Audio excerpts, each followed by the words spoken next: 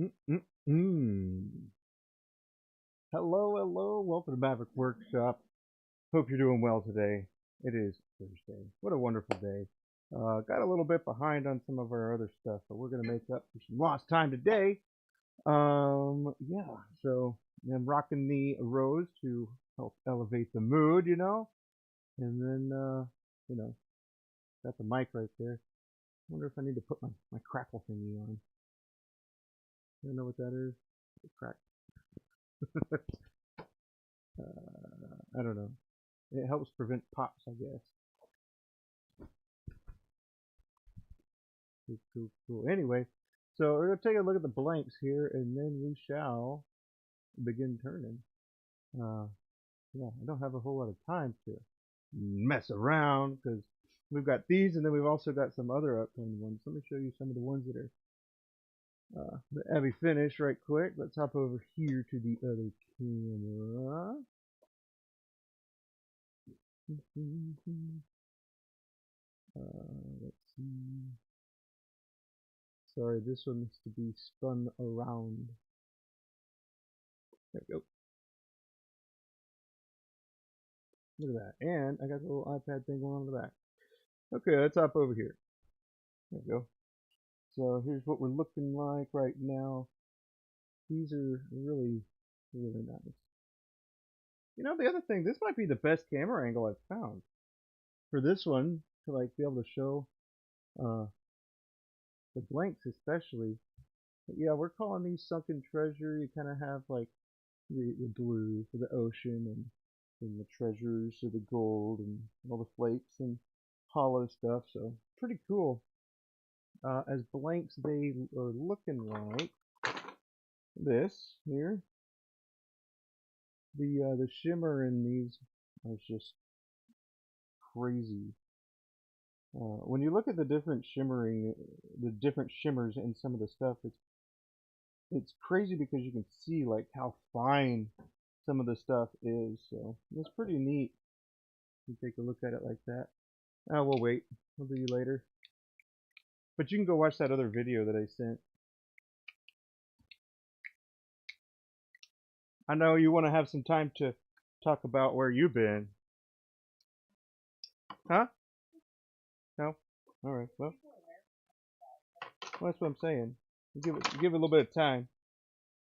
I'm just getting the ball rolling. Maybe I should have delayed like 5 minutes.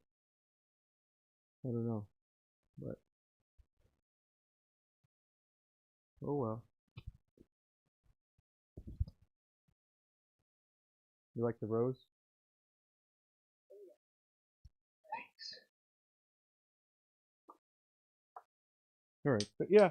Uh, I'll just begin working, and once we start hitting some more engagement and stuff like that, then we'll swap it over.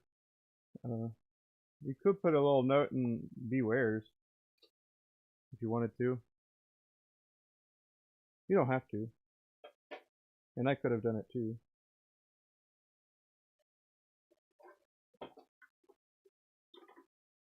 Right. I think I might have to update my OBS for this chat window to appear how it's supposed to. It's annoying.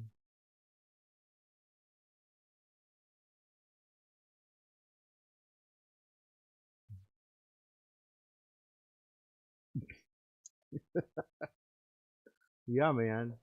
That's what we want right there. Okay.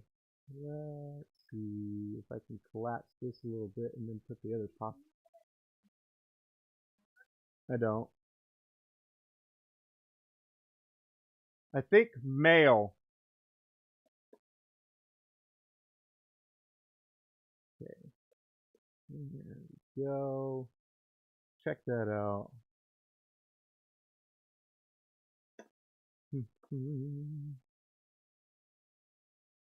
That.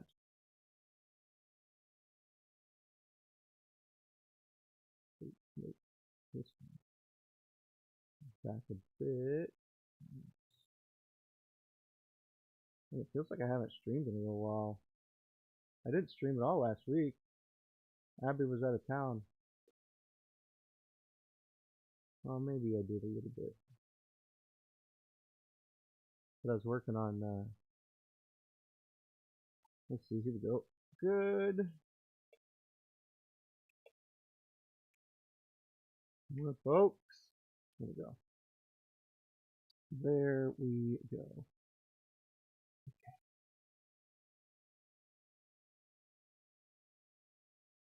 Without further ado, I reckon we'll just hop right into it. I saw somebody talking about that yesterday, and they're like, well, when you say without further ado, that means that it should be concluded, not you're about to get started. Now, I don't know if anybody can confirm that, but that's what I heard. Thought it was kind of funny. Pretty good, pretty good. Alright, these are the blanks we're working on. Sunken Treasure. What a good camera angle. I hope I can keep it like this. Oh, I wouldn't be able to. I don't know.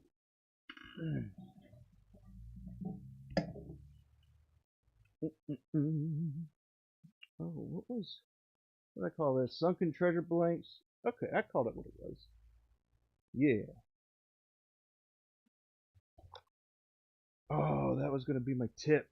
Just a tip for some other turners that use EasyWood tools.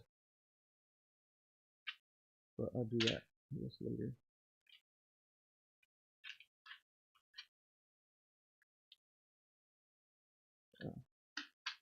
Boom.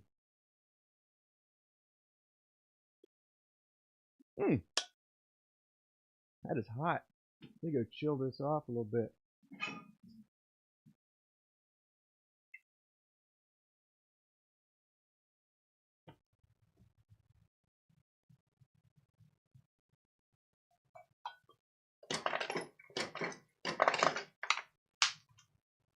Just grabbing some ice for my coffee, my hot coffee. Is that a thing? People do that? Or is it just me?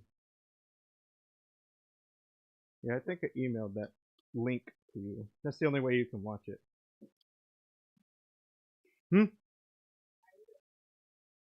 Sweet.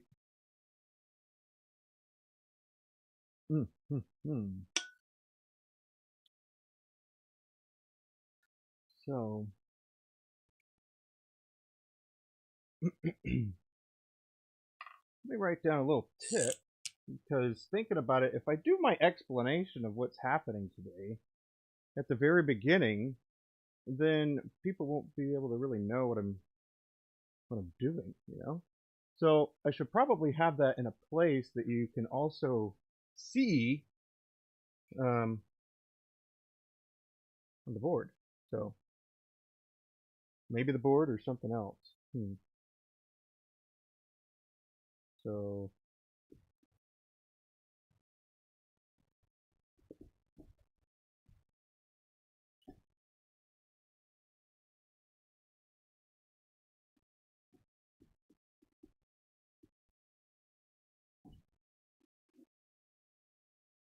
intro.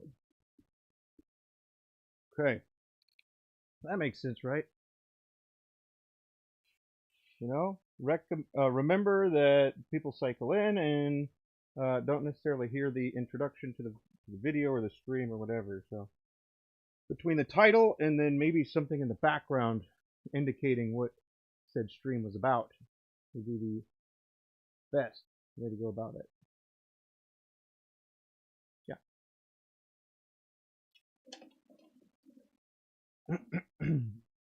But that's just kind of fine-tuning stuff, really.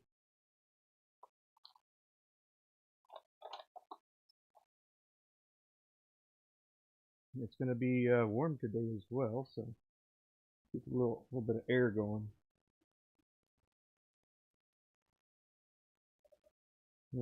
Sunken Treasure Blanks. That's Speed, that's good. Alright, time to turn Morty on and then get to it.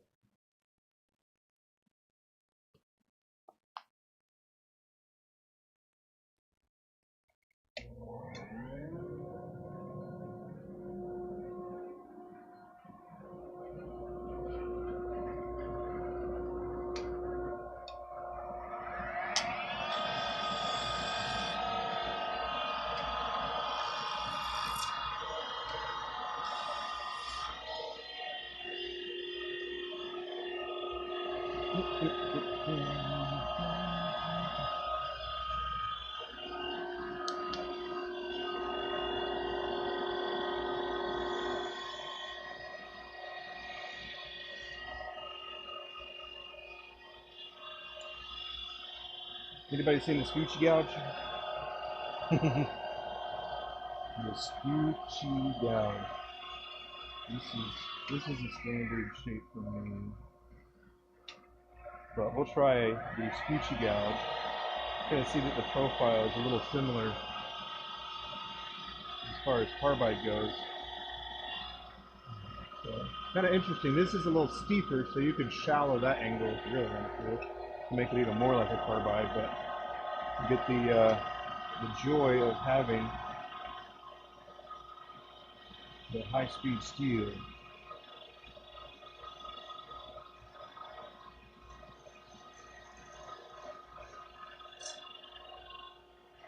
I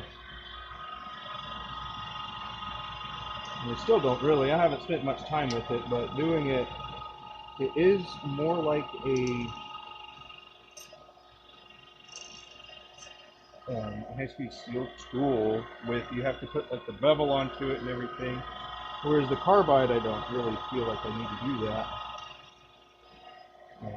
Now it could be because this is no. Let's bring her up and see what that does, if anything. Wow, we're really high now. Alright, get no vibration. Let me change that. A little bit lower.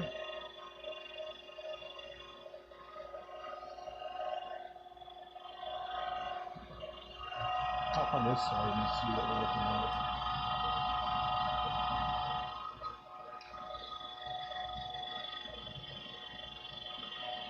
Divide the bevel, tilt it towards which way you want to go. That's how we turn it.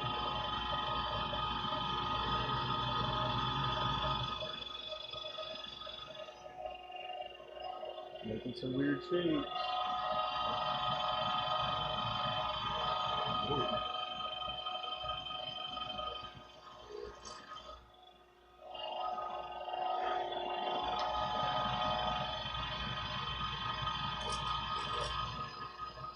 Typically, I don't use steel. But, that's kind of fun.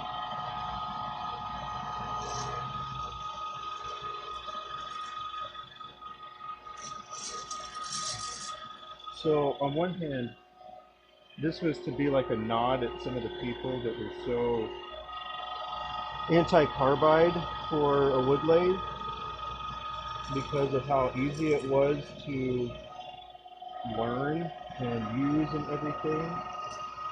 And so I found this. Well, initially I didn't think it existed, but a little Google search and it does. But I started making something that was similar to it. But anyway, the whole point was to, kind of show that the shape of the carbide scraper on the EasyWood tools is on par with like this thing, so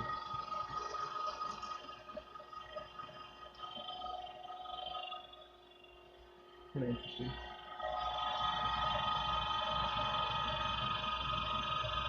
A lot of people dig like the bolt gouge and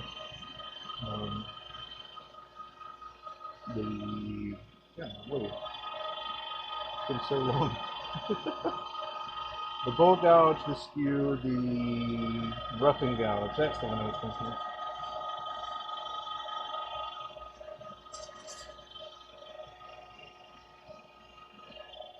Man, this is going to take forever for me.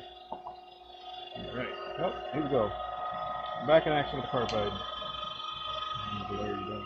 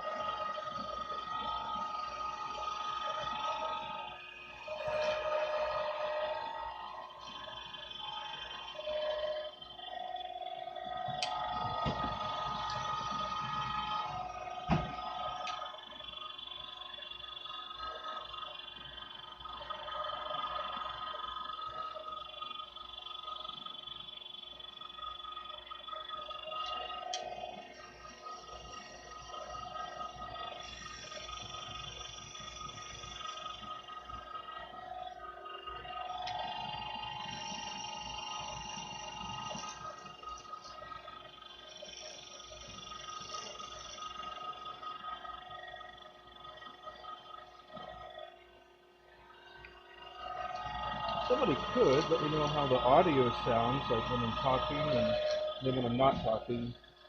The intent was to not have too much machine sound, but not a problem when it was picking up just my voice. So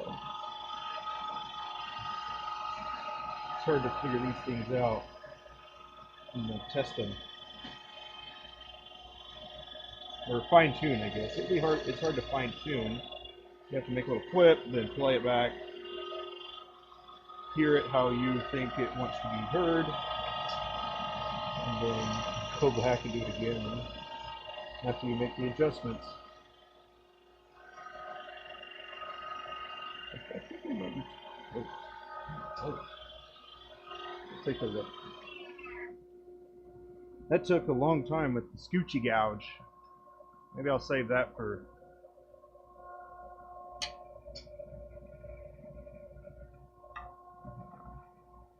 wood. That way you can do like a cleaner pass, perhaps, and then have to sand less. So maybe that's the trade-off that you would end up getting for carbide versus steel. Anybody got thoughts on that? I know a lot of people are like, nope, steel all the way because it comes off and you barely have to sand. Okay, all right, but here's a different thought. Are you saving time, for one? And even if you were proficient with either of them, you know, I still kind of think you may or may not be proficient. Well, you'll be proficient, but you will have more efficiency, I think, one way or the other. And I'm talking like in a perfect world where you have as many carbide tools as you want and many steel tools as you want. I just think that it's possible that you take the best of either or both. Either. You take the peak of either one, yeah. And then you get like practice or whatever. And then you have to see which one ends up being faster with a comparable skill level of everything. So like best with high-speed steel versus best with carbide, who's going to be faster and for how long? I mean, that's another interesting thing. Like, the shorter handles fatigue you more than longer handles? Probably. There's got to be something to be said about the weight on the back end as well.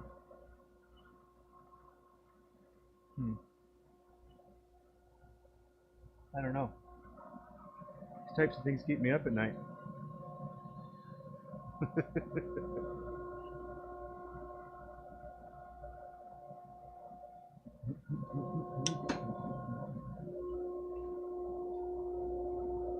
Oh,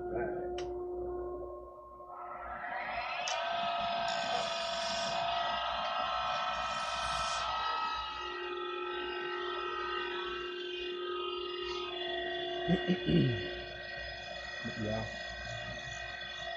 Got some good rabbit holes that are turning relevant, right? That's where we want to keep it. Oh, I didn't write down that I have a Facebook group in my description, but I do.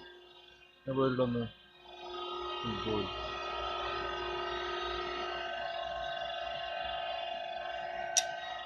Now, I don't know why it feels so much different, other than it being rounded or square, but it does not feel. So I could take this and go straight in and go back and forth. Not much of an issue, right? But I take this one and then I go about the same level and then I go back. You know what? It's sharper. That's why. The steel is sharper right now. Yes, that's what it is. Never mind. So I need to dull the steel a little bit more. It also kind of feels like it's got a little bit of a what's that overlay called? Yeah. I'm having a day with words, man. The burr, that's what it is. The burr is what I was talking about. But yeah, this thing is sharp, that's why. So I'll have to. Oh, I wasn't going to say that. That would have sounded weird. Well, I'll say it anyway. I'll have to play around with some wood before I get it to a point where I like it. I think I need to kind of dull it a bit before. That's how I use my carbides as well. I use them a little bit dull.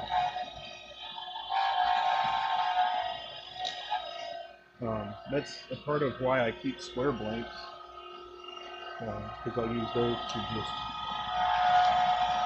make it a little less sharp.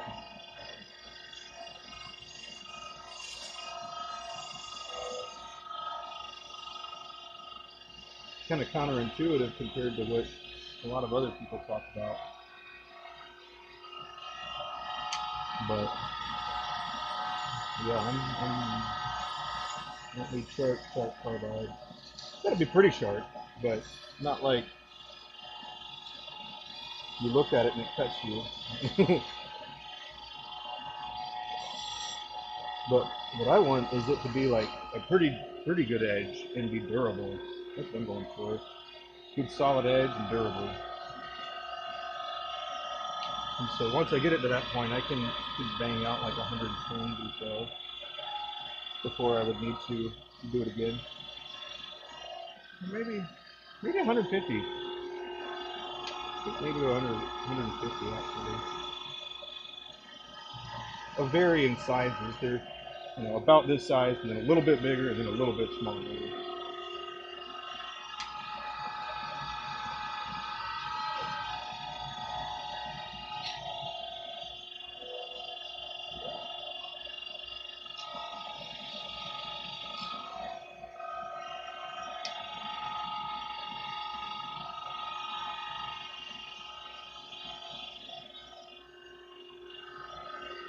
Okay, so one of the problems that you might run into if you're doing something that's like this, it's only supported by like just that little bit right there. You'll run into problems probably where they're pushed together, and you're going to get vibrations in the middle, especially if you're turning things a little bit thinner, and it just creates that overall weakness where you're pushing in between. It'll eventually potentially bow, or also when it's spinning, it'll spin, but there's that part in the middle, just like a jump rope kind of thing, that it will potentially have slight variations of that. The jump rope is an exaggeration of what it would look like, but that's a potential, I reckon.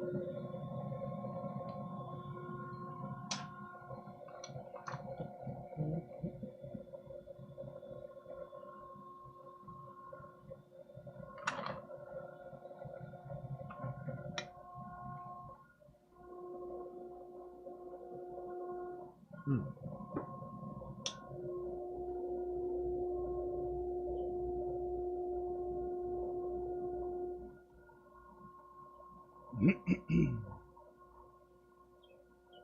Go.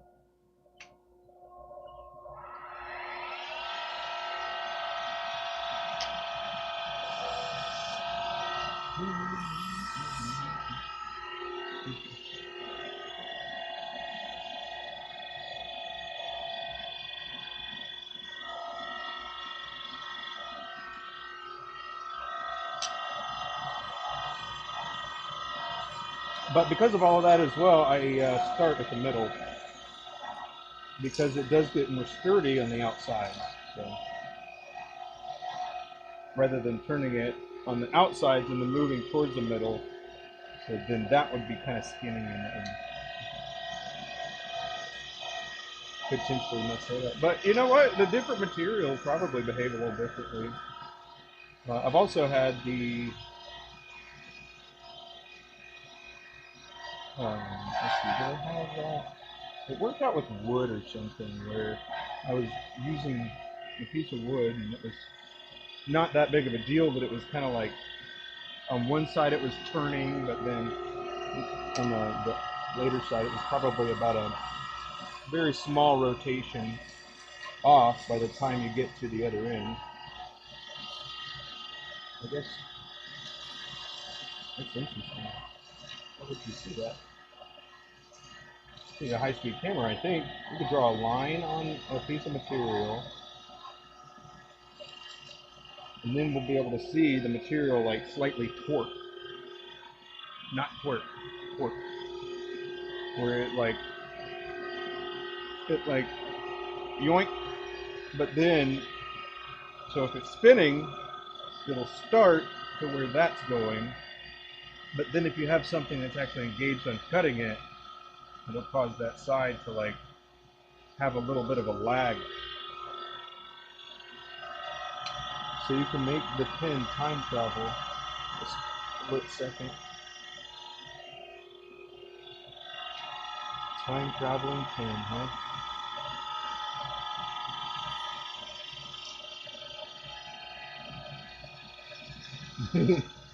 Which reminds me, I don't know if anybody's heard of Neil deGrasse Tyson, but pretty sure he's like an astrophysicist, but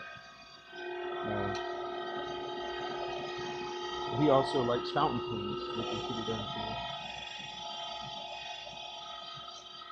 And if you've ever heard of Big Boot on pens, he is a YouTuber that does reviews on all kinds of fountain pens and other writing instruments. I think he had the ability to chat with him, which is pretty cool.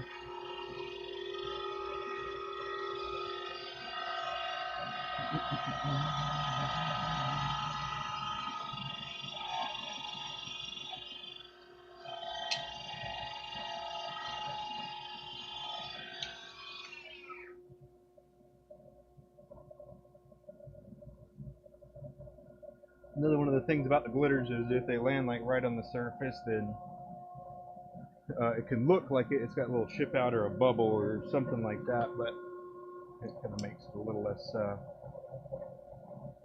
convenient, I would say, in some cases. But you just have to sand circumferentially until you get that outermost layer down to the bottom layer.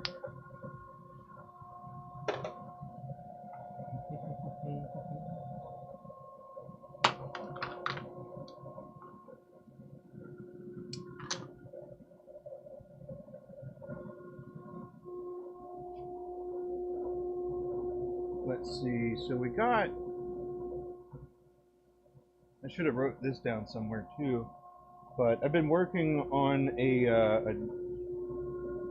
series, video series, like about making your first bespoke pen.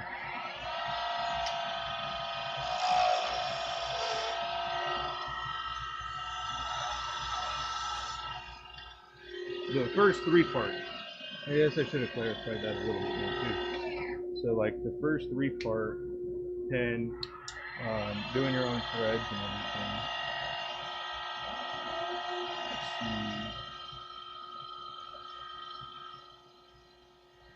Good.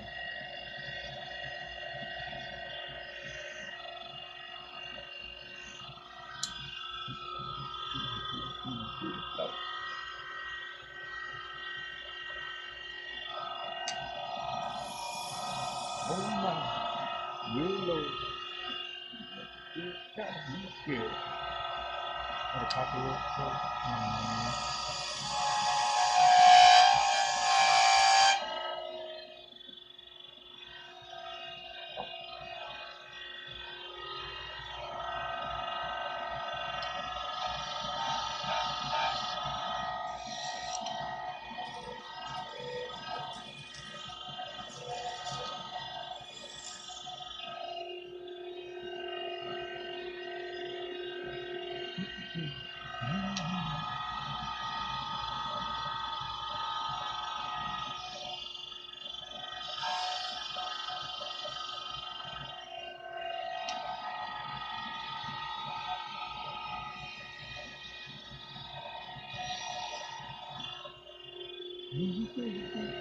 Uh-oh. Dust collection is going to need a little attention in that quick. That'll be a quick thing though. No problem. It'll be a quick fix, no problem.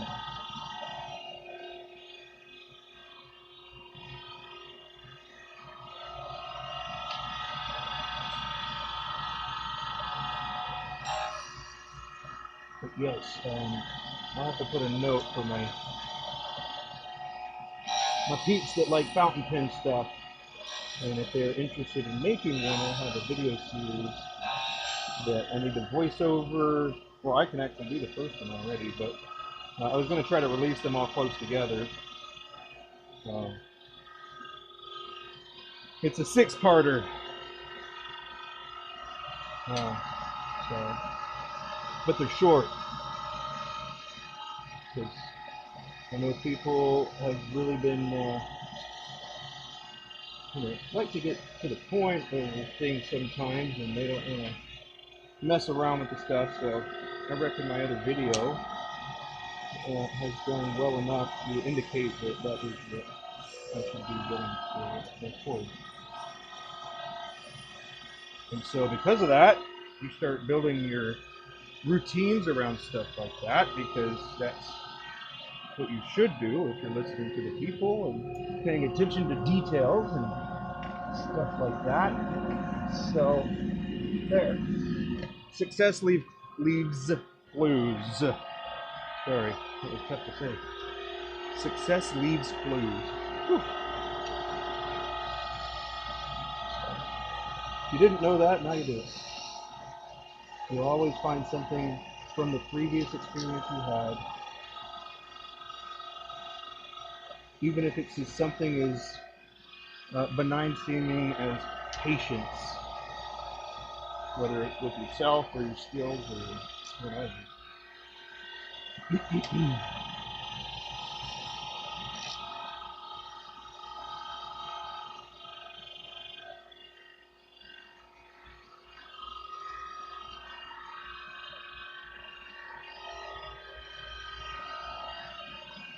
Hey Abby, how does the stream sound? I don't know how it sounds. Hopefully it's not too loud. I did mess around with the settings, but I thought it would make it better.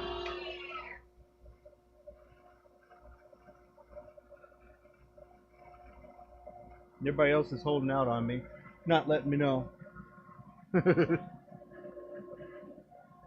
Okay, it sounds good even with the machines and everything? Thank you. Everybody else is holding out. They're like, man, he'll just ramble all day, won't he? And, you know.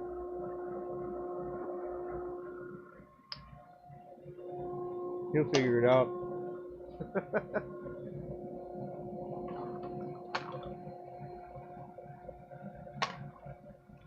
Thanks.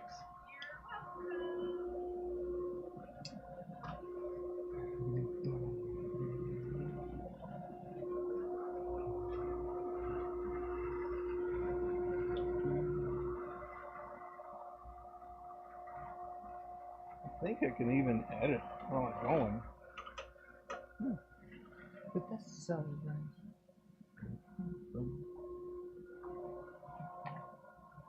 Let me readjust this a little bit so I can get the fan blowing.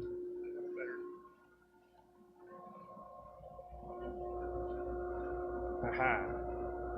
That's what we want.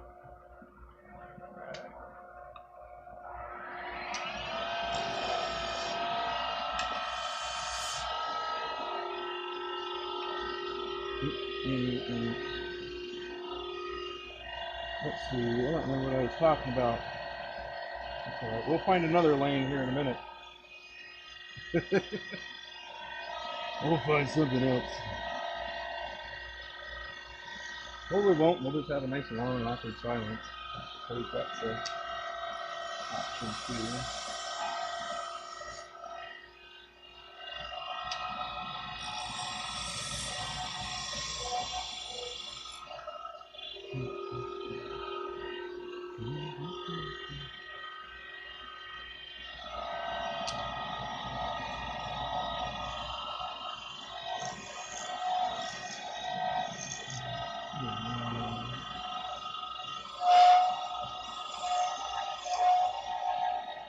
This thing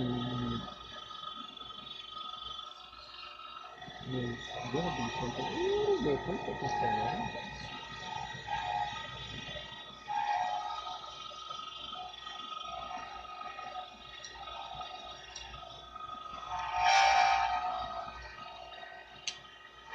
It can also happen because of too much, what I call drag, but just because there's too much of the blade on contact, I think.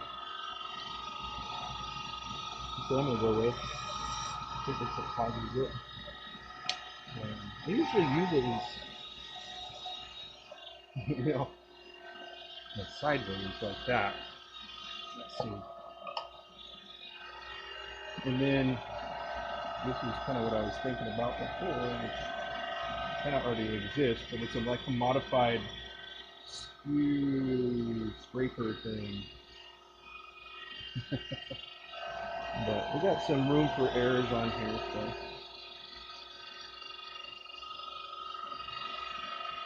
I'm going to sacrifice a little efficiency and time, but you know, that's how you learn, I guess. Get the feel of it.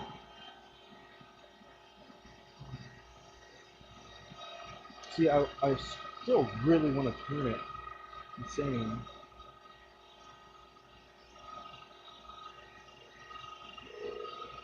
Just like the other carbide. But I haven't thought about all the different geometry that it could be introduced to yet. And it's also a pretty big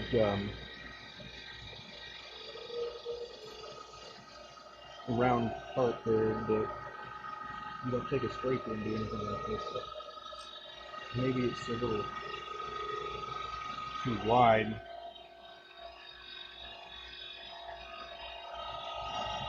But you can really get into some tight spaces with this, which is pretty neat.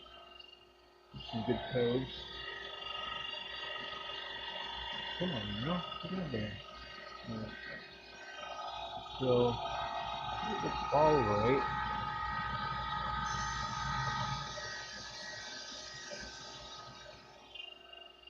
Alright, I'm going to have to come back to that, but look at the outside here. Well, I'm trying to use it how I use the round carbide to determine if that's an effective way to do it. But then you can also use it like the bowl gouge and kind of angle your way to where you're trying to go. It's taking a lot less material off. But I need to try this on some wood. And then lastly, oh man, this thing, everybody's favorite. They want to be good with it, but man, it likes to be the biggest pain it can be. So let's just trying to find my bevel and then shaving it down to like it immediately blocks my view. Okay, so I'm gonna take this, we'll go right here. And yes, you go this way.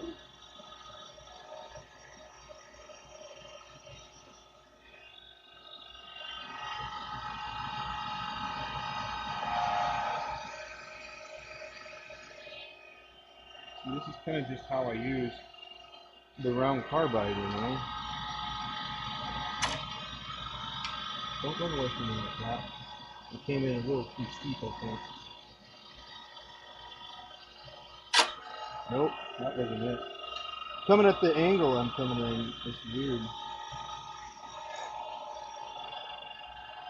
I wonder if I'm too close.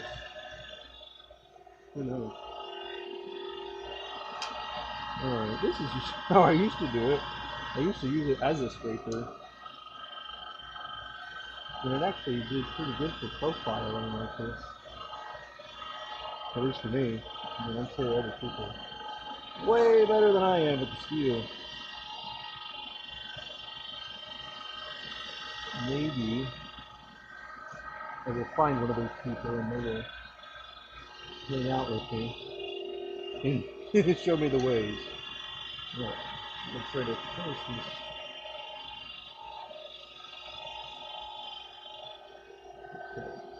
Ooh, yeah, we are not looking symmetrical quite yet, are we?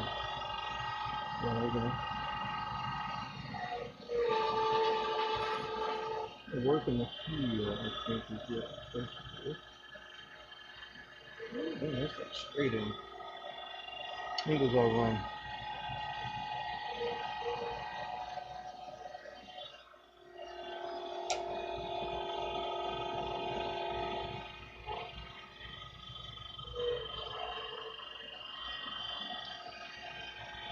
But yeah, when I first got into turning, I was like, oh my gosh, this thing is the coolest.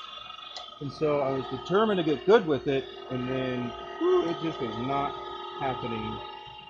And I was having a candle burn on both ends to where I had to learn, and then I had to start being able to produce enough to have some sort of income, and whew, it was not good for me. So this looks mediocre. I'm gonna have to reevaluate where I am at, with like what my thoughts are about it, or maybe I need to rearrange my thinking about the skew. And some things you don't really know why they work the way that they do. It's just they do. I suppose that you could learn eventually, but you'd have to be really persistent in wanting to know about that particular thing. For example, like, why does everybody turn like this with the with the round carbide with a square back, with a flat back round carbide? I pretty much never have it flat except for like a very metal or something. Every other time it's just sideways, and I'm using it like I was showing you how I use the I don't even know what you would call this, but this tool, kind of like a gouge scraper. Scoochie gouge is already occupied.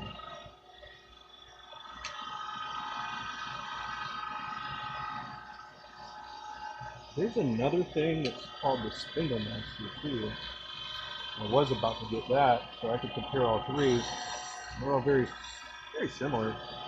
I didn't know really what to expect from it.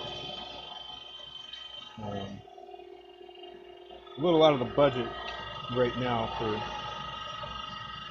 research purposes, at least. Sometimes it's fun to have a little bit of a research and development budget so you can try out new things and kind of like in some way, it's like reinvesting into your business by investing in yourself, by accumulating more knowledge about certain things. So it was an idea that was had. You investigate the idea to determine if it's actually going to be worth continuing to pursue, and you try to find that as early as often, or early as possible, I mean. And that's just kind of how you would save yourself as much money on just determining if something's worth pursuing.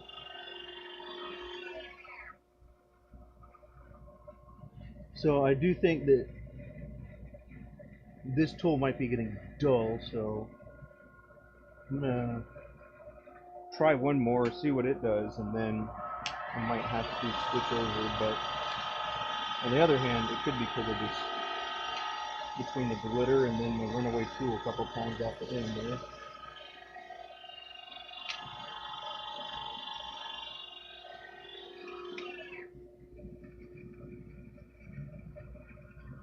Yeah, well, all right, we're gonna honeycomb it and call it good.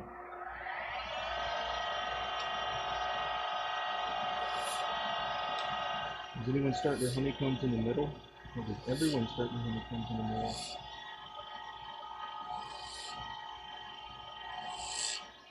I used to, and then I started doing them offset. And then I just found that to be a little easier. Offset meaning like the middle is actually in the middle ring, right? But I don't know why I do that. It just ended up becoming what I did. And it's not like it takes more or less time either way, but I still have to do 6. I guess it wouldn't be 1, 2, 3, 4, 5. I suppose it would be 5. Hey, what's up, Ben? How you been, man? I've been AFK.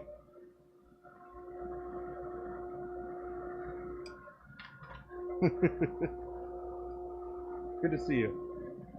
Hope you've been well.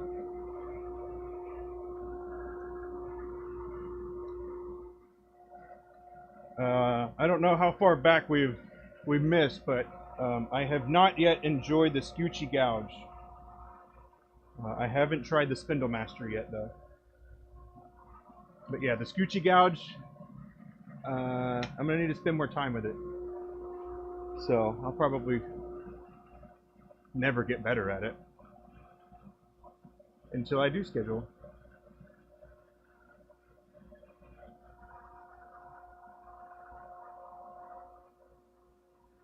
Yeah, man. How are things?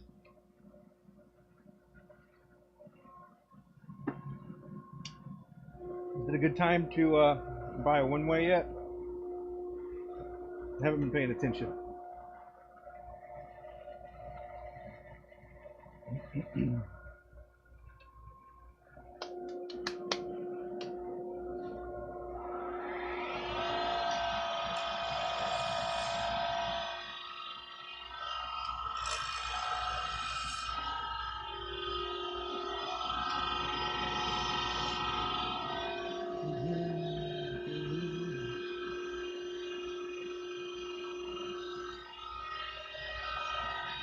What is this?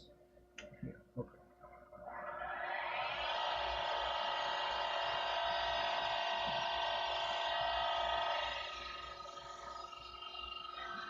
Oh, Ben, did you were working on a project, I think, before. How far has that come along? Or is it completed?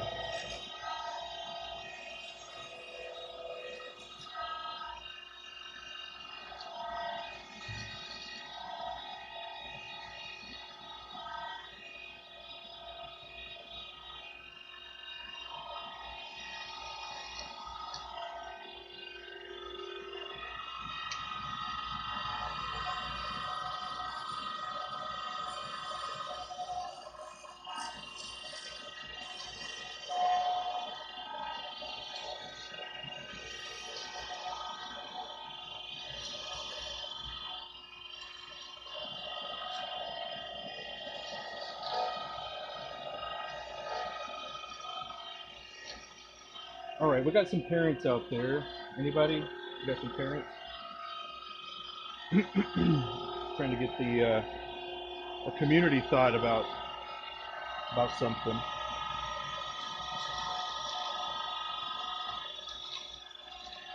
So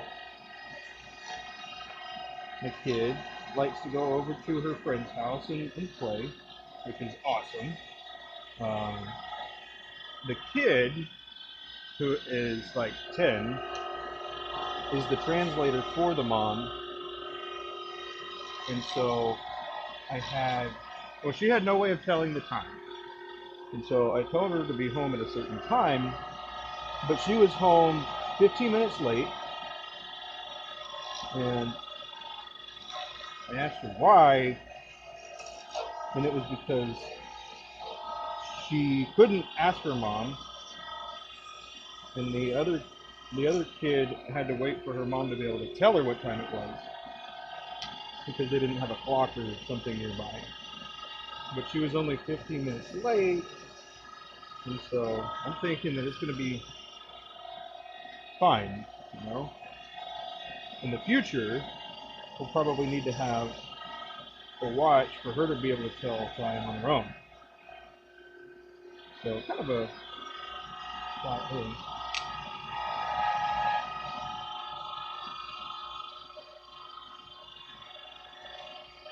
But yeah,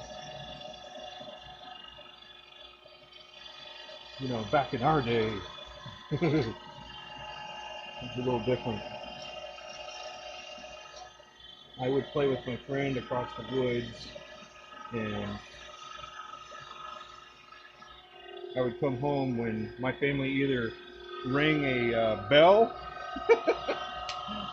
Wow, that sounds even funnier saying it out loud. Yeah, it would ring the bell, or the light would it would be getting dark, because I rode my dirt bike over there too.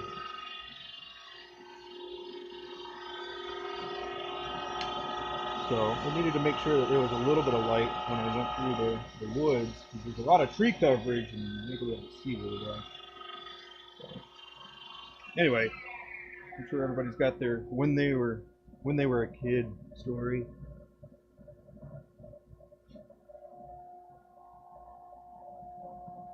But doesn't it seem like that's something that we might, I don't know, appreciate differently, or share with our little young ones, that it's a little different? Yeah, there you go. I like your style, Sean. Good to see you, man.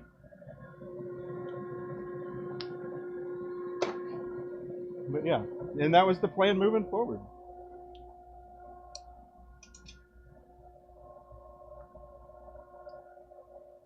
So, sounds like we got a pretty good consensus. Anyway, so here's another one.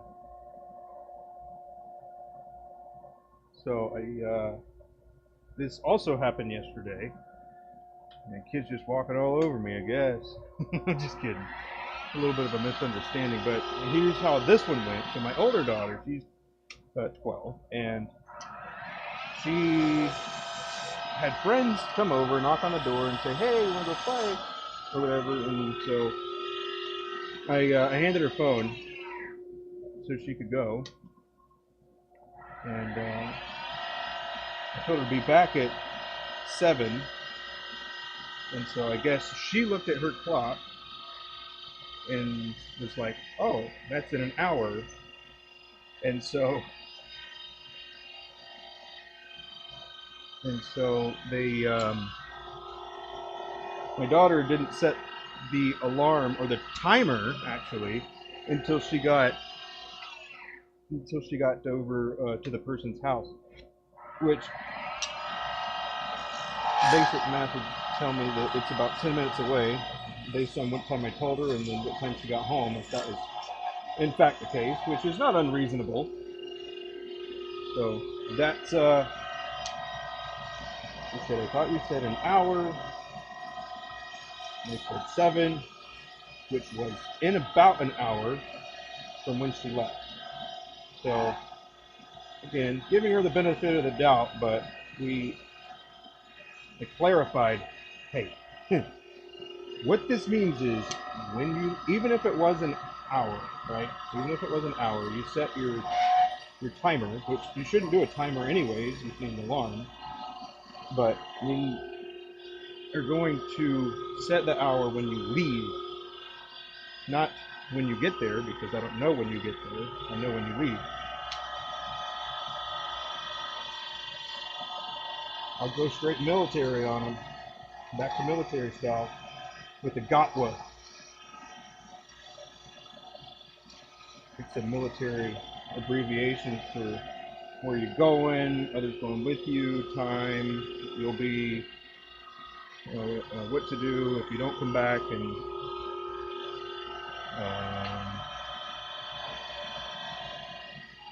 there's one more thing I don't remember off the top of my head. And I could have gotten a couple of letters mixed, but essentially that's the information that you're gathering.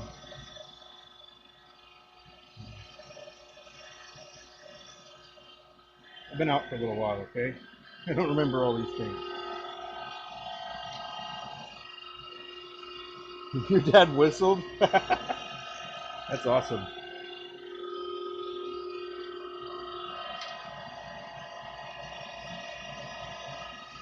Call when you leave. Hey, that's a pretty good one too.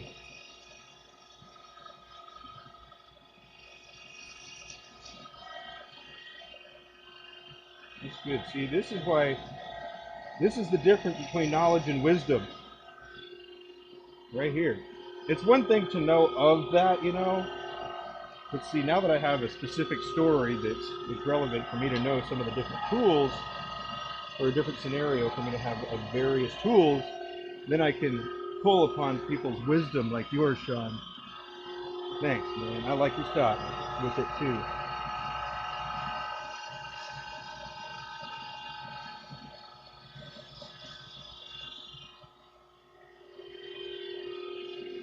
Yeah. Fortunately, they don't really go through the road. They go through a pretty quiet neighborhood.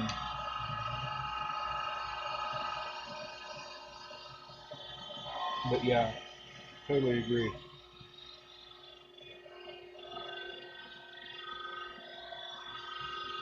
Oh, Sean, I got a Facebook group now. I made one. Made a Facebook group, and it's pretty much people that are interested in making making of the pins. So that's kind of the direction it's going to be going. And it is pretty much going to be pin or pin related is the intent. So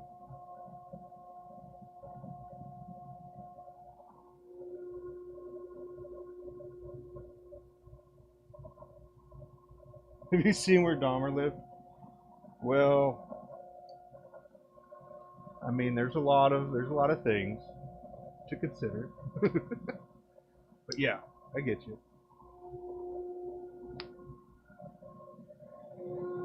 But then again, you know, somebody like Leatherface, he was way out in the boonies. But yeah, Jeffrey Dahmer. I tried to watch that movie, man. It was not up. Well, let me not say that. It was not. It was not what I wanted to watch. Yeah, I think the mind of those people is very weird and unusual, which is why it's interesting to watch. But not that. Not my type of movie.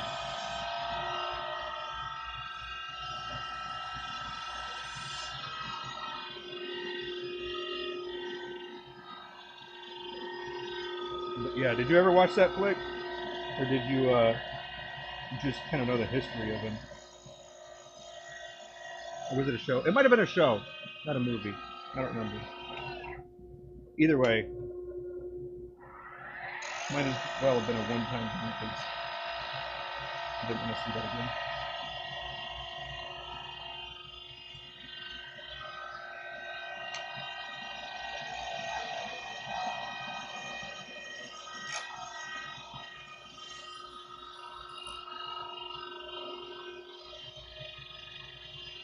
Oh no no no no!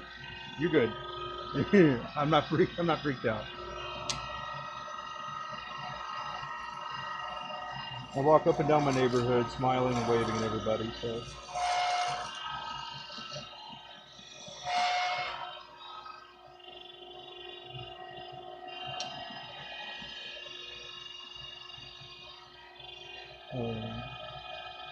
You supposed to drove by the house. Eek.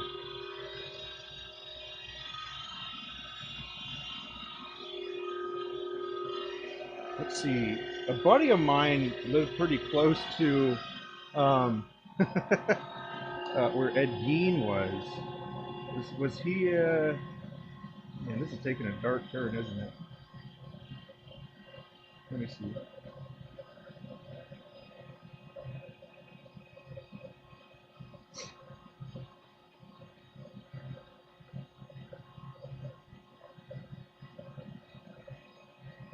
No.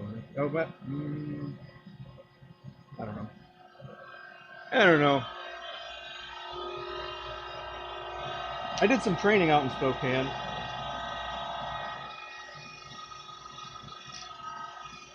There was like 5 feet of snow when I was out there, so we had to go. We had to use snowshoes.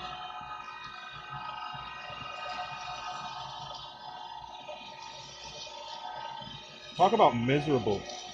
Wearing a heavy pack and like, okay, you're kind of like your turtle shell, right? So when you go snowshoeing in survival school, you're going to be out there for a little bit, which means that you have to have all that stuff on you, all the stuff that you would want or need for an extended period of time. So, yeah,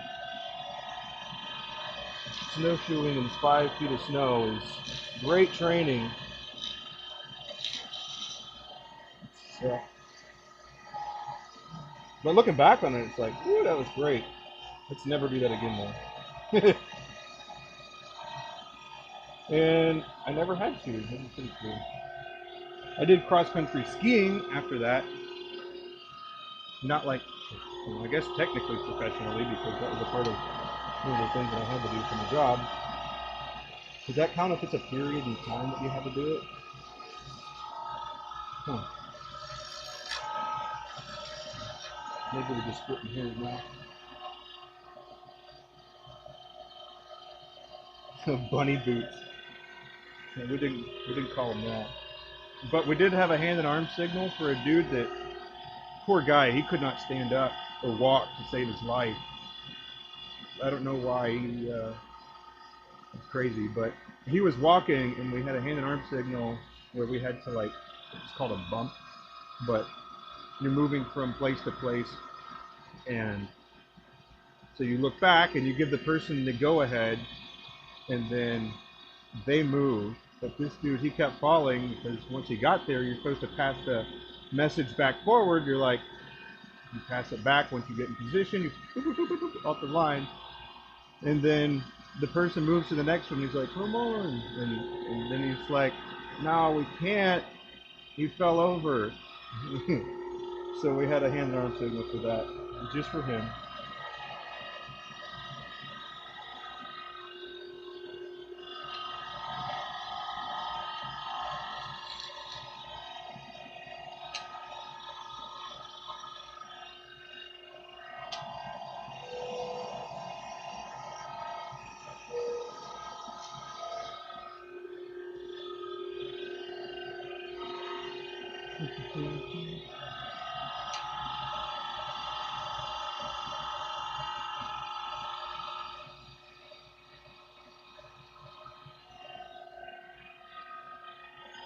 Anyway, it's just fun. There's new types of stories. Cross country skiing was cool. I don't know if anybody's ever done that, but on the bottoms of your skis, you have what's called skins, which is kind of like, um, it kind of seemed like silicone on one side to grip the ski itself, and then it had angled fibers. It had angled fibers that went the opposite direction. So basically, if you were to try and push the ski backwards, that was the direction that the fibers were pointed, so they could grab the snow and actually propel you forward to help you move forward. But yeah, it's pretty crazy.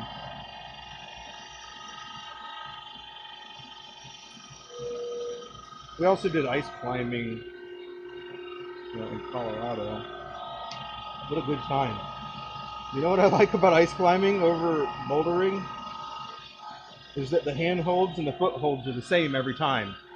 Because you're using your ice tool and your crampons and the boots. Yeah, kind of like fish scales. I've seen that variation as well. Sure, there's all kinds of weird designs for the same thing.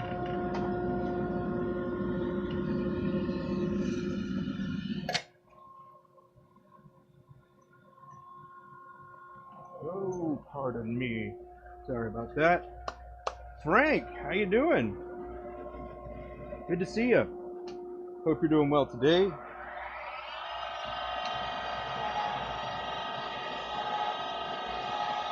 Are you a turner?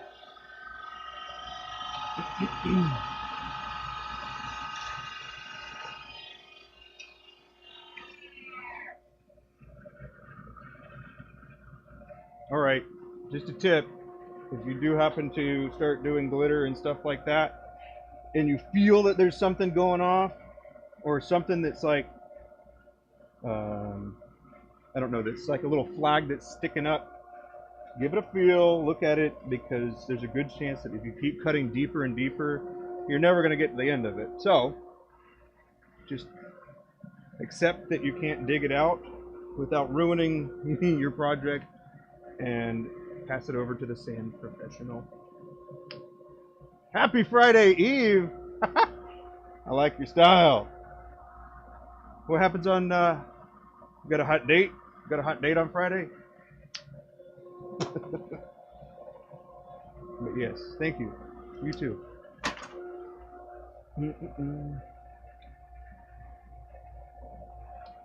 I used to use animal skin like cow. Yeah.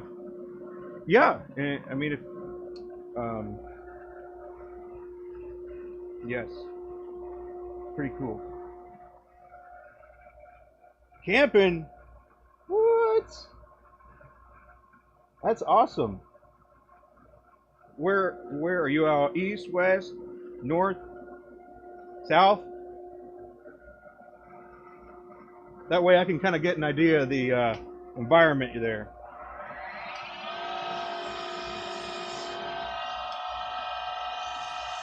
Been camping out in the desert, out in the woods, everywhere.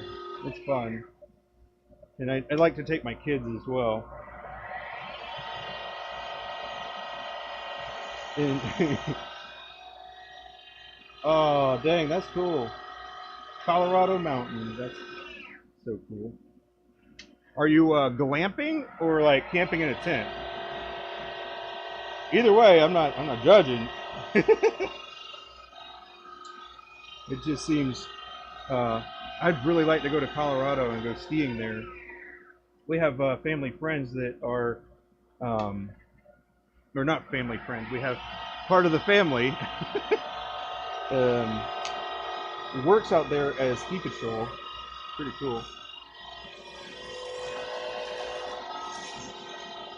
But yeah, I liked it. I like it a lot. It's probably a good time too, huh? Because it's Colorado gets really cold, but it also in the summer doesn't it get pretty warm? And then I guess if you go, depending on what the elevation is, a rule of thumb that I learned was every 1,000 feet up in elevation, it's about 3 degrees difference in temperature. And so that's just a way for you to kind of get an estimate. And I did test that on Mount Lemmon in Tucson when we went over spring break, and it was only a couple degrees off.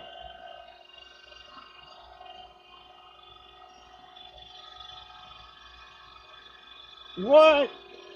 Wow. That's so that's so impressive. Glad that you're still getting out doing that. That's awesome.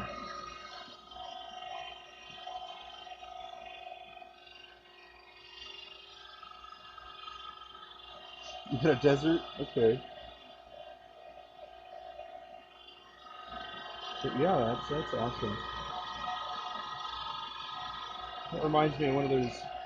Yeah, never mind. Kind of cool. But it is awesome.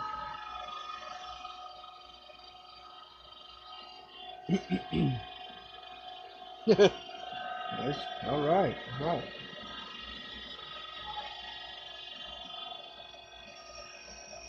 I think I only have the ability to visit Colorado. I don't know if I've got the.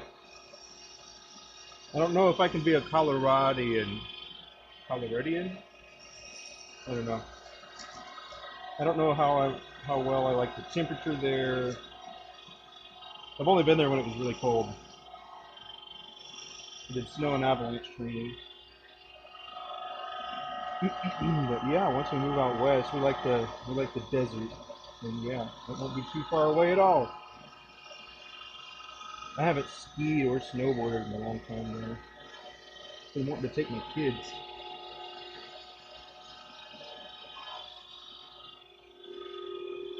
And then Abby, my wife, she just got back actually from out west. Um, she did a trip with her dad.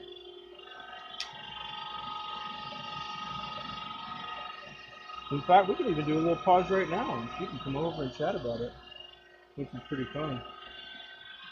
Hey, Abby, you wanna come? You wanna come talk? Okay. Yeah. She did a trip out west, and hot in the summer and snow in the winter. Never cool.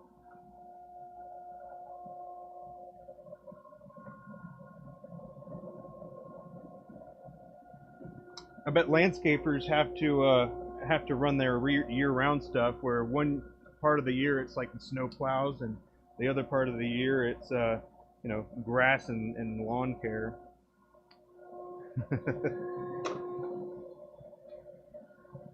That's cool. Will you turn Morty off, please? Thank you.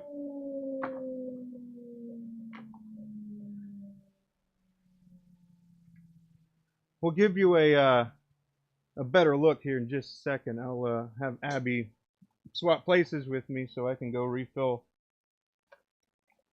my coffee cup. Let's see. Pitter patter, you. All right, let's hop over here. We'll just do the vertical scene. Here we go. Whoop. Hello, hello. I haven't met Broom Rider before. Oh, well, I have. She. But she's going camping this weekend. Cool. Yeah, I was looking at some of the chat. Was kind of half paying attention while I was over there standing this week's pins. What are you doing? Looking something up. Anyways, yeah. So you live at the like border of Utah and Colorado. Is that what you're saying? Thank you, Sean. I've got my butterfly hair clip in.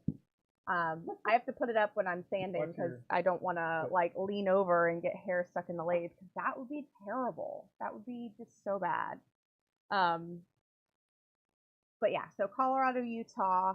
I was just well, we flew into Vegas. You do that and then that when you need to switch over. I'm gonna go get myself some more cafe. Okie dokie.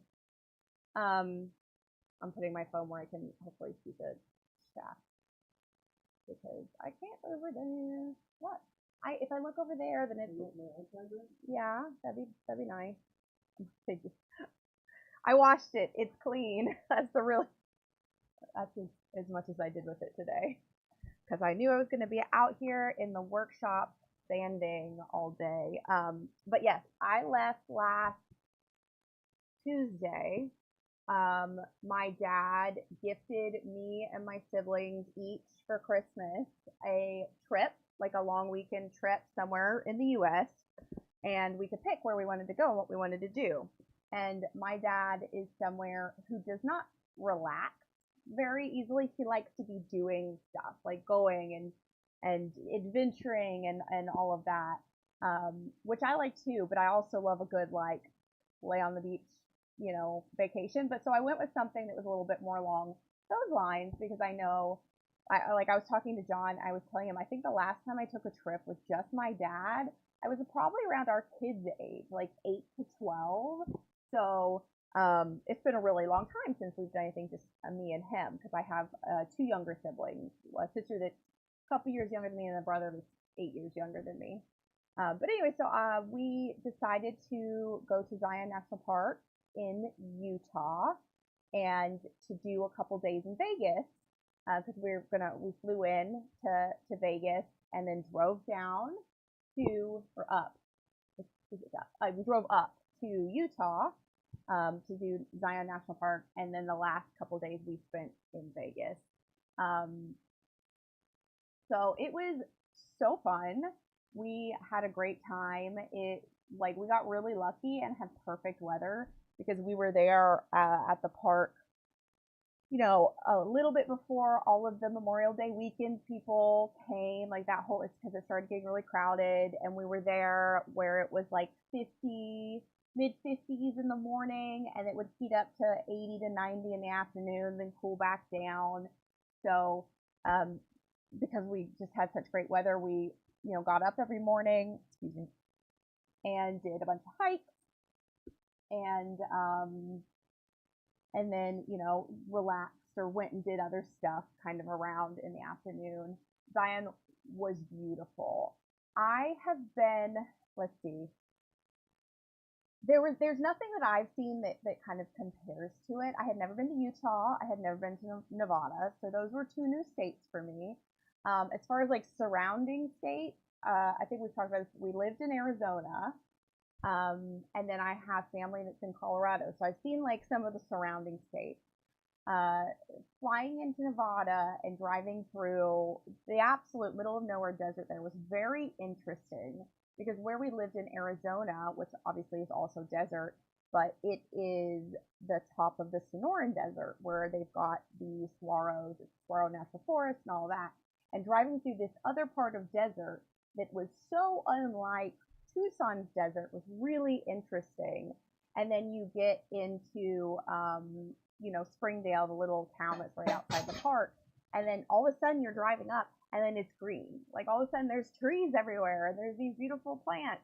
And you drive into the park and all of a sudden you're in this canyon and the walls are so tall that you can't even, like, no picture does it justice of how tall those sandstone walls are. So um, it was very cool. We had a lot of fun. We did a lot of the hikes. The only one that we really didn't do was the one that was called Angel's Landing, and you needed a permit to do that one because it was like, I think like a 1,500 elevation rise, and then on the ridge at the top of Angel's Landing, there's nothing. Like there's no rails, there's no chains, there's no nothing, and you're just walking, you know. And I was like, that's a little bit too much for me. We didn't do that, but we did do the Narrows hike because we checked the weather for the Virgin River runs through because they have to look at the water levels and if there's any other rain happening anywhere around. Not, it doesn't even have to be happening there, but like anywhere upstream, because the Narrows hike, you're hiking in the Virgin River upstream, and flash floods can happen like most deserts where the water will rise 10 to 12 feet and people die like when that happens. So like it's not an uncommon thing, but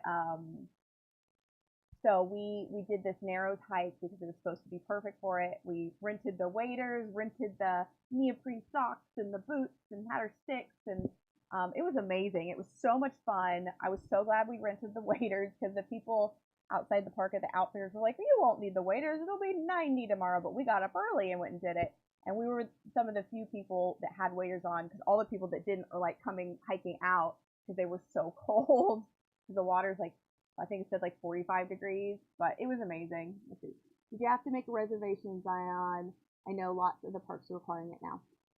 We when my dad initially booked this, we did not have to make a reservation for the park, like for entering the park, but we did get to stay in the lodge there, which we did have to make reservations for. And typically for national parks, I know that those can be full like a year or two in advance. And what my dad did was just like called them back constantly until people like I guess dropped to their rooms. So we did end up having to like move rooms a couple times, which was a little bit annoying, but it was so cool getting to stay in the park because the line like coming in to the park from Springdale, we passed it on our way out, and it goes on forever. People have to like fight to find parking. They have a free shuttle service, but like parking's expensive. And then yeah, so he didn't have to make a reservation for us to like actually be in the park, I don't think. But we did have to make the reservation for the lodge. So we did that most days, and we stayed outside the park one day and kind of did some drives and some of the hikes that were right outside the park before leaving and driving back to Vegas. But I loved Zion. I would absolutely go back. I spent the whole time going, oh my gosh, John and the kids would love this. They'd love these hikes. The vistas are just incredible, and it's so different to any other place that we've been, or that I've been anyways. And I still think, even for John, who has obviously done quite a bit more traveling because of the military and work and training than I have, I don't think they did anything in Utah. I know he did some training in Vegas, so he's been there. But yeah, it was really cool. I love the international, like there's so many international travelers that come to see our national parks as well.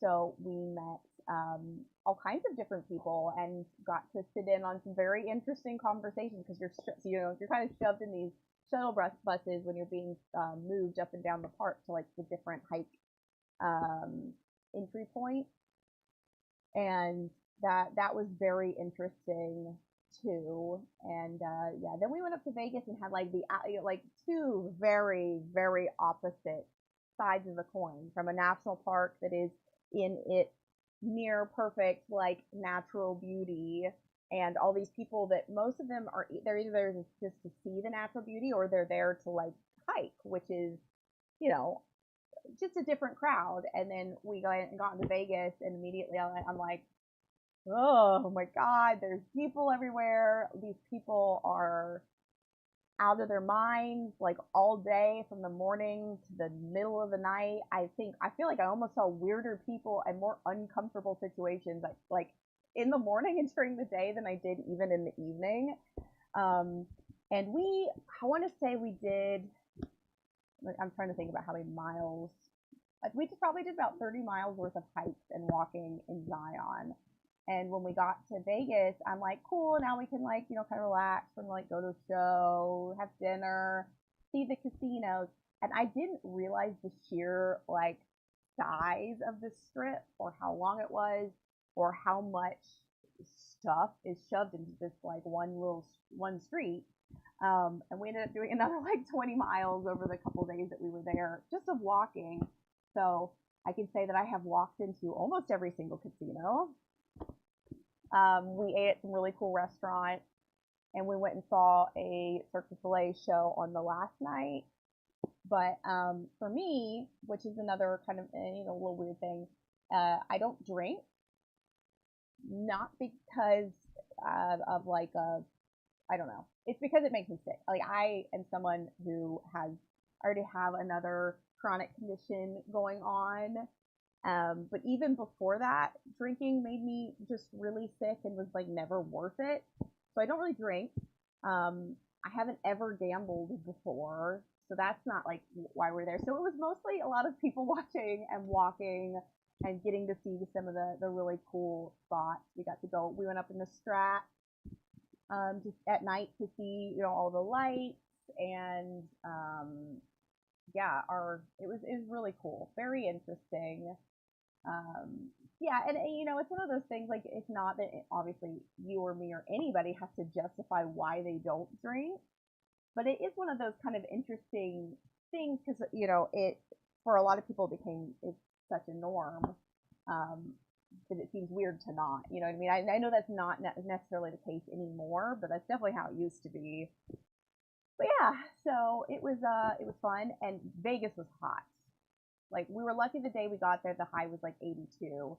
That wasn't too bad, but when we were leaving, it was like 95. It's 95, and it's hot and gross and kind of stinky, and there's people everywhere. And I much preferred the national parks, but it was a fun experience, and it was different. And now I can say that I've been there and I've done that, and I'd go back with John if John wanted to do stuff there. But other than that, I don't feel a need to go back, if you know what I mean. So yeah, it was awesome. And I got back on Monday. I got back on Memorial Day, and then I'm like still trying to recover. So like I'm still tired because it was like 2 hours difference and it was 3 hours difference, and then I went home and I'm like trying to get a bunch of work done. But let's see, messes with your meds for your autoimmune diseases. So what I have, my chronic condition affects my bladder, and it is not an autoimmune condition, although it is like autoimmune adjacent. Um, Being that a lot of people that have other autoimmune conditions often can have IC, interstitial cystitis, which is what I have. I am very lucky that I've been tested and don't, at least at this time that we know of, have an autoimmune condition. However, I do have this adjacent thing. So yeah, most of the medications I'm on, you're not supposed to drink.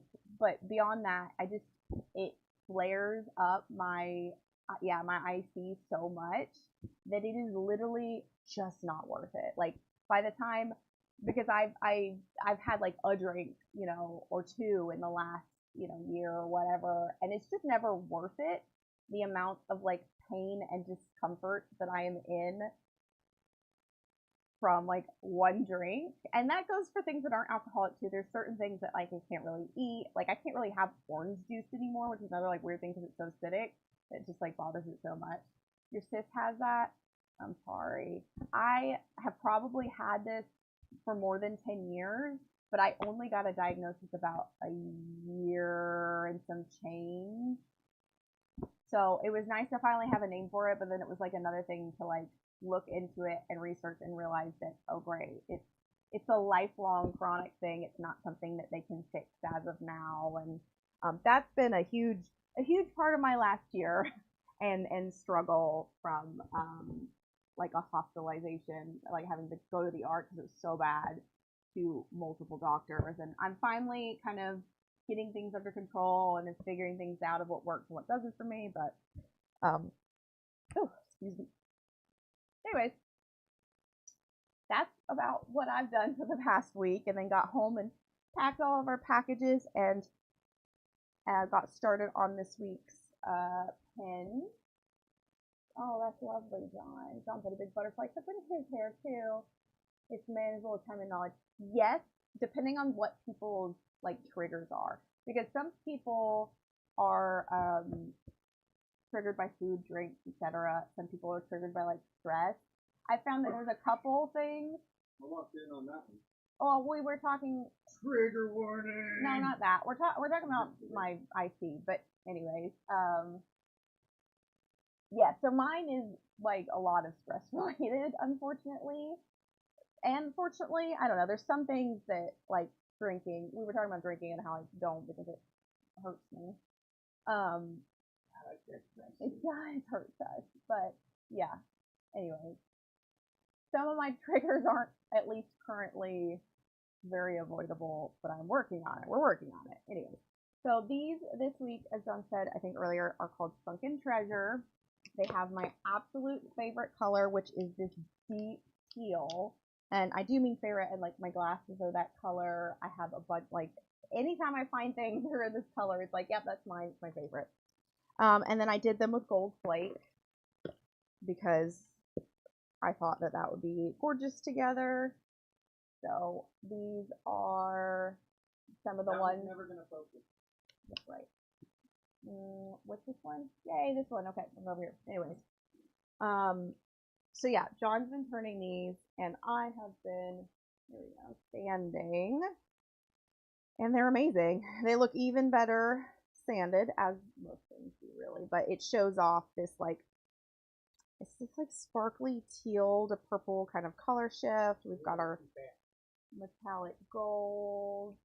We've got our gold flake along with gold holographic. Different shape glitters that are the same I used in a recent honeybee colorway. But yeah, I really like these colors together, and I'm super happy with the way they turn out. Things don't always turn out exactly the way that I think they're going to, but these did, and so that's always really exciting. But yeah, I appreciate you hanging out and listening to me chat for a while. I have to go in and pull winners for our giveaways. We've been doing a giveaway every week of a couple of our pens. One in our Facebook group, our private Facebook group is called Butterfly Effect Wears Diamond Painting Pens, and then one on Instagram. You can enter both. And yeah, those are open from Monday until Thursday. So I have to go in and choose those winners, put them into my little generator thing, and so those will be announced. Yeah, that's what we got going on, and I'm sure John's got coffee now, right, or water or whatever. Well, okay. Thank you. I loved my trip, but I was really ready to come home. I missed the kids, I missed John. I just wanted to be home, and we're going out of town here in another like week and a half to 2 weeks, and that's a little overwhelming, but I'm excited about that. That is the sit on the beach and relax vacation. So with my family, and I'm excited about that. But yeah, thank you. Come on. I put in the description that the sandy beach has been such a interesting one because that's when we go on spring break, and we've been doing not spring break, summer break. Summer break, when we go to the beach trip, and you've been doing that for like 3 or 4 years now. Yeah. And it's the same colorway every year at the same week, every year, same color, same week. However, and obviously it's been like a little different every year because blanks just turn out different every time I make them because they swirl differently and whatever else. And this year with the sandy beach, it's the same colors, but I did more. I did more translucent this year in the sandy beach blanks because they prior to this were pretty much just like mica colors, so they were solid throughout, and it's going to be kind of hard to tell, but it's pretty translucent here up at the top down to like the solid sand color. So they've got some of that sparkly shiny teal in them. So yeah, hopefully we've still got enough people that don't have sandy beach and want them, and or would like other sizes and shapes and all that stuff. But it's been one that has worked well for us for years and has been a favorite, and I get asked every year to bring it back, so I'll keep doing that until people stop asking for it. But anyways, I am gonna go inside and pick those winners and announce them, and then I'll be back out sanding for a long time. Just done. No, Almost. not all of it. Tomorrow's also my sanding day. See you guys later. Bye.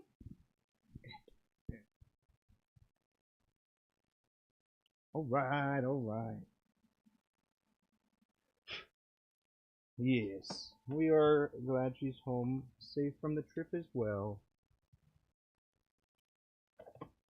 Oh, it was pretty nice.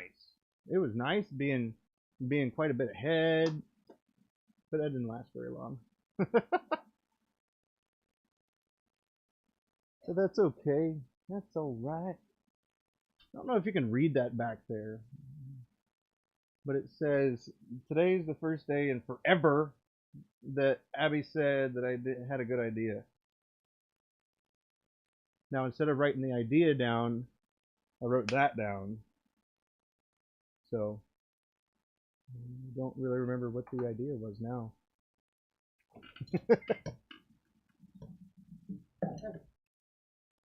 So could have been a compliment, or it could have been like a next innovation sort of thing.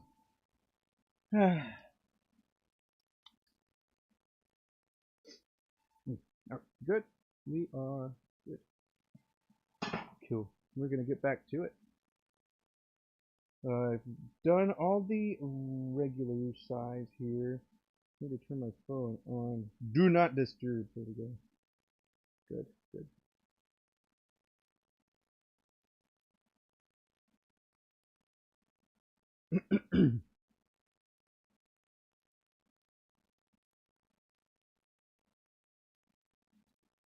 Okay. Sorry. Trying to move this a little bit. There we go. Yeah. All right, Morty. There he is. Whoop, whoop.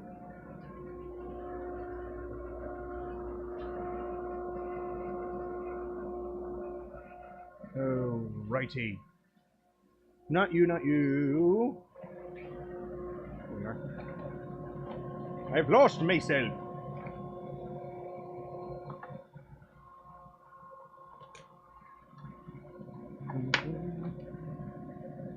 Okay, now you're actually going to see.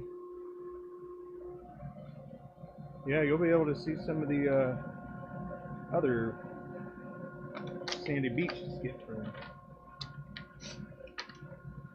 We'll try to put those a little later though.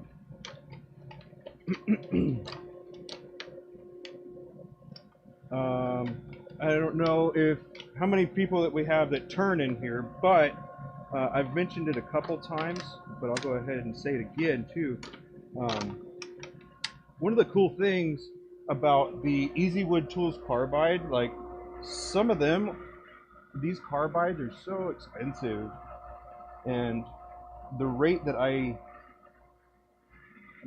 end up going through these are about, I don't know, 45 to 75 pins or so per carbide. But there is this, and this fits like perfectly on the carbide itself. So these are the 12 by 2.5 30 degree, and they work on the EasyWood tools. So I'll let you see that. EasyWood tools wouldn't like this, and if you are more familiar with the negative rake, it is not that, at least not yet, but keep the eye out because it might actually happen. Let's see. So the new ones that I got, I actually got one of them is the they're coated. You can see it. These are gold in, and these are the silver. One's titanium coated. So we'll see if these are even better. So I'm gonna ask how many we go through a month. Yeah. So a month. I don't know. Maybe one. One. They last a really long time because I don't like my tools like super sharp. But these are all the things. I got 6, and there's 10 in each of them. And these are the ones that, you know, I'll sand or sharpen back up and eventually. But really, these I think they're like $20, which comes out to about 2 per, and that's worth it. So I may have linked it before in a different thing, but you know, I'm not affiliated with it or anything. Just throwing that out there. I don't care what you do. Just saying that would be a cheaper way. And that's what we do. but I do have a diamond card that I use, or could use, because obviously I haven't, very much at least.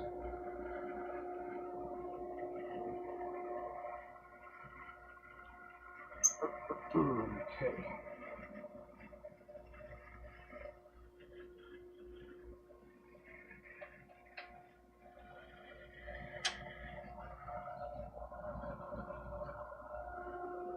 But yeah, so that's about 60, but you know, throughout the whole time I've been turning, so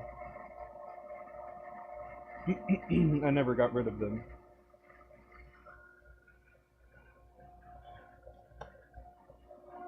So they can last a long time. As long as I don't drop my tool as well. That'll happen sometimes, unfortunately, and then it creates like a little nick in the top. Not cool, not cool. But that's on me for leaving my tool there. I could bump it and then it just falls straight down, or tip down. This one's been hit a couple times as well, but I guess it's more resilient. Which is weird because I wouldn't think that would be the case with the diamond tool here.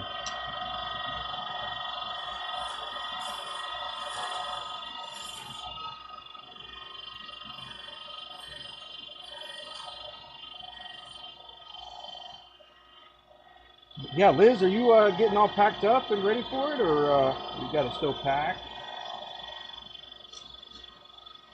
That sounds awesome.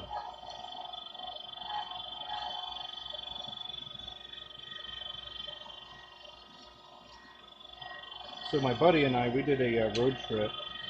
We left from New Mexico, where we were training, and then we went for a good long road trip. It ended up being about 5,000 miles. A lot of driving. And I think it was in about two weeks, 14 or 16, it was something like that. And we were, you know, we weren't like rich or anything. We didn't make very much money at the time either, but we would ride and then just pull off the side of the highway um, in like desert area, desert slash deserted looking areas, and then yeah, the I guess worst thing that happened on our few days of camping like that was a cow was moving up on us, and we didn't know while we were sleeping at least. But we just heard a loud sound outside the tent, and then I don't care who you are. You hear something that's unfamiliar outside your tent, you are reluctant to open it.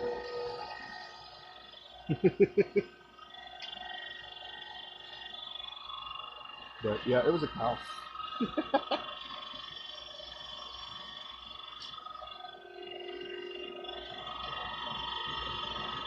But yeah. But we went, they did an out west trip that was a long drive. He had family in different places and out there, and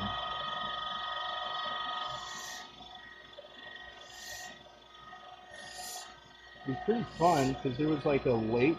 I think it was in Nebraska. Yeah, it was in Nebraska, and it had like a beach on it, which was really unlike anything that I'd seen before. Um, but yeah, it had like the sand and stuff like a beach would, but it was a lake, and so that was kind of the hangout spot.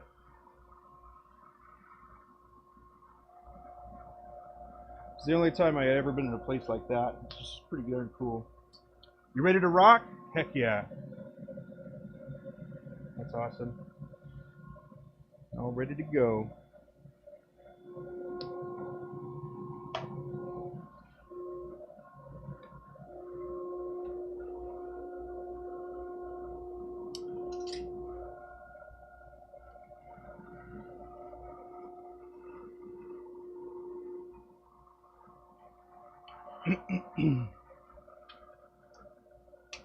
Well, that sounds fun.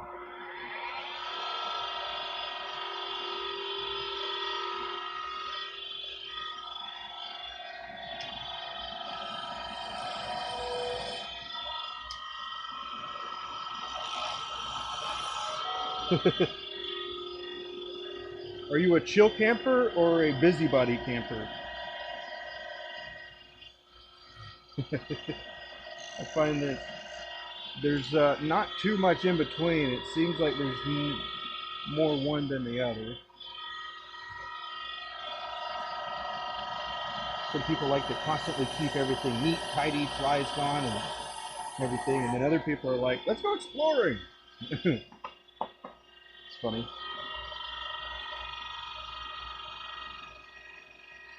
The packing is easier. Yeah, I hear that. I'm pretty fortunate. Abby does pretty much all the packing for any of the trips. I mean, I pack my own, like, my bag kind of thing, but as far as, like, for any restaurant meals and anything, I guess formal occasion type of stuff, she will go ahead and take care of that, because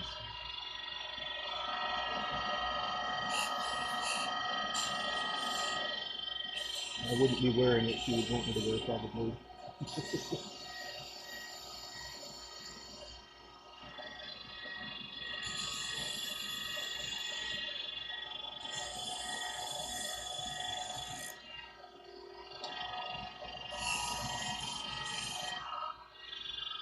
Oh, nice. Kick back, fish, relax. I hear that.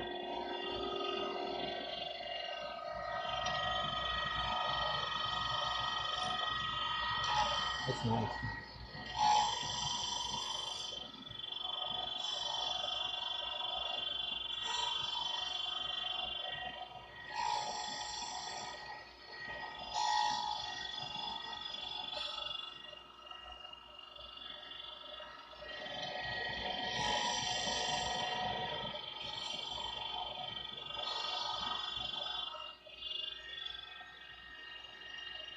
No grandkids? All right. With the packer, right on. Just the dog. That's fun. That's fun. Love taking the dog.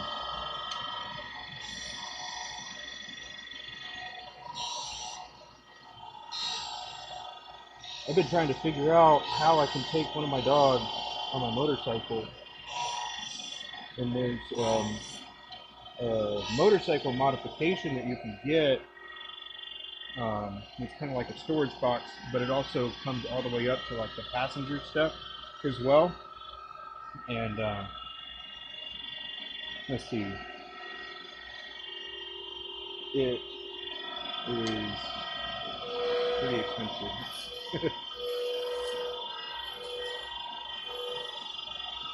It's like, I think it's around, for the dog size that I would need, it would be, I think, 2,000 or 2,500 or something like that.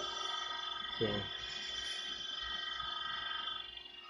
no, that won't happen for a while. But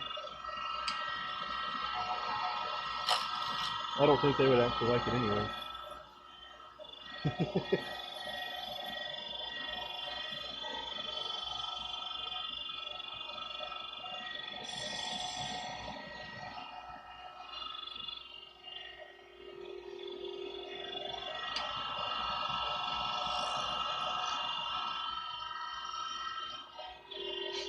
Let's see. Do I repeat the design? No. Well, sort of. It is a design that I made once, and then now it's like my template sort of thing.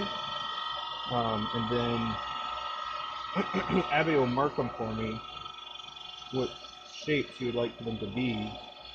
And then the intent is to match it up every time.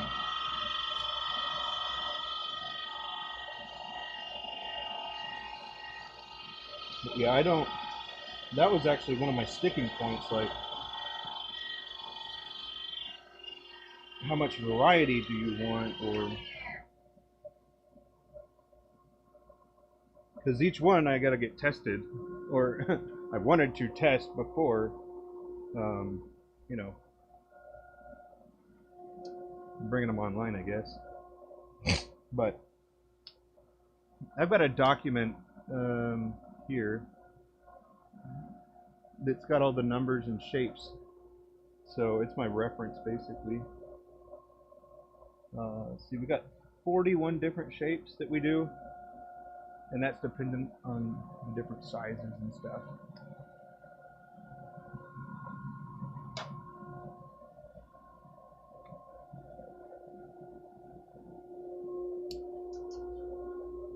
But yeah, good question. Overthinking is definitely one of my burdens to bear. I'll think a lot about some things, and obviously that doesn't lead to overly productive situations if you have to think about it every single time. I kind of just spent a decent amount of time on the first place coming up with the design and function and fit and how it fits on everything. And then now that's just kind of the general templates that I go off of. I'll still deviate here and there, but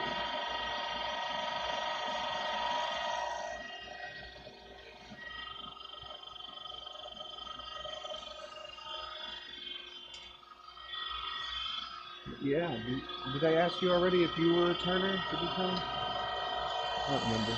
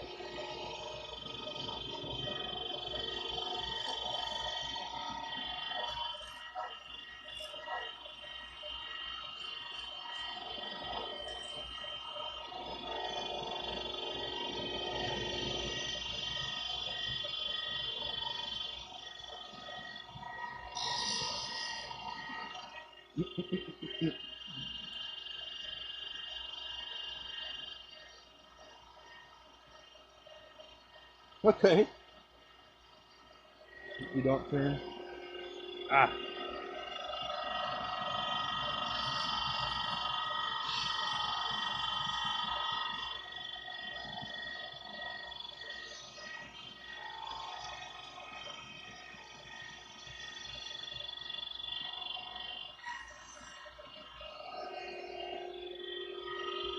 Not much of a customer base. I don't know. I could tell you of a couple things that would probably be fruitful endeavors if you had the skills to do them.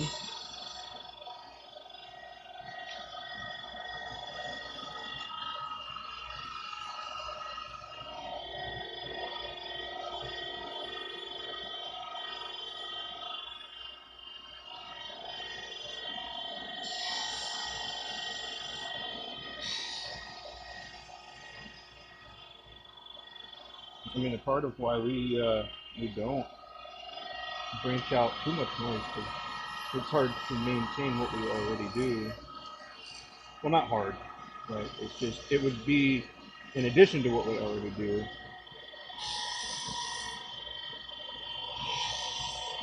And so, with that, we have another thing that we're already doing.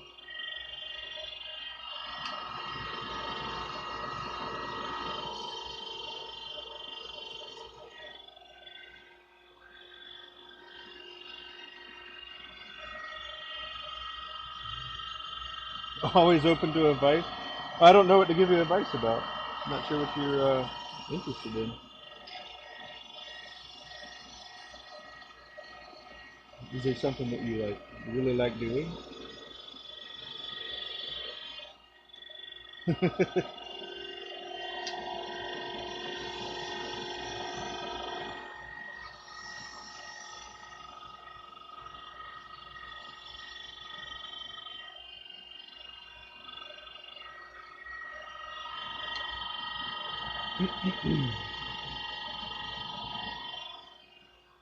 This might be an interesting take on it, but I do think that people will have the opportunity to pursue what is meaningful to them. I think they will be. I think that will end up being a direction that more people will start to pursue. Um, yeah. So that's my forecast.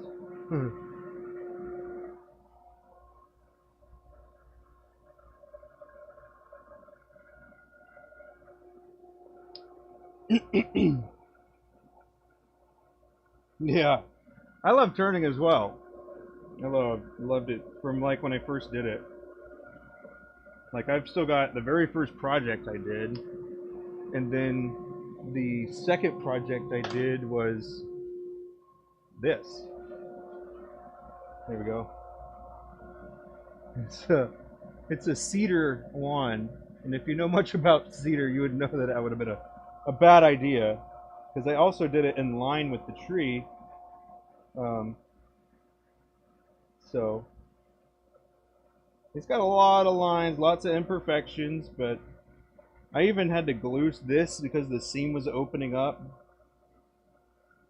But yeah, and then my ending, I just had like a sandpaper thing where I was just like this, just trying to round it, but it's pretty non-concentric.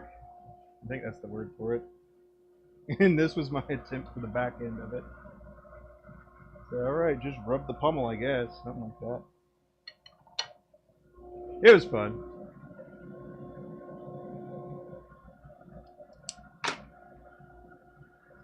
But yeah, I'd spend, shoot, I'd be spending 15 plus hours a day out in the workshop. And just testing the limits of the different tools that I use, and it was one of those things that I hyper focused on. Well, I guess it's kind of one of the perks that I have naturally, I guess. You can look at it as a curse or a perk, but if you're interested in something and you obsess about how to accomplish it because you really, really want to do whatever it is, well, that's kind of how I'm at this. If it's something that I want to do. I guess that's the caveat. It's not like well, why don't you just make yourself be interested in it? It doesn't work that way.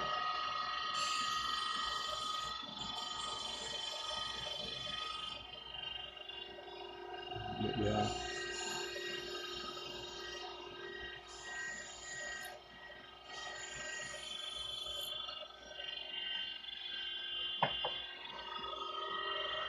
We all start somewhere. Yeah.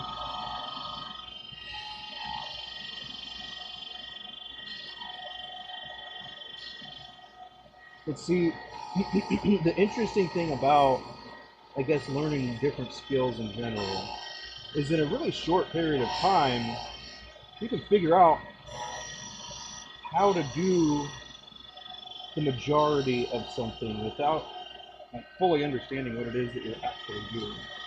For example, if I said, here, hold this tool parallel and then just run it back and forth into a shape. While you could end up turning something like that, no doubt, it's like, what does that person really learn about the tools, about the material, or you can't even identify whatever it is.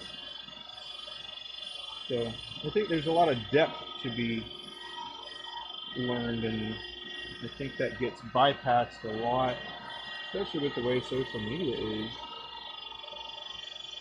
Because you look at it and you're like, I think I could do that. And sure enough, you can, because they break it down into small enough steps. But when you're on your own, it's like, okay, you did it. Now, go figure out how to do something else that's like it, or innovate on it, or repeat it on this, or something like that.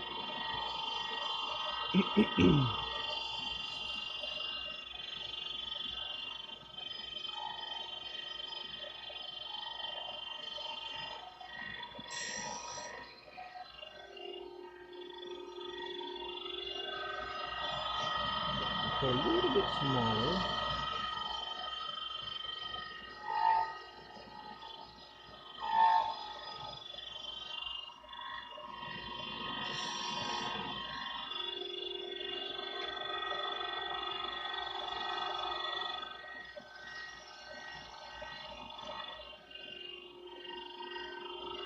But yeah, it's also so I can actually just chat with the stream as well, why we have the shapes the way that we do. It means that she gets what she wants when it comes to what you're listing.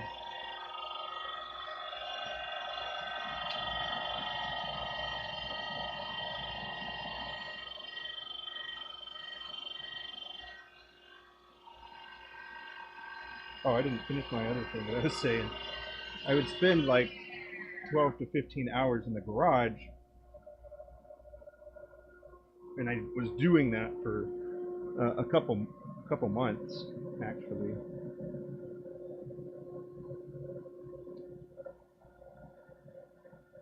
I had to figure out what it was that I was going to do. So when you have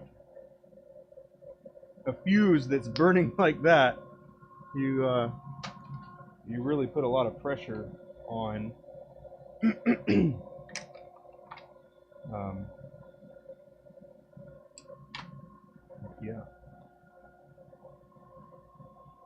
like we didn't just start by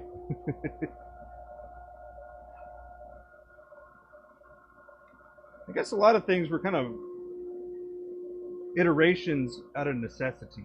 In this particular case, I would say that we had a few months to make this work well enough. Yeah, needed it to work well enough, and we were very fortunate to make some good decisions while getting started.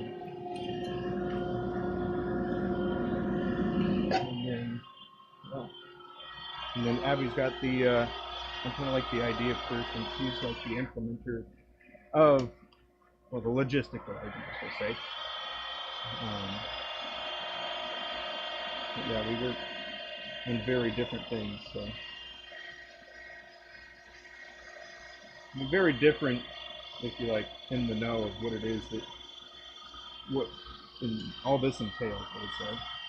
I never make blanks. She always makes the blanks. She never turns, and I always turn. Kind of like that. You've got very specific things that you do.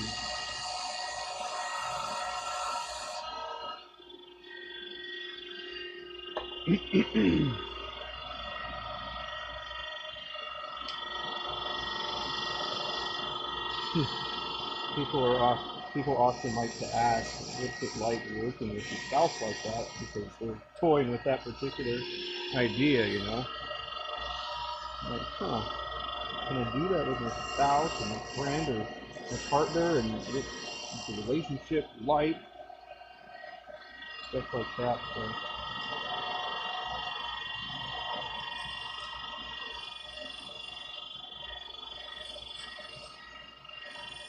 I mean, it was a lot of sorting, we'll say. It was a lot of sorting and trying out different roles, and then finally getting to the point of now we're now we both feel that our work is uh, you know, about halvesies kind of thing, and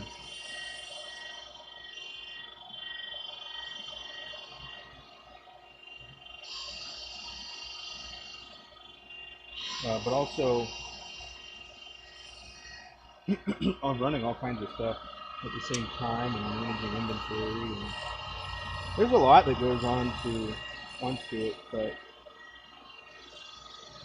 um, you just got to keep moving forward and making sure that you don't make the same mistake twice. You know what I mean? So whatever it is that you want to do or try to do or whatever, just keep going towards what you think is best for it. On the other hand, if you try something that's like, I'd say that if you try something that's like really wazoo, just be ready for it not to work like you want it to. But on the other hand, maybe it's do the next best thing since sliced bread, or the best thing since sliced bread.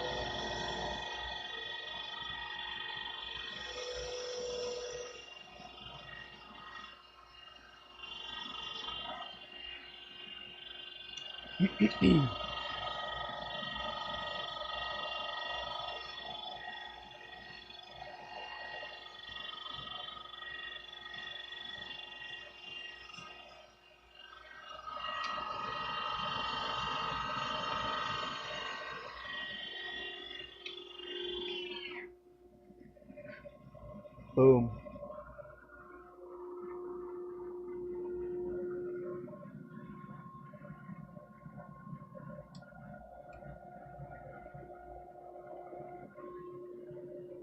Right. Let's see.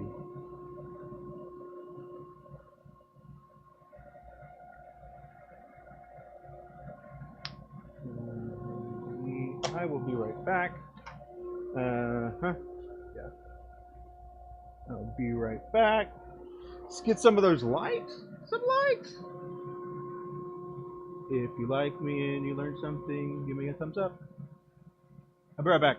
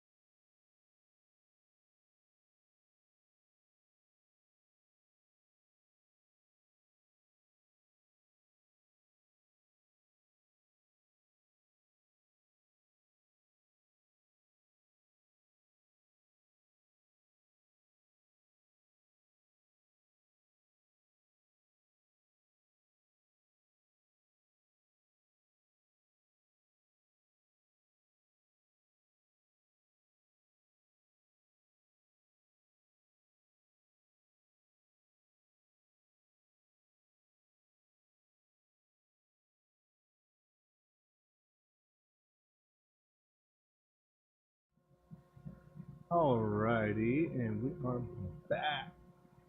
Oh, sorry. Let's do that one. Check that view, eh?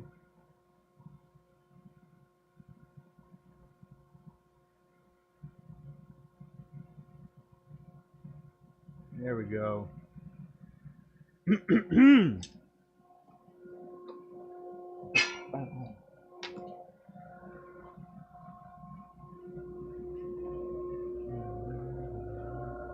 Sorry for the moving around thing.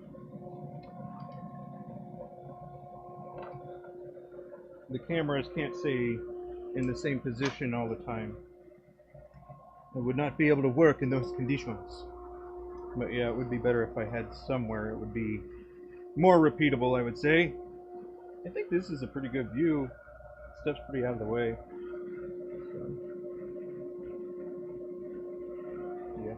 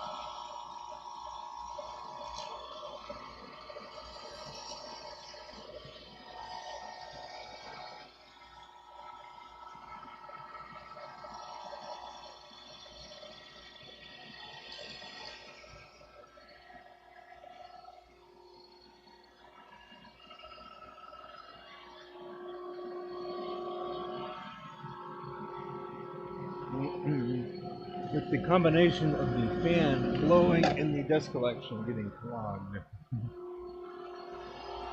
It's not really sucking up too much.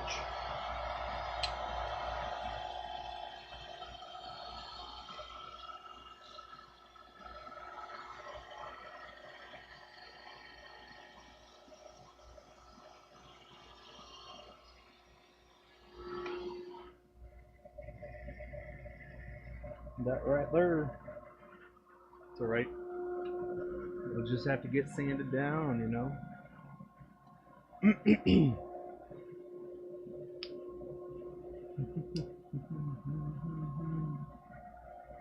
Should I zoom out a bit? Got too close?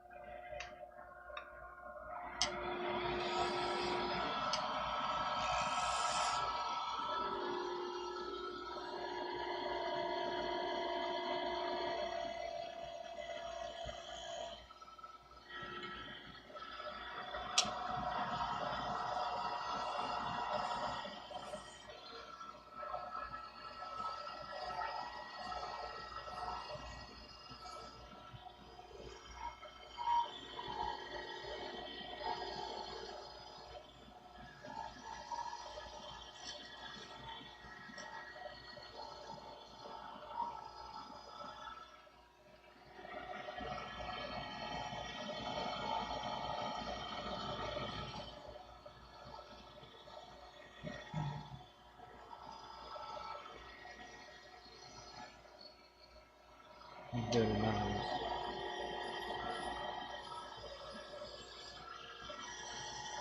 Look at that, sandy beach.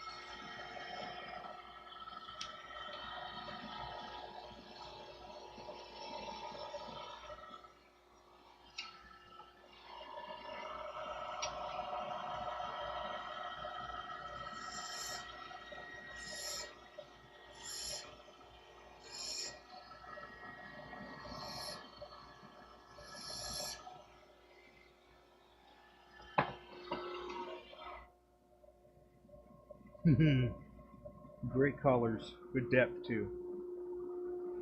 Might not be able to see it because it's. Let's see. Let me get this. Not wet. But we'll show. We'll show. Here we go. Get some oil. There we go.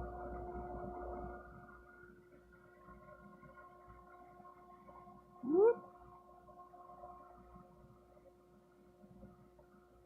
So turned and then cheated. I'm just kidding. I just used a little bit of oil. Oh! Is it oil or is it oil? I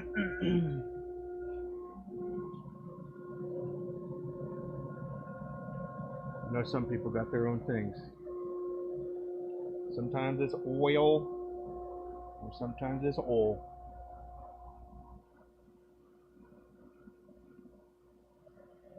But irregardless, it is a necessity.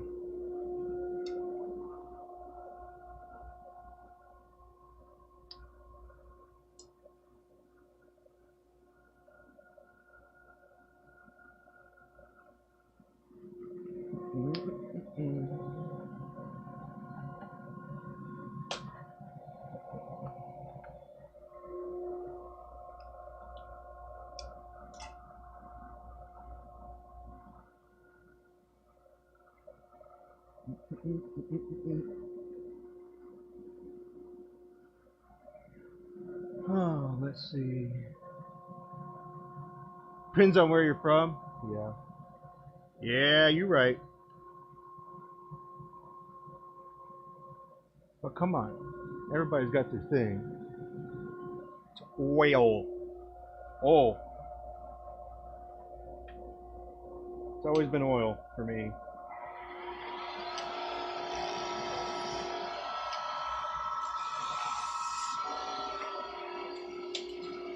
Blast you, Prince Albert.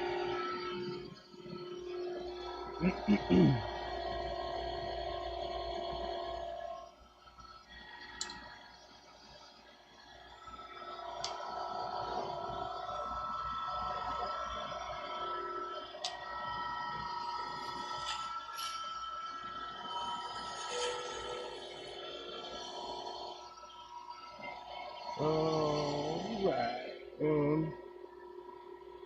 Let's see. That alarm is done.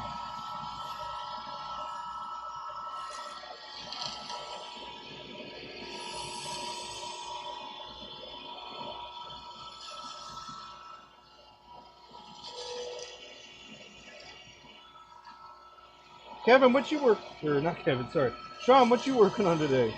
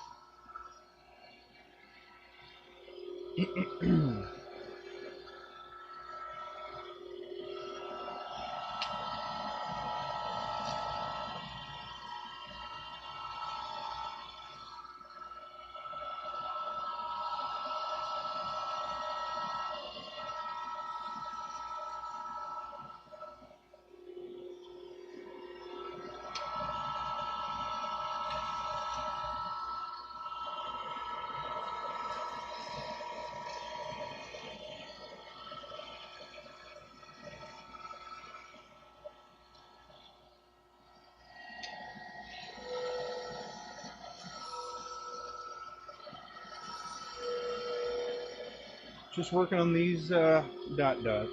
Done with all the regulars, which is the majority of them. Got like I don't know, 7 or 8 more of these, and then something like that. And then we got the larges, which work our way through, and then I'll probably go backwards from there if I'm still turning at that point. as far as like size wise.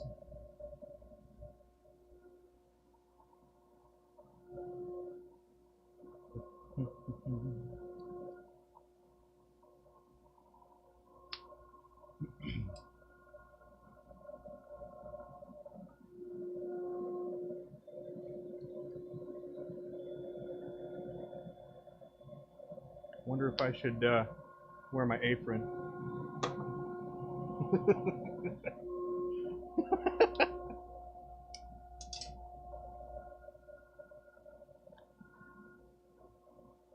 That was an experiment, and it went about the way that I thought it would.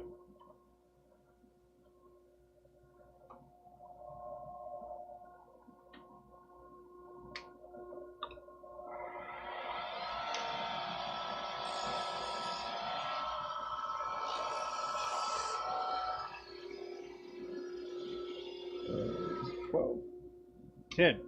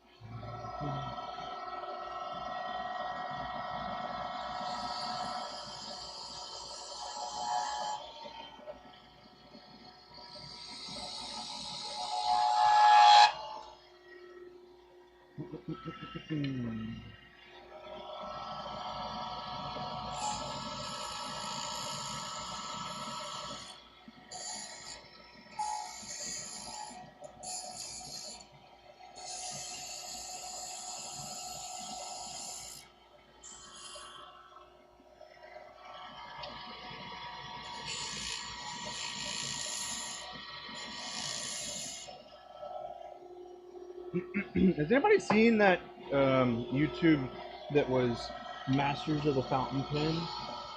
Those Japanese makers over there. Pretty cool, man. I'd love to go there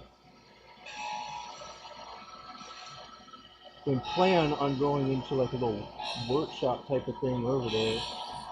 So it's kind of weird trying to, because I started looking for like where to go to even begin to start finding a shop to go. Cause it's going to be a lot of things that are variables to try and make that happen.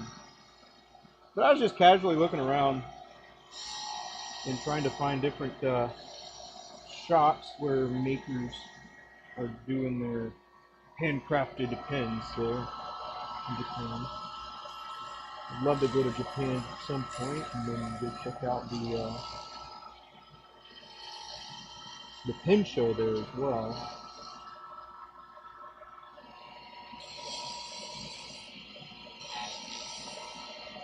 Who knows? Maybe come back with some with some old school tools, or well, they're not even really that old school. This just they made them specifically for what they're using them.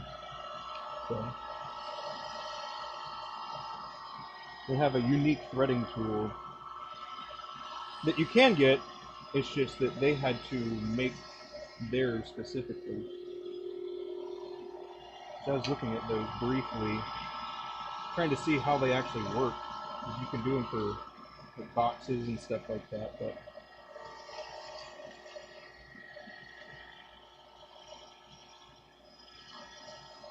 the ones that they use is a lot smaller.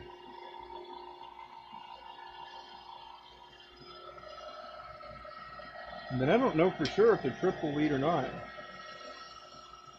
I don't know how you would do that 3 different times, like evenly.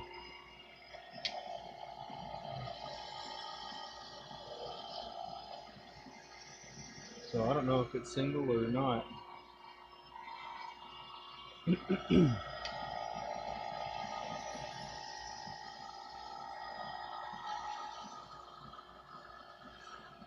I think as well that some single starts can be done if they're done with a relatively short tenon, for one, and two, if it kind of serves a purpose, you know. Single start, if you're going to do that, that's kind of like a way to make whatever it is that you're making line back up, and a triple lead will have 3 different positions for it to be stopped in, and then the opposite with one, or with a single start, it's just got that one. That's it. You just got to make sure that make sure you line it up for it to actually be that way. I've illustrated this before on a pen, I think. Oh yeah.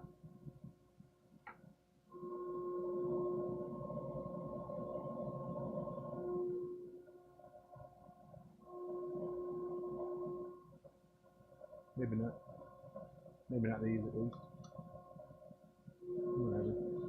You get the point. Or if not, let me know. I shall proceed.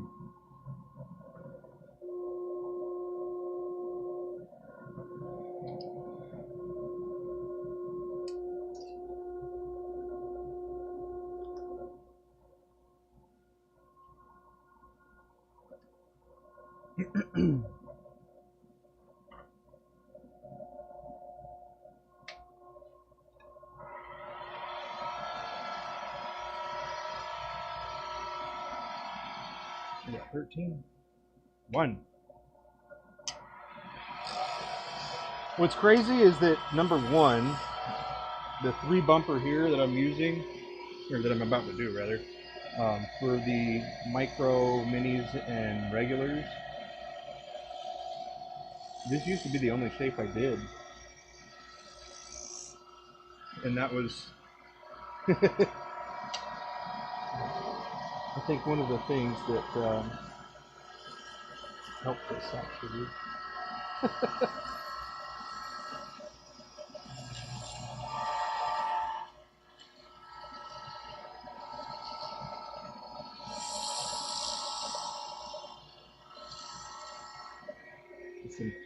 Some good stuff right there, man. We just picked one, and we just did it until it was gonna work. So iron out what it is. If you want to shoot, that was the other thing I was thinking about, like handmade stuff. That we've been in it for a while, and you know, it could potentially expedite other people's, you know, process. But there's also the other problem I have, I guess, with that is if you bypass some of those things, you won't really get those lessons learned, you know? Smileys. Thank you. Lots of smiles. But just thinking, like,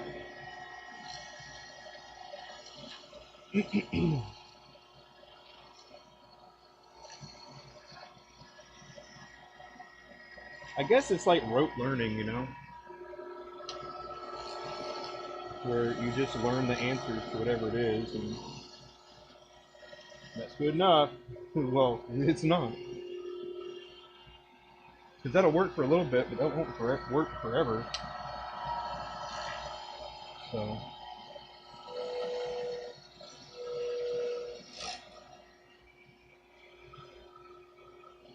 but then on the other hand, it's like, well, where do I start? You know, here's that other thing. Who knows? Where do you want to start?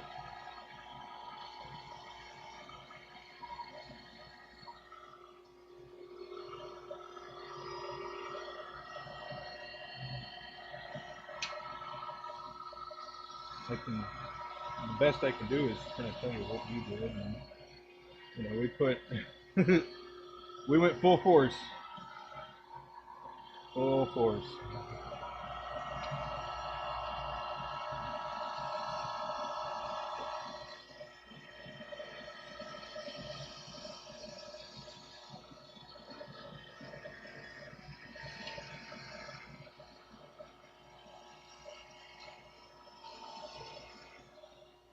Some people have the, like, I guess the mindset of there is no plan B when it comes to like your goals or whatever you're going through. It's like I have to do this. There's literally no other answer or anything. So like, there's no plan B. I mean, that was kind of how we were. It's like this has to work.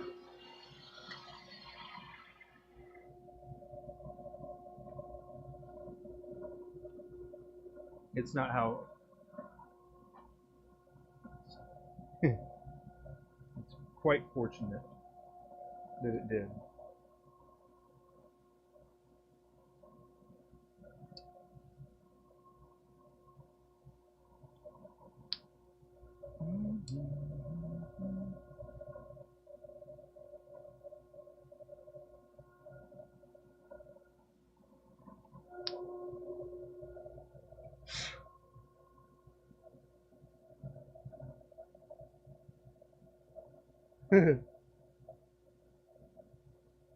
We have a another business too. Yes. Yeah, but that one is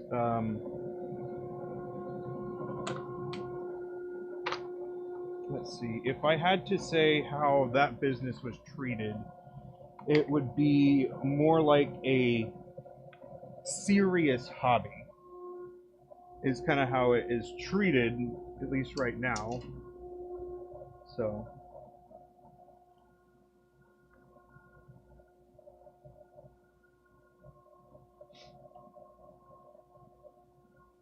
but yeah, that's I guess how I would best explain that. It's a serious hobby. Like we travel around and do it because we love the community and stuff. So we go to pin shows and stuff like that, and you know enjoy hanging out with other people and talk to other nerds like us about what's your favorite ink, what's your favorite pen, what's your favorite this, and what do you like about it, and so it's a way to like um, let's see. Well, because it is a business trip, when we go to the different shows, it's kind of a way to kind of, you know, do business in other places, and then be able to, you know, do some stuff, some taxi stuff. I'm not a financial advisor, but yeah.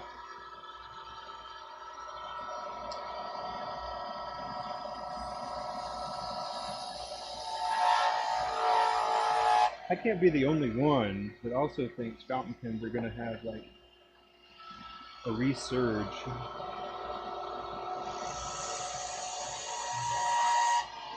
I believe that AI will make it so.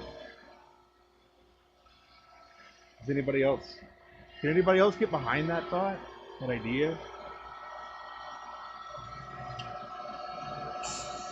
It's kind of a thought I've got. It's not. It's like a working theory, I guess. But I do think it will come back. But then again, that could also be because my proximity to that stuff and maybe a little bias as well. So I don't know.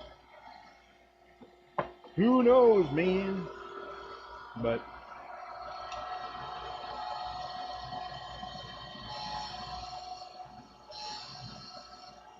yeah, we make fountain pens just because we like making them and like sharing our craft with other people, and yeah, and then hang out with other people, exchange ideas and stuff like that. Yeah, you think so too, Liz? Nice. Yeah, I think so, and I think it's a good thing. I was watching a video yesterday, and it was kind of talking about the different things as far as AI goes. It's like AI has got to have all these different models, but models are after someone that's already done said work. They don't critically think or anything like that. But I think AI is pretty interesting still, but I don't really do too much with it. It's more like a I am aware of it.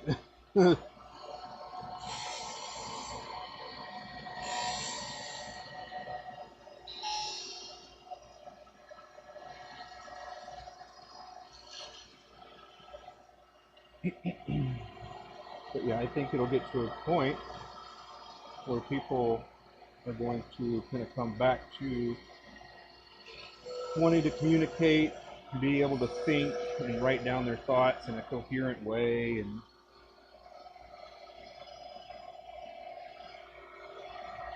or not, I don't know. Maybe they'll be pen pals or something like that.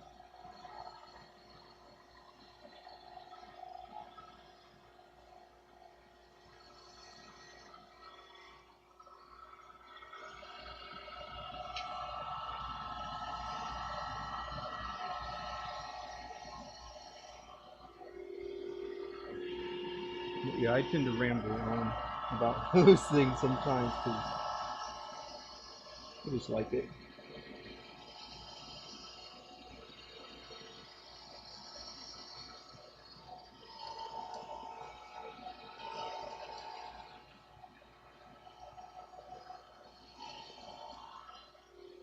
Mhm.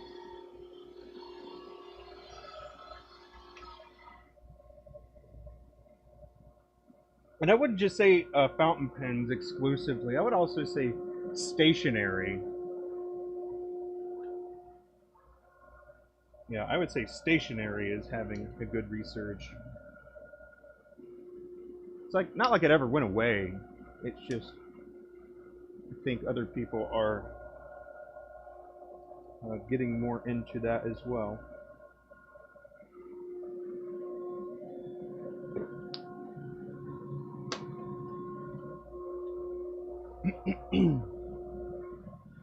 But I'm not sure. What do I know?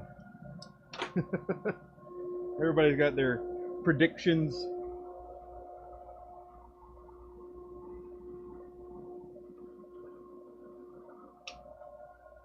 Watches had a pretty big return, but very specific ones. And then, yeah. Yep. Stationary inks and those wax seals too, yeah. If you happen to buy a whole bunch of the wax seals, you can make handles for them. And you can also make them so that they are um, interchangeable. if you knew how to do that. So, pretty interesting thing that you could do when it comes to turning.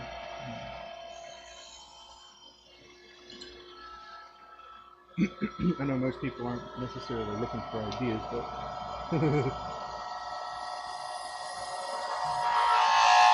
that's a pretty good one, I would say.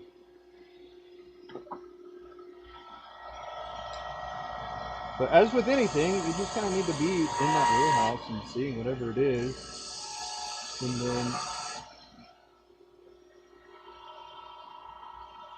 then yeah, hey.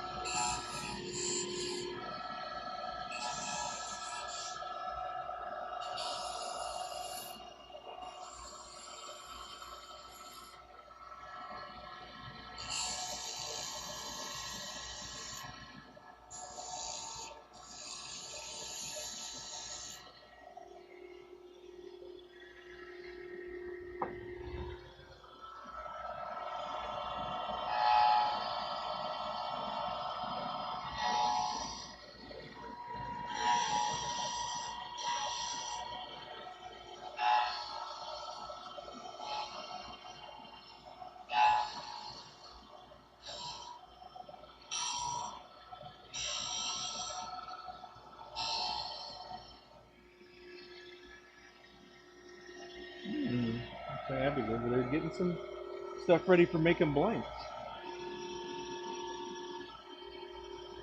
I don't know if she's listening or not.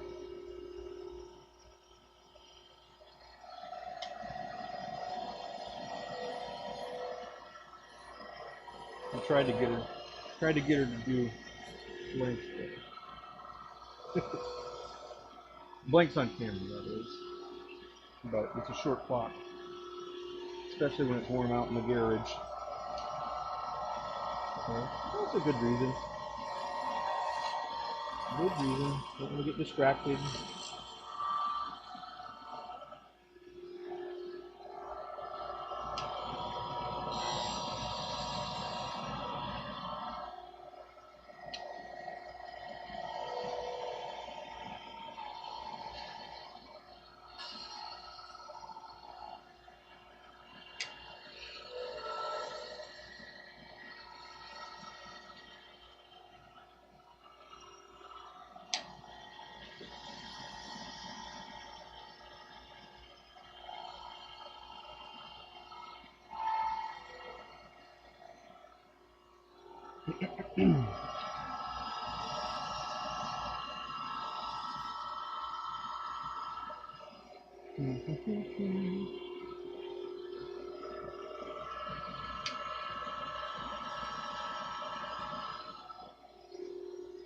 Oh, she's not even making blanks right now anyway.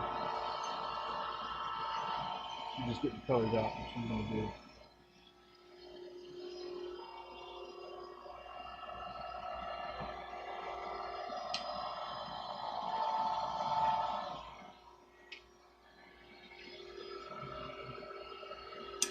Oh, maybe I should also point this out on like the live area, but for some reason I can't break 3,000 hours of watch time.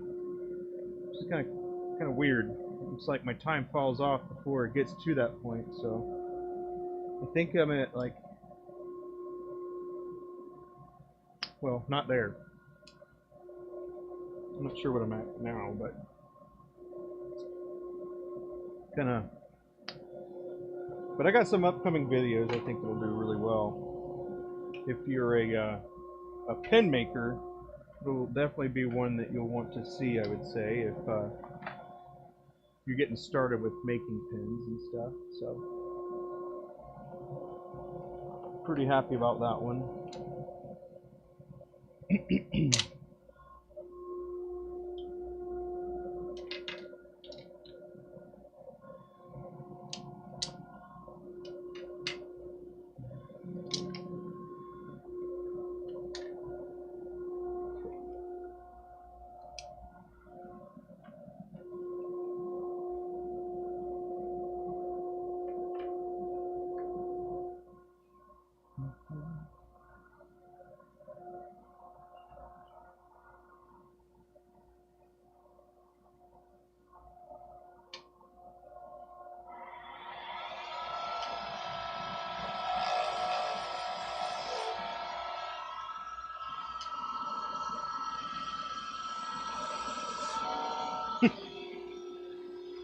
some of the funny things that I see when it comes to the videos that I have made in the past, if you're like, especially the how I make bespoke or kitless pen, that video, it's got a lot of views.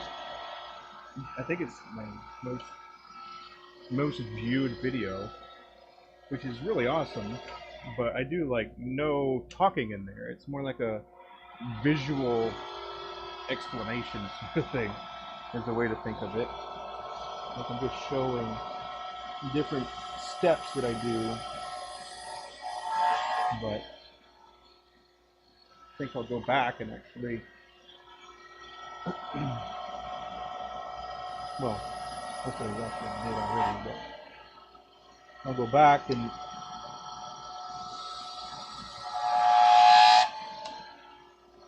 work through it. So, anyway, just one of the things that I was working on over the not streaming days last week.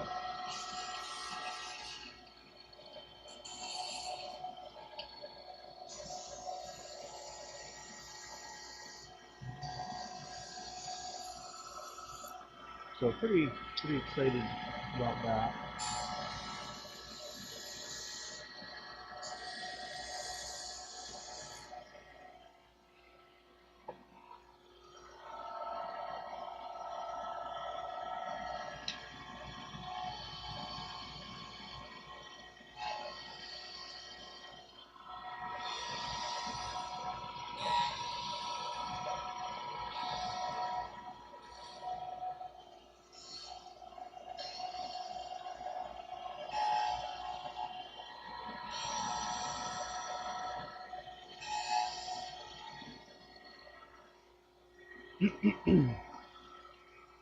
Let's see, what are we doing? What are we doing?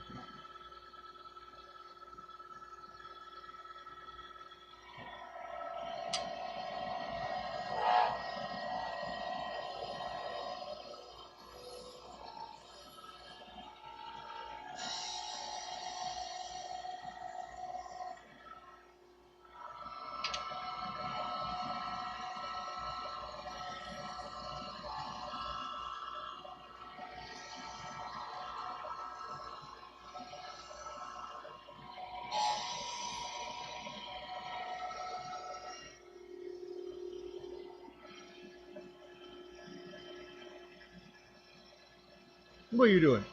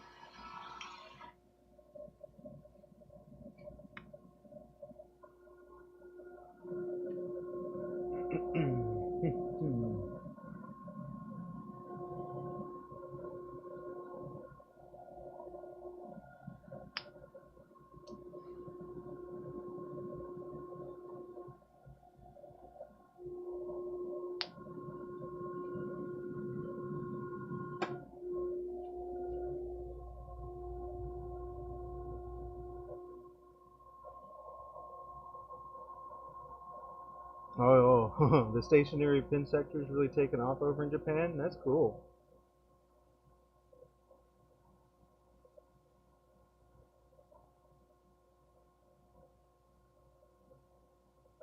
Wouldn't believe it, the number of stores, huh? Wow, that is interesting. It's also really cool that you went over there. um, there was a base that I could have gone to in Okinawa, but never got stationed there. But that's really cool.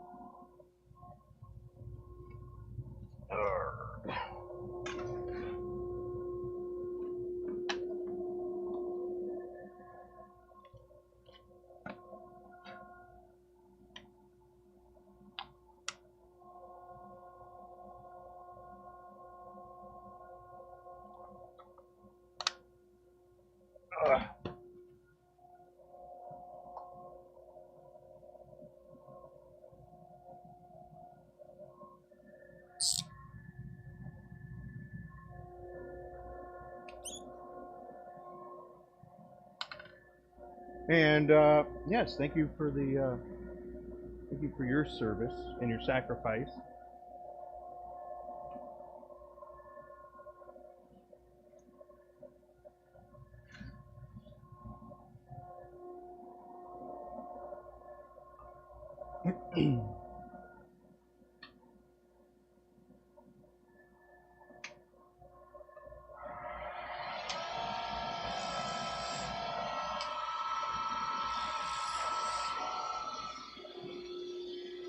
It's kind of interesting, um, you know, appreciating families, because it didn't like immediately occur to me that, you know, thanking the families too was worth it,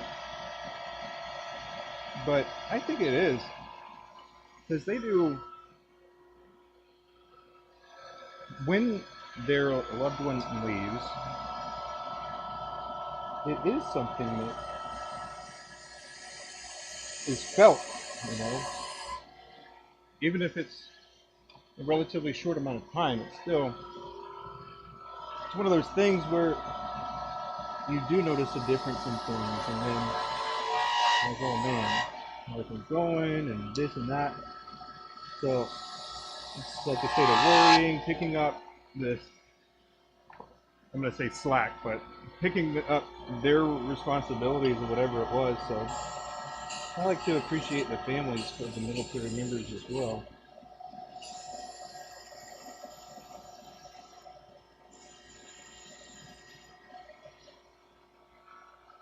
And then like, I don't know how far out this can be, or this is, but one of the things that I'd like to do is be able to work or have the ability to host some turning events or training sessions for veterans that have idle hands and want to do something, want to learn, or want to just work with their hands and figure something out. So I find this quite therapeutic and fulfilling and stuff like that. Not to get all too much, but yeah, it would be really cool to be able to have a place for that type of thing.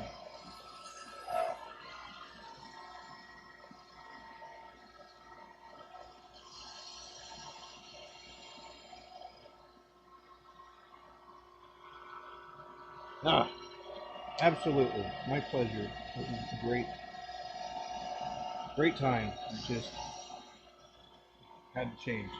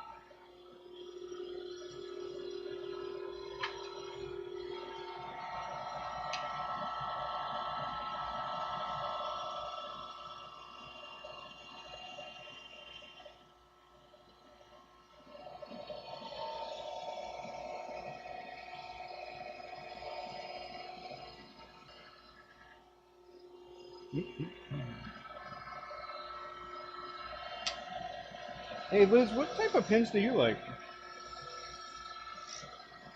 Do you like resin, wood, shape-wise, writing pins?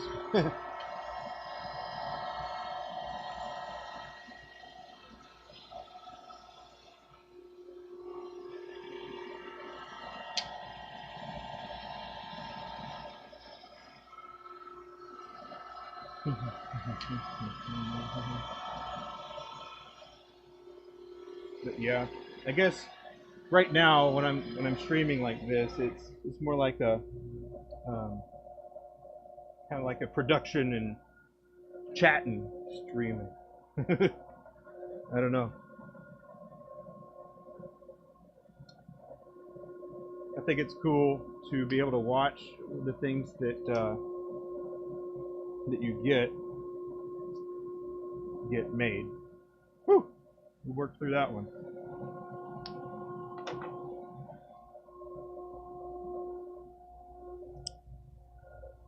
You like them all? Right on.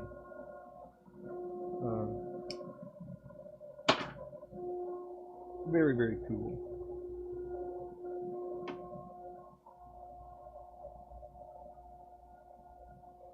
What type of things do you turn, if you don't mind me asking?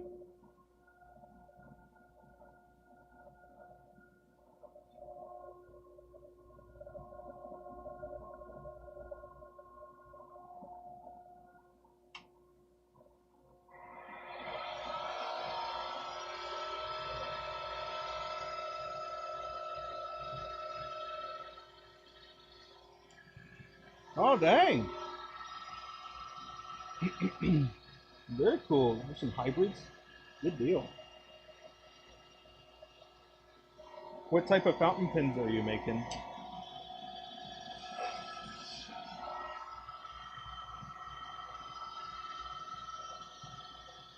Back to manual turning?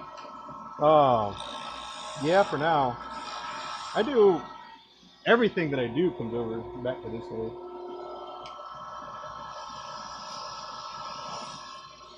But yeah, I pretty much always do that. I do like the drilling on the metal lathe, and then I also true up the blank on the metal lathe. But most everything else, I bring it back over to the wood lathe and do all my shaping. I still can't get past I can't get past that step. I still have to have hands on, you know. So, but yeah, it's good to see you.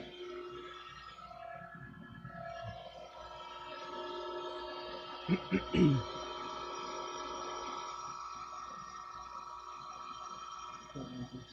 Basic repart, right on. Hey, no worries, no worries. Then, heck yeah. I don't know at what point you've seen my streams or what you watched or anything, but if that is the case, um, I have a Facebook group now that is pretty much exclusively for fountain pen makers. Um, yeah,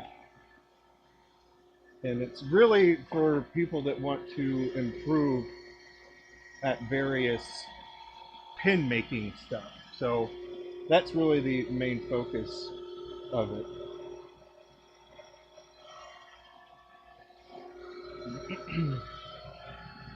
That's really cool. You've turned so many things. You need a CNC and just program the patterns. So it's funny you say that because yes, that is absolutely something that you could do. I don't think that a CNC would actually do very well for this particular case, but things that are more shaped like a regular fountain pen, yeah, I think that could be a fruitful endeavor if your focus was production. However, I don't know if I can do that because it just kind of takes away the handmade part of it, in my mind at least. Now I know that there's some great designers out there, and if you want to have any sort of volume, you either need to have multiple people that are doing the same thing, or you need to have a machine that can fulfill the other aspects of it.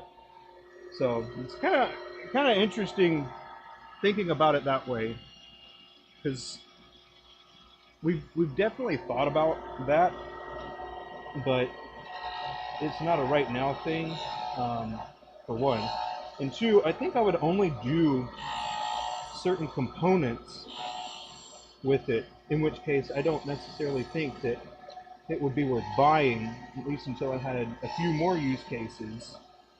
So, and the space. So there's a lot of other things that I gotta address before I even consider getting a CNC. But like I said, I think it just kind of it's taking away some of my favorite part of it. Like if it was doing all the turning, well then it's not as fun to me.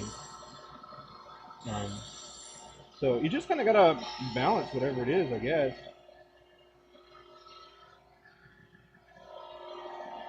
But yeah, in that particular group, I hope to have certain people, like specific people, that will be able to have um, like specific designing not instructions sessions, where we all just kind of get onto like a on a group chat kind of thing, and then just you know somebody has a project that they're trying to figure out, or they want to iterate on, or whatever it is. So having a very diverse variety of people that really like it will is kind of the purpose of it.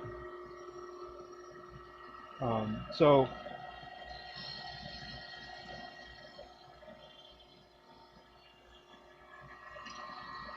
um,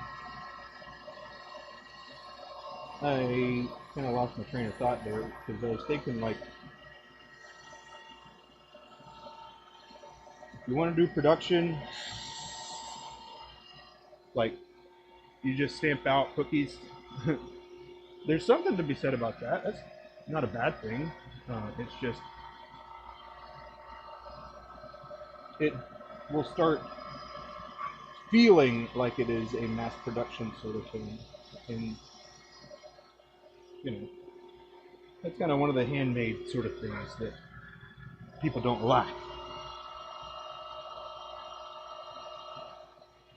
Yeah, yeah. Hand turning is very nice, very soothing, satisfying.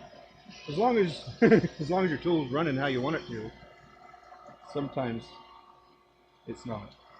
I also don't find bowl turning super relaxing either.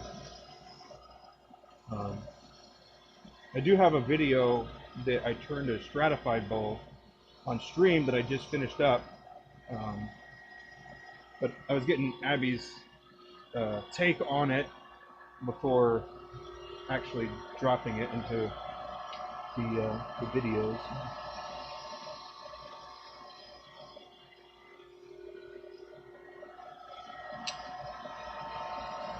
But yeah, Sean, I know that was something that you were interested in as well, man.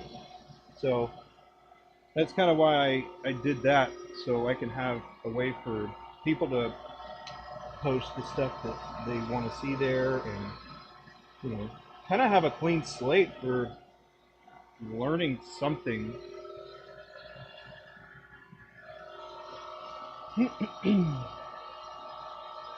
Having it make the sections while you turn other things. Yeah, yeah. I mean, that is pretty much the most cookie cutter thing. And I'm not saying that CNCing is bad. It's just with each one that you make, it's going to have a slight variation. It makes it feel like it's that handmade, and you're kind of getting the feel of what the person was going for when they made it, and or it makes for a good question to ask. What were you thinking when you made this? So, I mean, those are, I guess, kind of the deeper dive sort of things that I was that I would like to talk about, but you know, just kind of rambling. It's not really a rambling on a live stream is not exactly the most coherent collection of thoughts. So it would be like we have a topic or something, and that's what we specifically go for and talk about.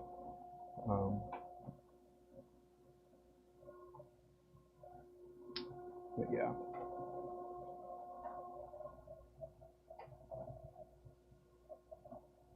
Yeah, the bowl wasn't the thing for you either. Yeah, I hear ya. So let's see. I also I've done a stream where I use single start taps and dies um, for making a three-piece fountain pen. I'm by no means the best at fountain pen making. I don't think that at all. But I do have knowledge and experience after doing it for 5 years, and I think it would be, you know, interesting to share that type of stuff. Yeah. So yeah, I was thinking about that. There's something when I went to the Mid Atlantic Printers Expo, they were doing pins for vets, and so I kind of like that, where if we had like an accumulation of something, then we'd be able to have a project that we work on, and then donate to that. And then this is the, like, I guess I should back up just a little bit and kind of say what my view of what a maverick is somebody that's doing things differently. So that's kind of the frame of where I think of maverick when it comes to maverick pens. You're just doing something that's, you know, different, kind of doing your own thing, but uh, you often ask yourself, what do you ask yourself? Sorry, I said a few things that I forgot what it would have been. But yeah, I mean, there's a lot of ideas that I'm still kicking around as far as like how it's going to be done, how it will be executed, how to organize. So I mean, that's also why I'm hoping that we can have, like, you know, a core group of people that are able to contribute in some form or fashion, um, for some of those projects or the thing of the month or whatever it is. And I thought about this a while ago when I was just starting up with my my wooden bespoke fountain pens that I was working on. That's, you know, lost a lot of steam. This is the last one that I did. It's called Catalogs, but you know, I didn't get any further with that, so it's something I'll have to continue with. But the reason I even said that is because I was thinking it'd be pretty cool to have, like, this is the type of wood that we're gonna do as a Mav crew, as people are pen makers, and this will be the, like, Purple Heart collection that are from all these different makers that that, you know, you can kind of donate or fundraise or something like that. So there's different layers of logistics that would obviously have to be sorted and everything. But, you know, those are kind of like my, we call them 100-meter targets. But, you know, there's the 1-meter target, the 5-meter target, and so just having that. But what I'm doing right now is taking care of the first things first before being able to spend more time on that.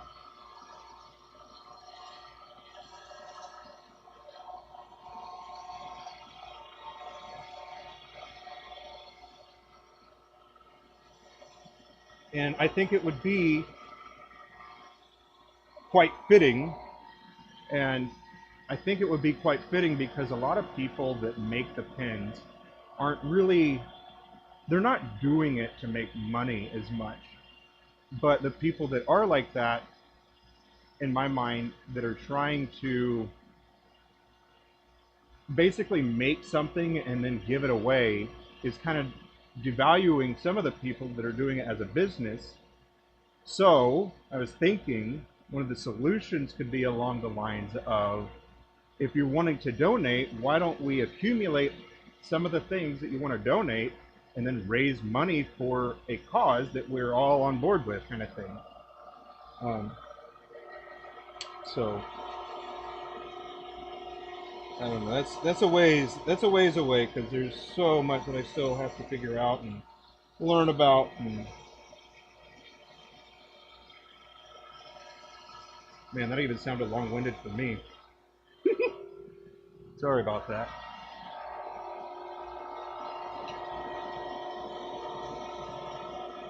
But yeah, being able to talk through these types of things with other people is like a sounding board, and then having different elements of ownership for each person. And I mean, that's really how you create something with other people.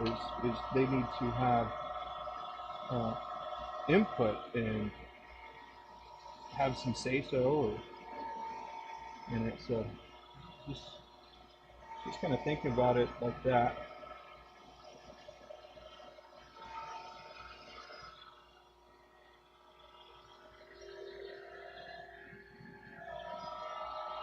Uh, the idea makes good sense.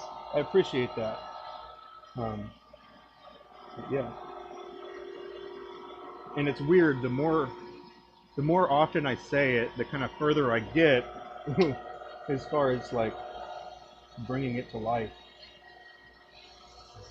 Because it's like I'm iterating on my idea that, and it's not just my idea, right? It already existed. It's just a way that I would be able to, I guess, kind of organize as well as um, create a place for people to do that if they wanted to.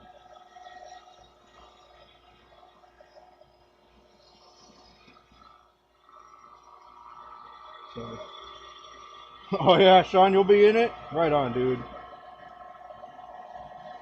Appreciate that.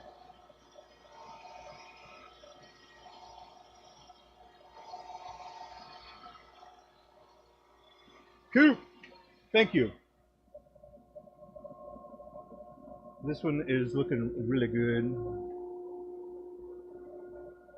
The blues, man, the blues. Here, we'll do it again. Let's see. All right, so this is just bamboo oil for bamboo. What the heck? What is it?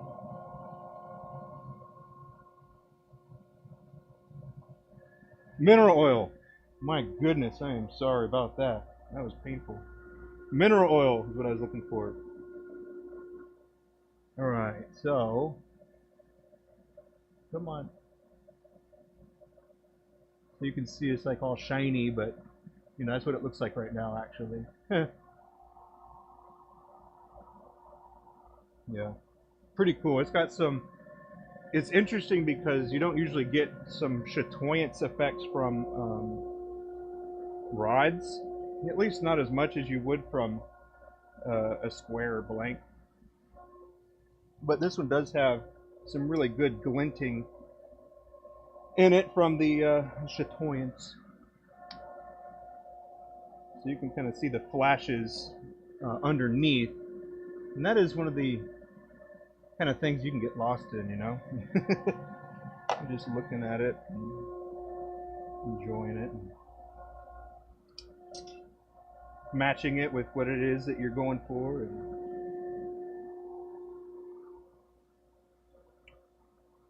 hey, thank you, Vinny.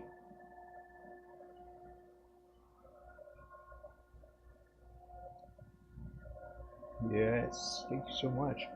Abby does some pretty good stuff.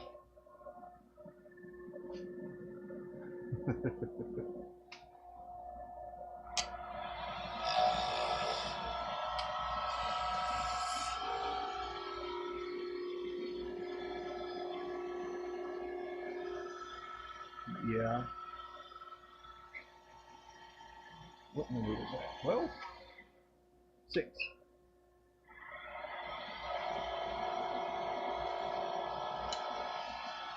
But yeah, I haven't figured out how it would go, because a part of me wants to be able to like send out whatever it is. That way, people that aren't able to, cover a kit or something, but they have the willingness to do it. So that's one of the things that I thought was really cool. So I can elaborate on that in particular, is where that idea kind of grew and developed too. And that was also at the Mid-Atlantic Printers Expo. Um, I forgot his name, but Stadium Pin Blanks did a lot of work for that show. And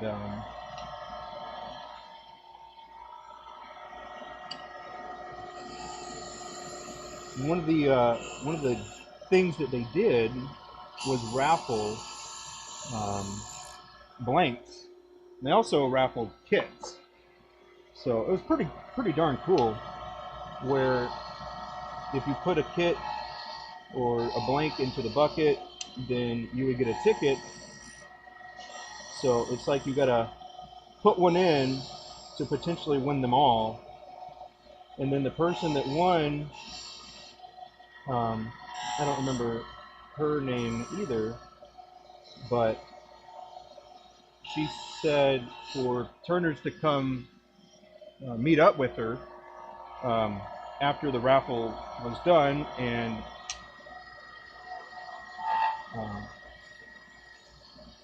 and then like get the address or something like that. But basically, she gave them away for people to turn for the veterans. So pretty darn cool. Now, also to be fair, there's a good chance people have more blanks than they need anyway, but it's not that one.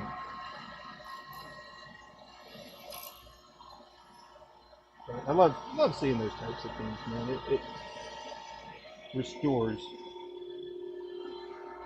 restorative, maintains the vision that still lots of good people.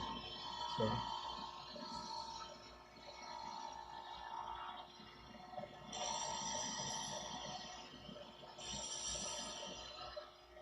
now hindsight, I probably should have pursued it a little more, but I didn't have a lot of space. I rode my motorcycle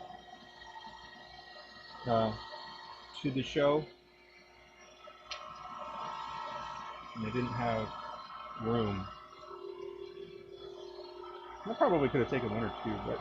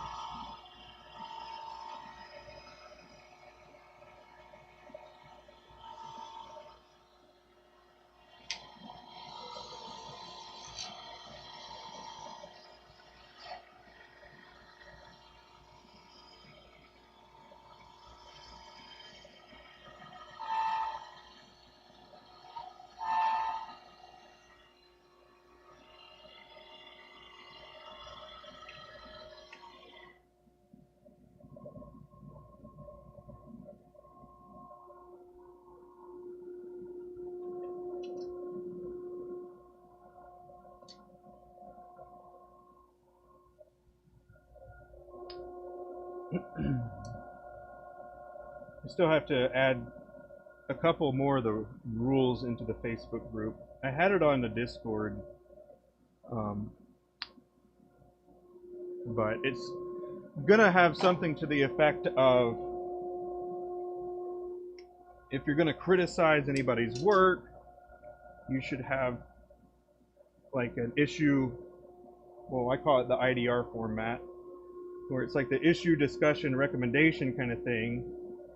And, you know, the first type of thing that comes to my mind is that, you know, some people have their preferences, right? A lot of people are going to have their preferences, and that's fine. If everybody made the same thing, it wouldn't be as appealing, would it? But there's going to be like different elements that I want to have so people know that if they do post pictures of their work, and if you wanted to say something about it, because it should be, you know, other people should be able to have inputs on your work if you're sending a picture out there, and just kind of understand it. Some people have their thoughts of what something should look like and whatnot, but you know, me, for example, it bothers me when I see really fat slimline kits that have the clips that are like sticking way out, like they don't even function as a clip. So it's things like that. It's like that doesn't really serve a functional purpose, and that was avoidable if you made the flip side a little flatter or something like that. So just have a specific format, that way people's feelings don't get hurt, and you use it as ways to grow and learn rather than, oh, you hurt my feelings kind of thing. And I'm not saying every group should be like that, by the way. And I think that a lot of people are doing their best, and that's good. But if you want to progress and, you know, get better or learn different ways of doing something, then you're going to need to have an open mind.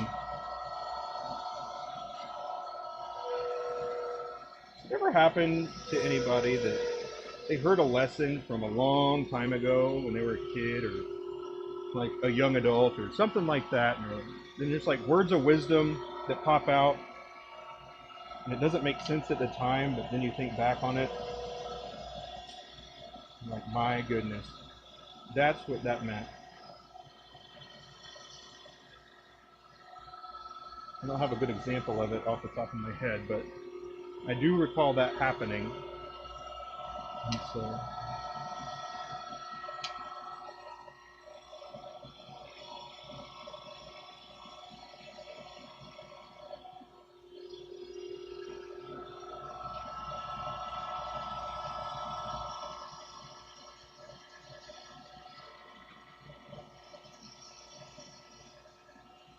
then the other thing I was thinking about as far as that goes, and this is like, I don't know, maybe a 5 or 10 year plan. I don't know. Just thinking about it, like, a lot of people like making stuff, right? I mean, I already kind of alluded to it, but a lot of people like making stuff, right? But some people will just constantly start accumulating it, and it won't even really see the light of day. So it would be a way to, you know, improve and find homes for things that you made that can be appreciated and stuff like that. That way you can continue your therapy.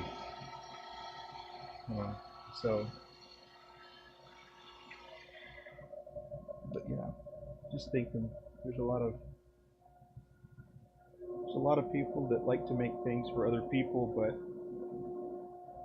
they either feel like it's not good enough, or they're embarrassed, or whatever it is. I don't know. I guess I'm just rambling too much now.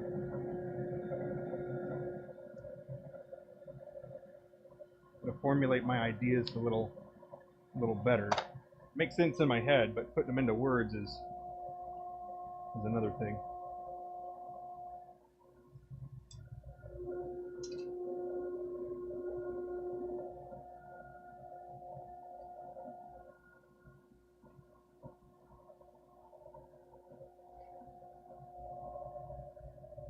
Um, I mean, you know, it's also there's another like couple ideas that I've heard from different people that by themselves they are a pretty good idea, but how do you implement them in some cases? And that's that's one of the key things about it is like you can have fantastic ideas, but if you don't ever execute on them, you don't know if they're actually are good ideas.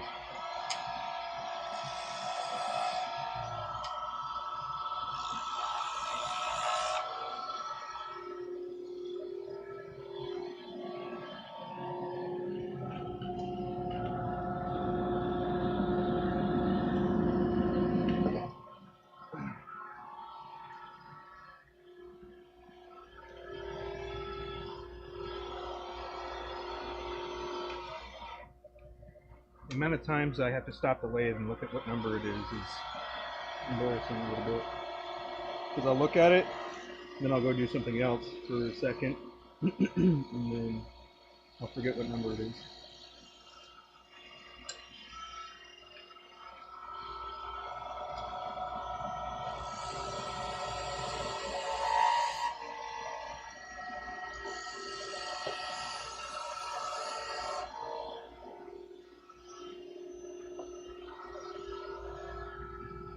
The other thing that that could potentially do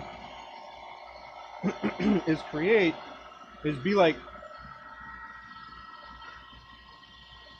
so I got asked if I knew of somebody that was able to do a certain thing, and then at the time I had only known of like one or two people that did that, but I didn't know them well, so I didn't know at what capacity they were able to do something like that. Um, so the person that had asked me, I gave him that person's information, but like, imagine if we had an existing networking kind of thing where those people are just already accumulated. Like, I know that individuals are already out there doing their own thing, which is awesome. But what if there was like, they still continue to do their own thing, but this is like a hub for somebody that's like getting right into it and don't know necessarily what or who is still like making blanks, for example. They don't know who's still making like hybrid bespoke blanks. So you'd be able to look in this little thing, resource, I guess, and see who is able to do that or who's still doing that, or if there's a gap. Because I mean, that's also relevant too for some people. Like if you're just getting into casting and you like making hybrids and you're good at it, then that'll be kind of the go-to person, at least a starting point person until um, you can progress, or until somebody else is able to do more volume, then you have, you know, a backup if somebody was doing hybrids and then that kind of thing. But I'd say that the other important thing is, you know, kind of like the reviews in some way, where people that are making blanks, it's some people are uncertain whether those blanks would be good to turn or not, or they're like, are you using acrylic or are you using this or that? What kind of wood? I mean, everybody that's on Facebook knows that there's good wood distributors um, that have gone about it like the right way and all ethically sourced and everything. So it's kind of like, is there a list of that exists? And if not, why not?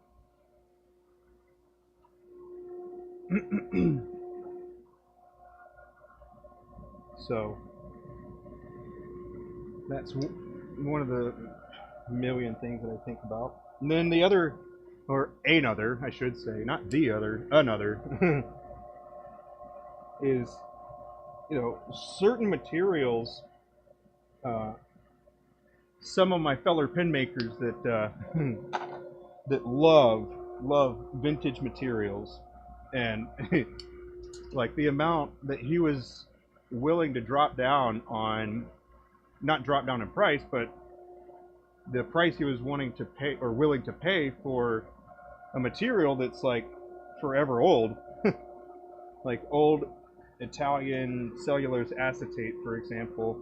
It's rare because it doesn't well, it's not made anymore, for one, and two, it was supposed to be for a certain pen that never got produced, so they ended up getting all the blanks for it, but they never manufactured those particular pens. So it's kind of interesting from that point of view that you could run into some material like that. And then the premium of it also. Uh, Something else is pretty darn crazy, I'll say, about some of those materials is that the material, if you were to get it and make it into a pen, you could have devalued the material, which is kind of crazy to think about, because some people, for the material cost, it would be so expensive, and if you made a certain thing out of it, and um, and tried to charge like what would be required to get your money back, or 3 times your money back, whatever, uh, you wouldn't really be able to in the normal market type of thing. So it's like a combination of knowledge, elevating your skill, networking with people that are in the know of things like this, and that type of stuff. Anyway, a lot of random stuff being talked about today, huh? Whew.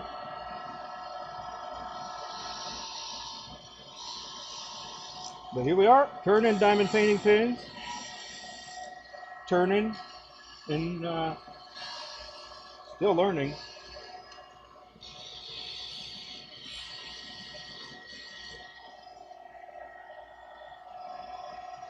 Yeah.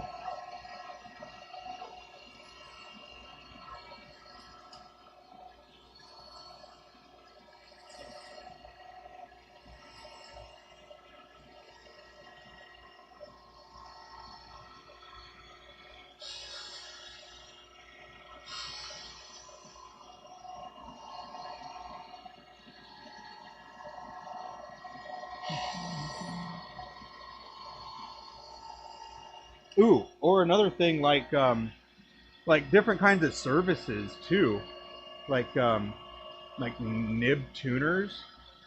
So when you're working with different nibmeisters, you can uh, end up building a working relationship if you have like the volume and consistency type of stuff. So some nibmeisters are hobbyists. Some of them, they sell pens as well as tune nibs. But a lot of the nib meisters, they're busy the whole time at a pen show, and so it's a pretty interesting thing to get into as well. I've been playing around with nib meistering a little bit because there's different grinds, but as you know, grinding like titanium versus steel versus uh, what else is there? Steel, brass. I think I've seen brass, but yeah, it's just, and then gold. So titanium, gold, silver. Working on all those different things, it's like, oh my goodness.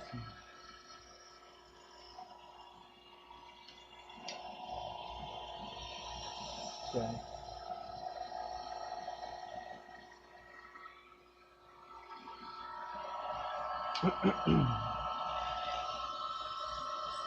and then learning specific things such as like what's the best what's the best nib to start a grind on. Like, if I was going to go buy a fountain pen that I knew that I wanted a nibmeister to work on, what size would be the best for them to receive to get the profile that you want for the nib. So, kind of interesting thinking about that too. You just got to know how to smooth it, at least first. Forgot, somebody said that. One of the other makers said that. That selling fountain pens, you should at least know how to smooth a nib.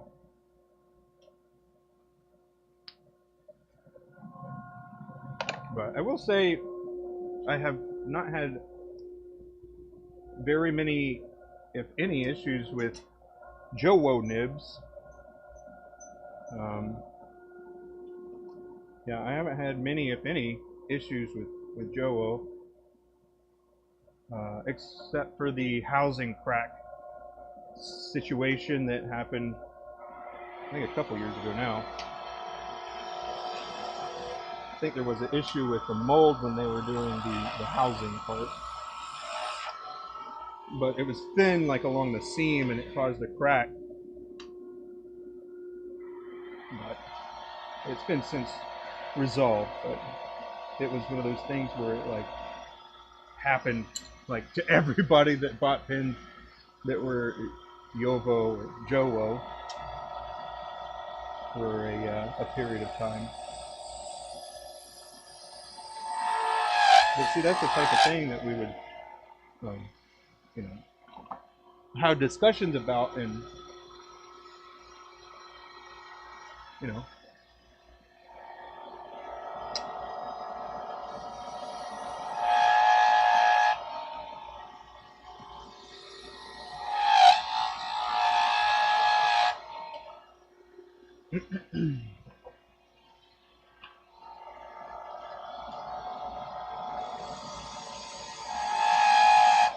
from the looks of it, the instruments to tune nibs does not seem too crazy.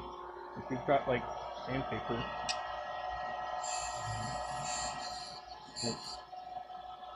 that would be a starting point. Having a pretty fine sandpaper like micro mesh, you use different grit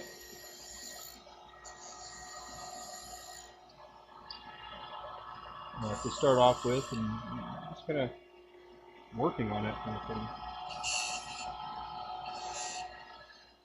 There's a lot of nibs that you can get that aren't JoWo, which are, you know, a little bit more expensive. You can get cheaper ones on Amazon or from different companies that you can start working on the shaping and profiling, if that was something that was interesting.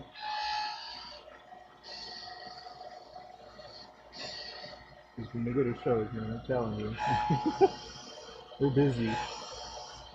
And they're really, really good to have at shows.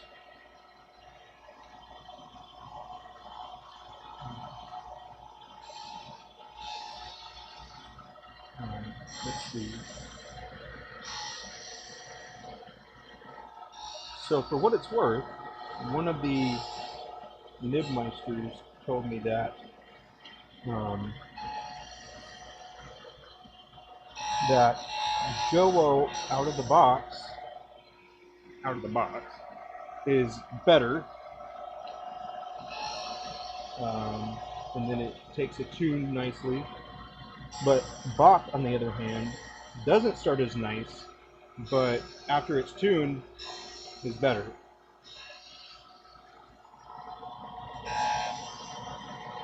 Now, how true that is, I have yet to determine, but I digress.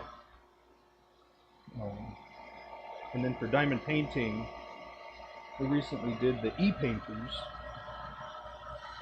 tried out some of the e-painter, tried out an e-painter design that somebody's testing right now, actually. So we'll figure out how that goes. I think I want to make this narrower on the outside. There we go. Yeah, that way it's kind of like it's getting progressively. Ooh, can only do this in a quick one. Wouldn't work on a method.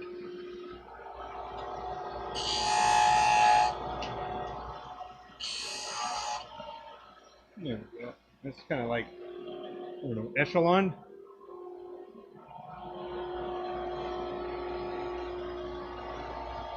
Let's see. Here we go.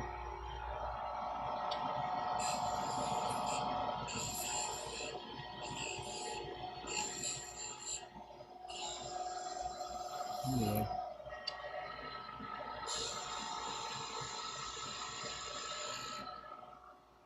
But let's see. Liz, I don't know how far I got when I said I did the single start for bespoke pins, but if you get a 1/2 inch tap and die and a 3/8 tap and die, you can pretty much make whatever it is. And then the other thing is, if you wanted to use metric, you can get an M10 and you can also get an M13. Yeah. So generally speaking, you want it like 3 different the tenons, that is. So I go back and forth a lot from metric to imperial when when I make pins,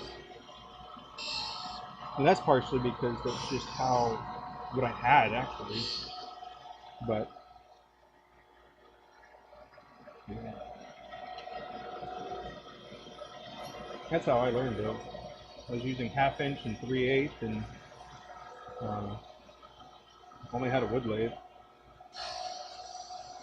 So that and some determination and hours and hours of practice, problem solving, messing stuff up, doing it again. It can be a very defeating process because you spend a long time doing something and then you end up walking away with nothing because it just blows up on the lathe or something. It's like you do a little bit of turning and then it catches and then it breaks, and now you don't have enough material to repeat that particular thing. It just doesn't work right.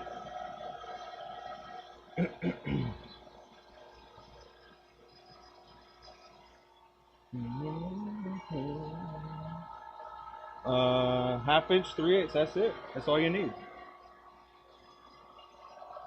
That's all you need. That and then an ink refill, and that's how you can make the 3-part pin.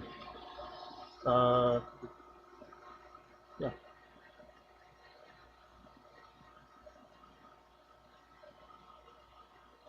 Three-eighths goes into that. Yeah. That's it. But yeah, if you were interested in more fountain pen making stuff, definitely hit up that group that made the other day. It's pretty empty. It's pretty empty, but you know, I'm kind of being selective about who is going to be in there as well, because I have to make sure people are not like super sensitive. But yeah, 1/2 inch and 3/8. Now, the other thing about that is you'll need different drill bits. So if you have a tap and die that's 3/8 and then a 1/2 inch, you're good to go. The practice on threads, awesome. So if you have like cutoffs of material that you want to end up making fountain pens out of, I do that. Like when I'm figuring out, here I'll just show you.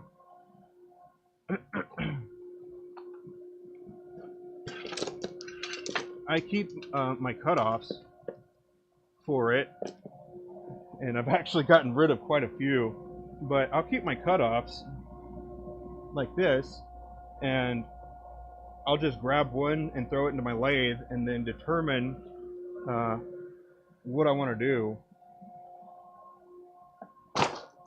as far as like the connection point or attachment point or threading or whatever it is, because there is a guide for taps and dies. However, I find them not to be as accurate because plastic, you know, behaves differently than metal, and a lot of that is based off of metal and precise holes. So you got both of those in single start. Yeah, and I mean, you can even at Harbor Freight. So Harbor Freight even has like the metric and imperial sizes, and you can get both of those for like I think $30, $36. So that'll give you tons and tons more than you could handle, really.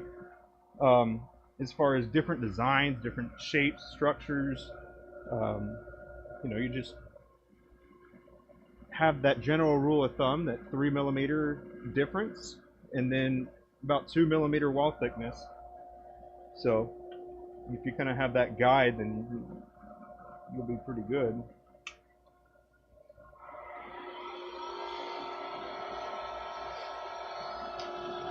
But yeah, I'll have a video that's coming out. It's 6 parts. The first part is the preparation of like a bespoke blank.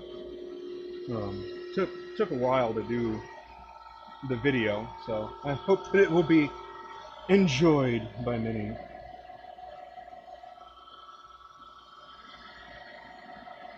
But yeah, it's something to look forward to, I reckon. But it is geared for a JOWO number 6, and yeah.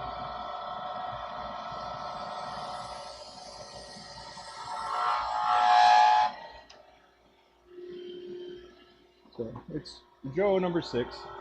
Now, the other thing about it I will say is if you were able to do the JOWO 6 one, or it doesn't even have to be JOWO 6, right? Because you can just modify the section to be whatever you want it to be. So, yeah, I just got to voice over the specifics that I'm doing and try to not be long-winded. So, I basically already made the video, and each video is about 5 to 7 minutes. Although one video is about 15, but there's a lot of steps in it. But yeah, the videos are already done, so my voice recordings are gonna have to fit inside that. So that'll be fun. Hey, Barbie. Hey, sweetie. We say hey. Oh, there you go. You doing okay? You doing okay, Top Dog? All right, bye-bye.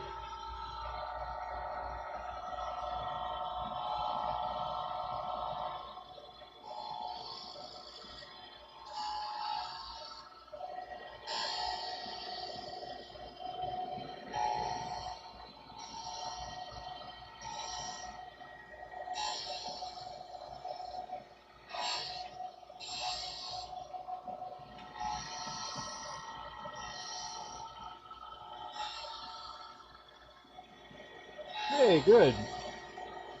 I tried to make, the intent was to make it as simple and easy to learn as possible.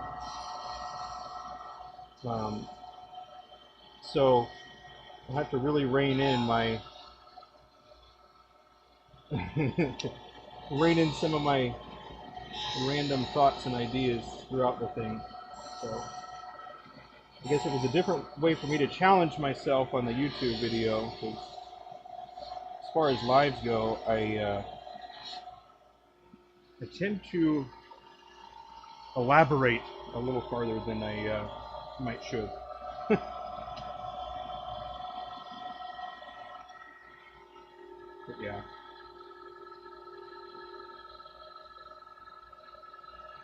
yeah. Yeah, that was Luna, my Weimaraner.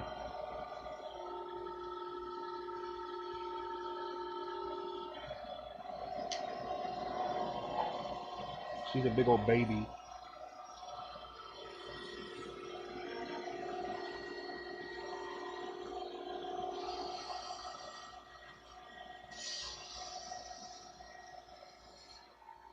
But yeah, like I mentioned before, that video that it's how I make a bespoke or kitless pen.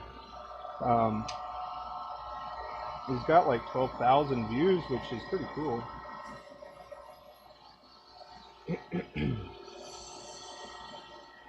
And it's still probably one of my most viewed. So success leaves clues, right? So maybe everybody telling me this is what you need to do, dummy.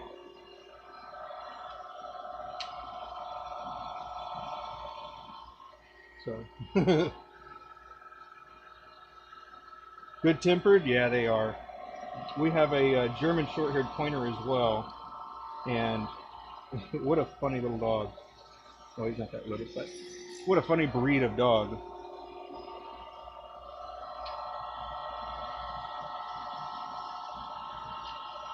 They're so unlike any dog I've had before.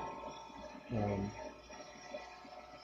I had a Weimaraner before, and she's definitely got weird quirks that they'll eat like anything. Yeah. Let's see. One of the Weimaraner, she ate like hydrocortisone cream, like a half jar of it, like the bigger tub type of thing, like like a triple E, like this big. She like ate half of the hydrocortisone cream.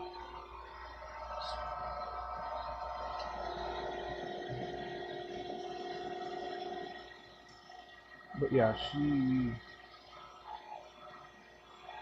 very much a baby.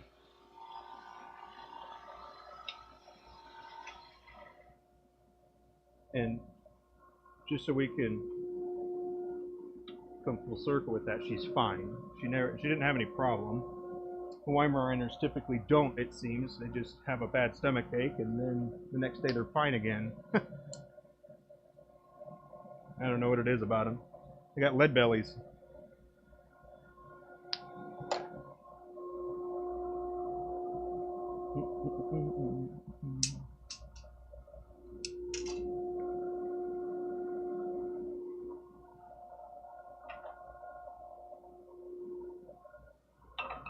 Whoop.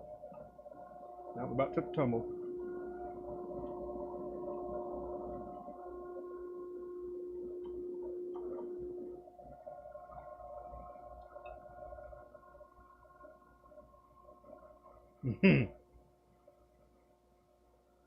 Gut. Yeah. My gut or her gut? I'm just kidding. Even if it was me, that's still okay.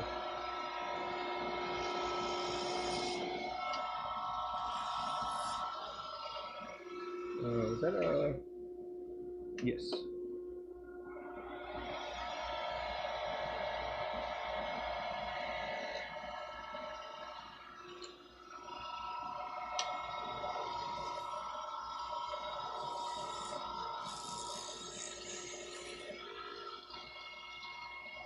Ah! Sorry. Michael jumped in here, dude. What's up, man? How you doing, Mike?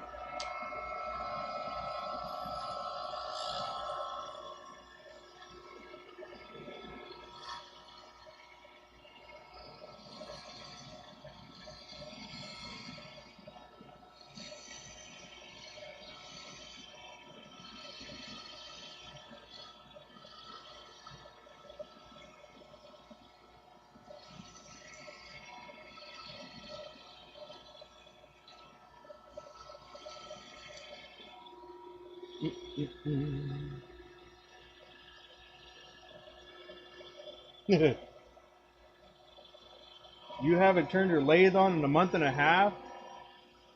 Dang. Is it because you get your fix hanging out here? I don't need to turn. I watch him do all the turning. I need. That's crazy.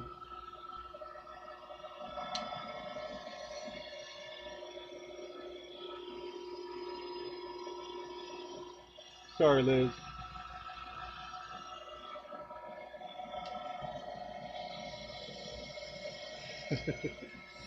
Well, yeah, I hope everybody's having a good Thursday. Good to see y'all.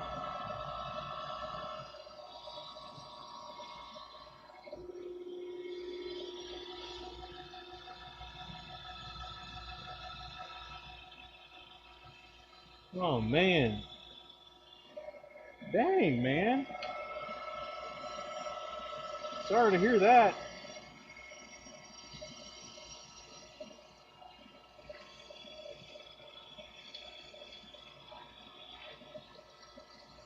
Are you better now or still recovering or what?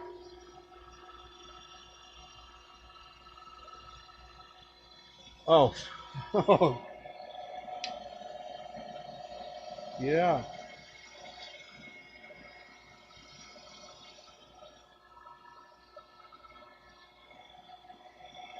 But yeah, man, how you doing right now? Hopefully better.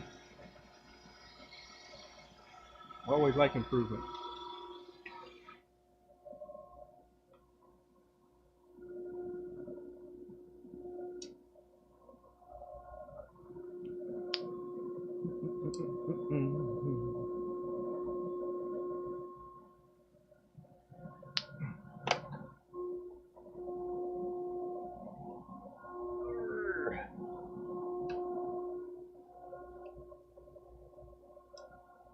Wow.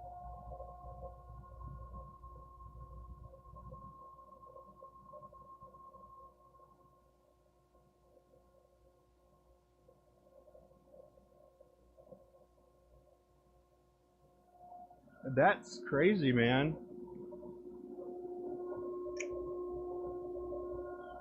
Well, I'm glad you're doing all right. Or you've stabilized at least. That's crazy, man.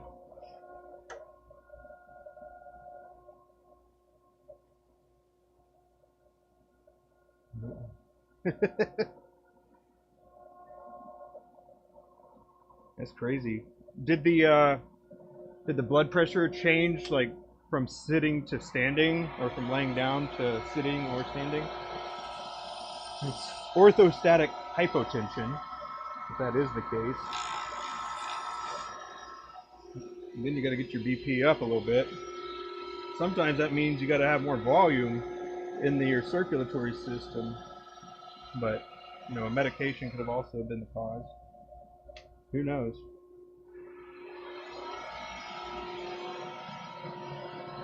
Yep.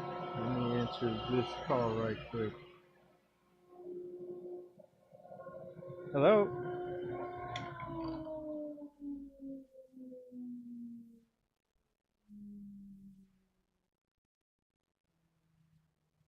What? I don't know. Here. Sorry, let me put the mic down for just a moment.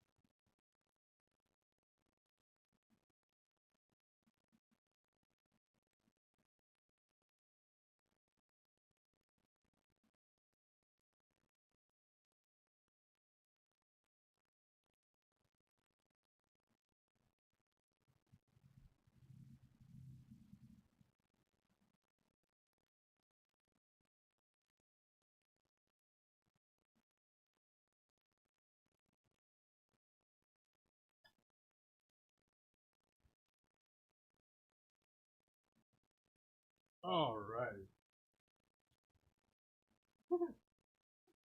Sorry about that. Let's see. Let me get this back on my glasses here.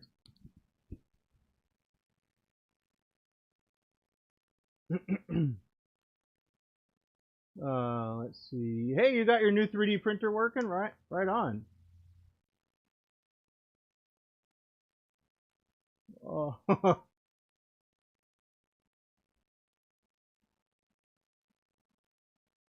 oh man, just took you out like that. That's crazy. Sorry to hear that.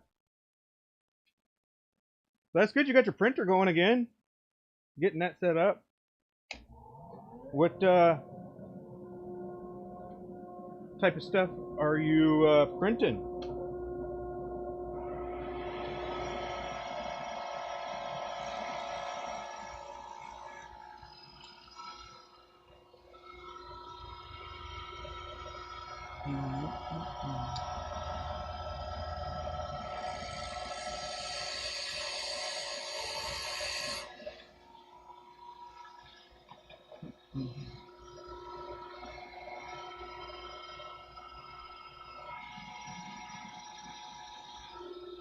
Oh, there we go. The lag was real with that one.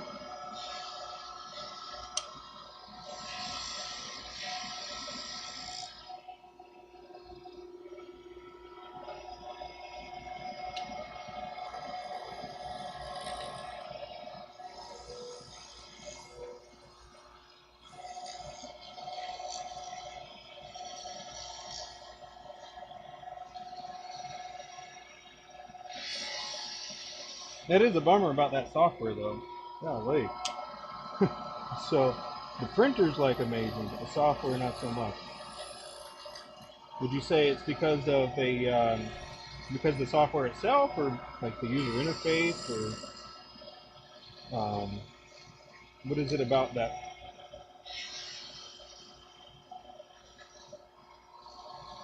Just wondering. I don't have one or anything. Just curious.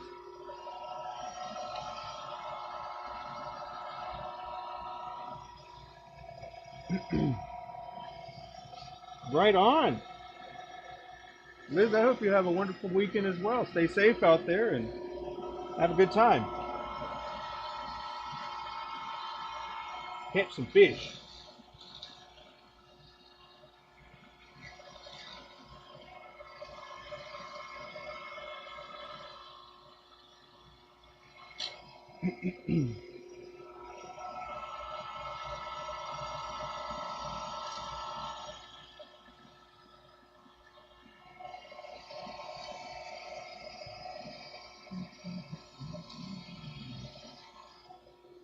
There we go.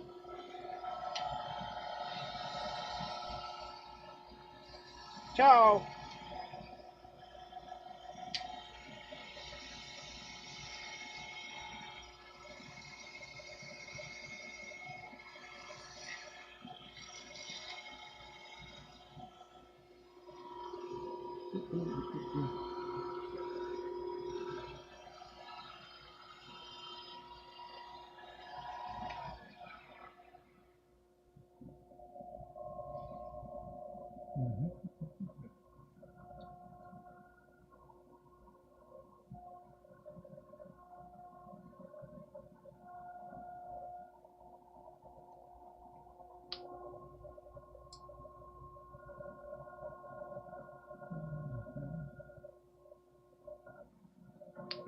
I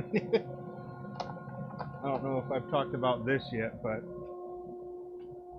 I don't think I have. Or if I did, it was brief on on one of my other streams, I guess. But man, so my kid, my youngest, she had a birthday party at a roller rink, and we're like, "You really want to go?" And sure enough, she's like, "Yeah, I want to go." And she didn't know how, and so they tried to give her that little triangle thing, and I said, "Nope, you are going to learn how to do it. You will fall. Just keep falling. Needs a good teacher." And And then there was a dad that was like trying to give her the little triangular thing that they can hold on to and like support themselves on. I'm like, no, I want that. And I gave it to her. Anyways, when I had left to go ask about getting my own rental skates, and I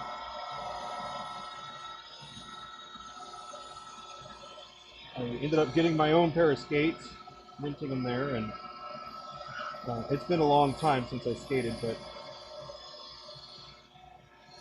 I suppose I'm stubborn. I still remember how to do stuff like that. But man, she kept like steering right in front of me. I'd hold her hand. Um,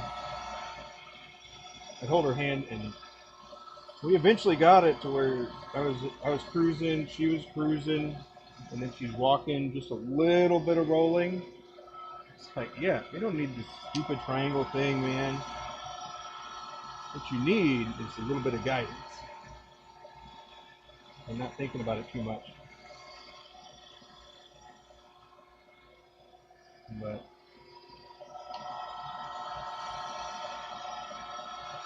it's kind of funny me telling somebody not to think so much.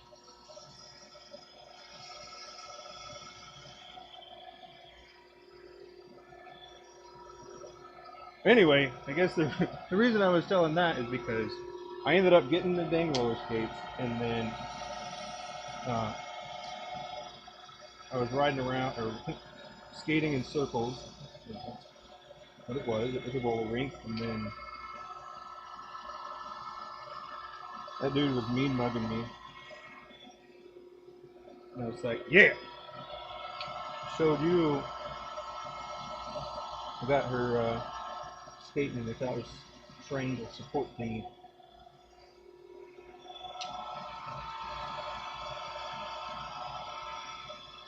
I don't know. You don't teach a kid how to walk with crutches just so it can start learning how to walk. You don't start with tools and aids. You determine what it is that you need to accomplish in order to be able to do whatever it is.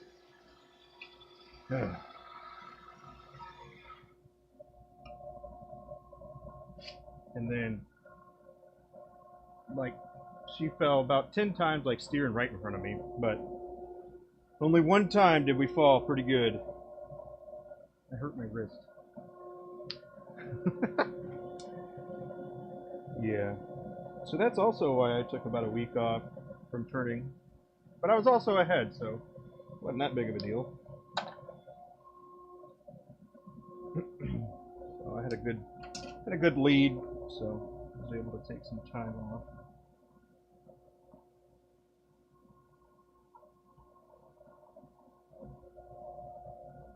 Yes.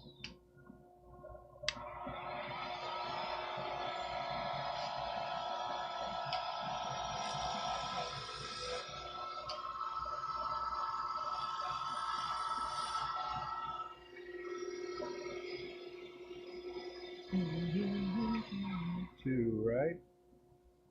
Yeah.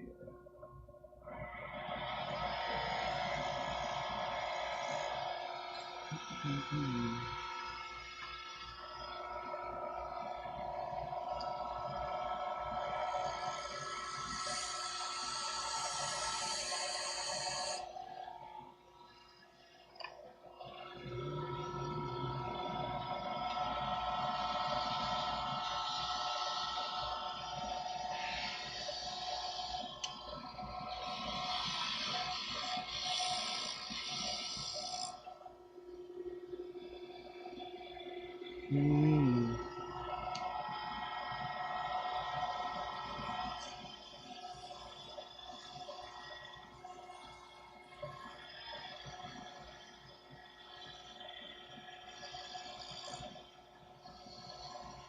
I have to dig in there with the diamond tool a bit.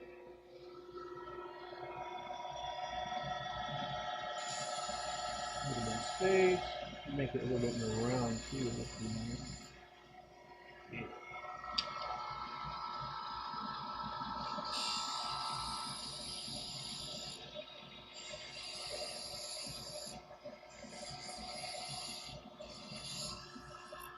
Mm. Abby and I started watching a show. It's called Severance.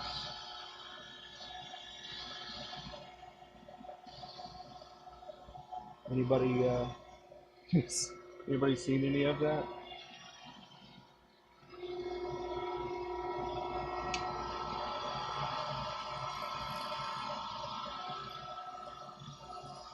I think we're still on season 1, but it's like cliffhanger after cliffhanger. In a good way, though. So it's kind of cool.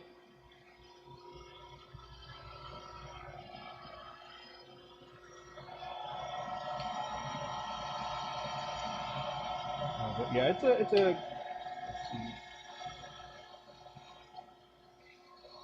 I don't want to talk too much about it, I guess. Mess it up. I mean, not like I can really mess much up anyway, because there's still a lot. I don't know, because we haven't watched far enough. But supposedly it got renewed for a season 3, so it must have been pretty well received.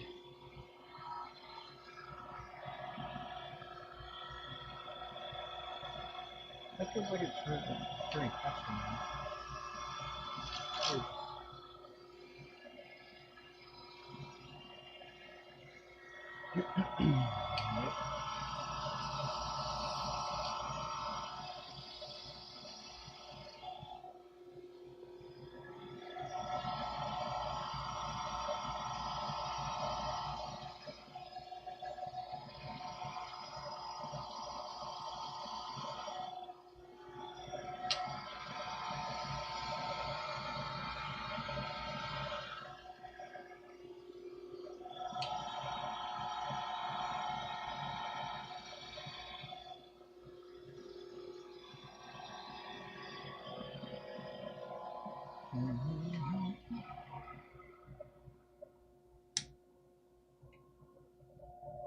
Very nice, very nice. These have all been really easy to turn. Not much issue with anything, or chip out, or inclusions popping out, or anything like that. It's pretty easy.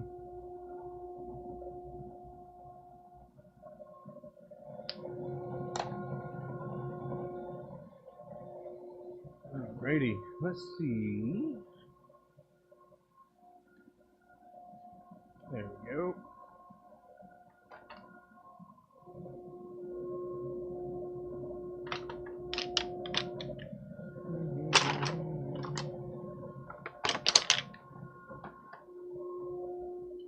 Alrighty, so gotta reset. Gonna be turning these. These are larges. They're about 6 inches. Yeah, 6 inches by 7/8. So, because get my vacuum cleaner up right quick before I swap the tool rest here.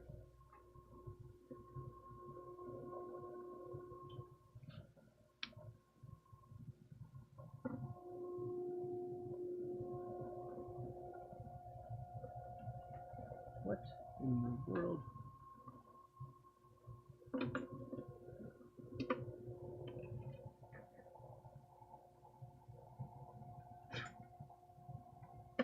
There we go.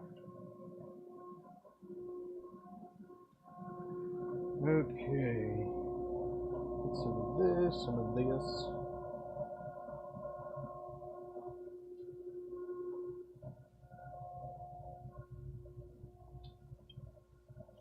Oh. Just clean up a little bit, you know. Like cobwebs everywhere.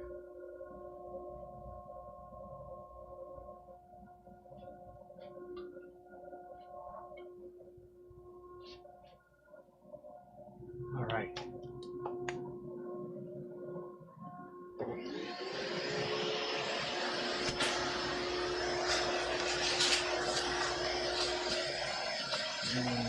Come on now. Yeah.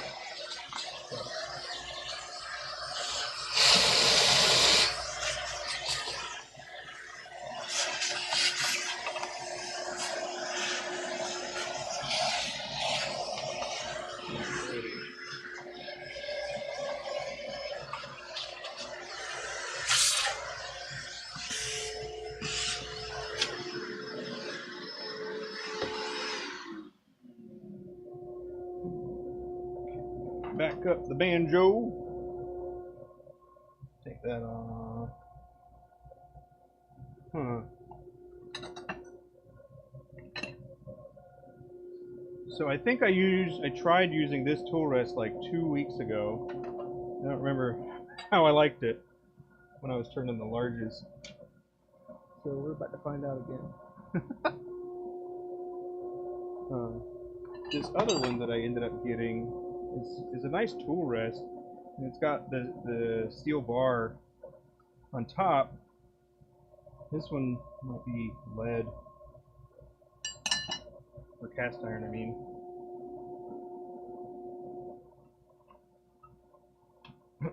But yeah, sometimes you just got to get it and then play around a little bit. The other one is just too low or too high for the tools that I use. So one of the drawbacks, I suppose, of having a smaller lathe. 3/4 post. It's a better variety with the 1-inch, but you'd have to have a banjo that was receptive of the 1-inch tool post. This one is not that.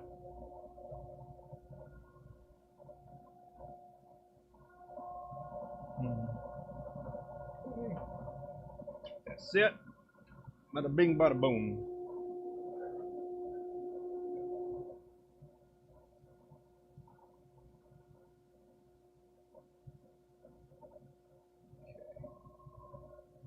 Let's see. Are we flat? For some reason, it looks like it's tilted down on this side, but it's hard to tell. So we're locked in. Everything's good.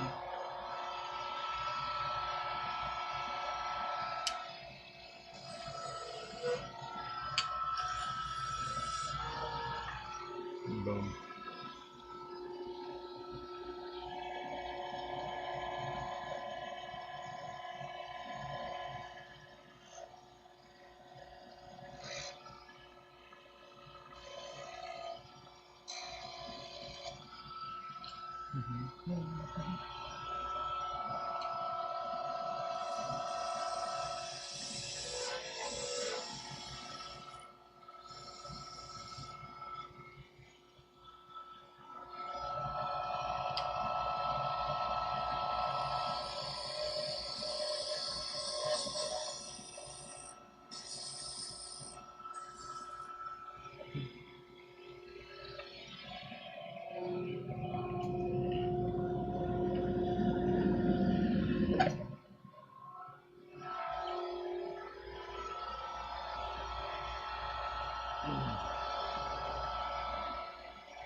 Cruising right along here.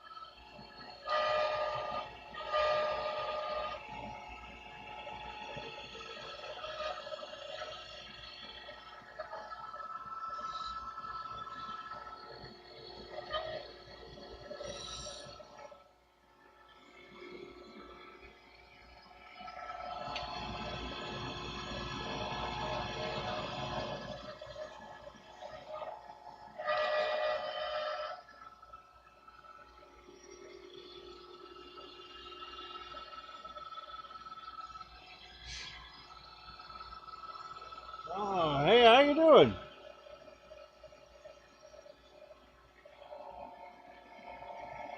You are a turner as well? Nice. What is it that you turn?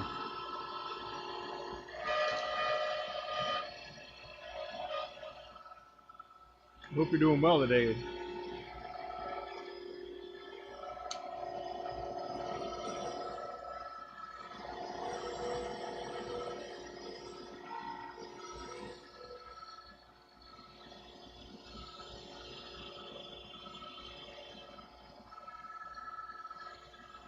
Oh,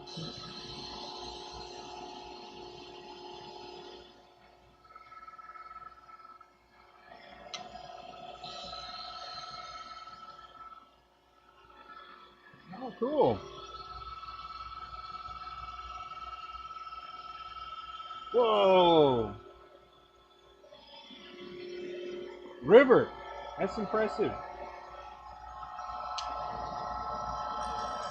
I wonder if we went to like the same training for that. Or if we're self-taught. You're from India. Hey, how cool. What do you usually turn? What do you call me? We call you Rama? Is that good? Or what would you like for me to call you? Rama.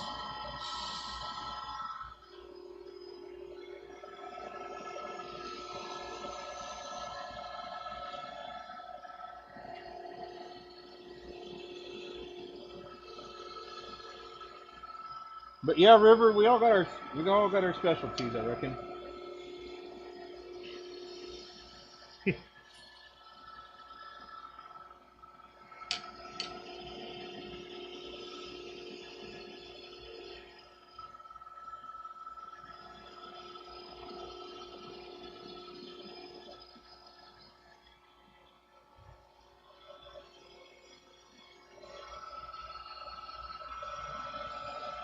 Okay.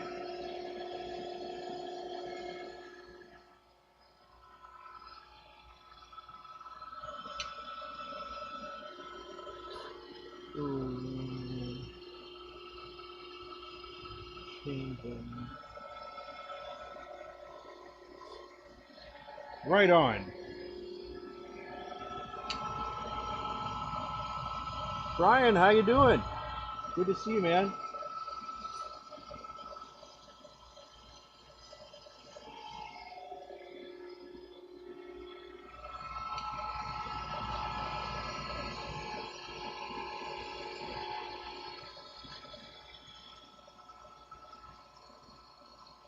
It's been at least a week. I don't think I streamed last week at all.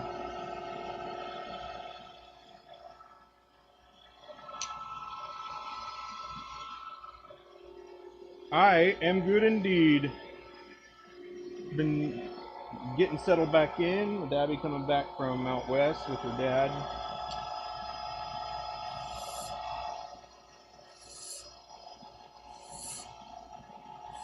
And then working on 2 different sets at the same time, because we'll have to get ahead again.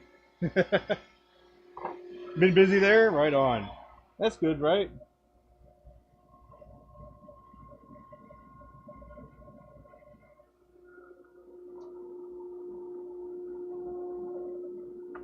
Whoop.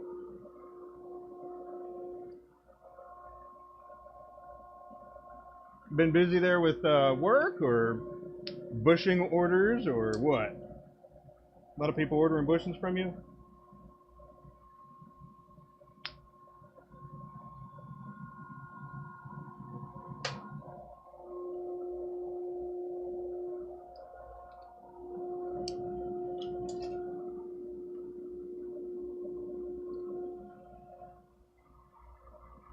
I was working on a set of pins for a local place, a local store. Um,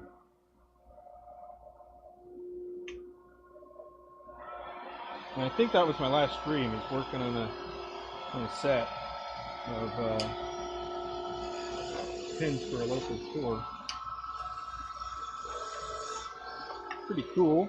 Pretty cool. So we're just seeing if that can be a good arrangement.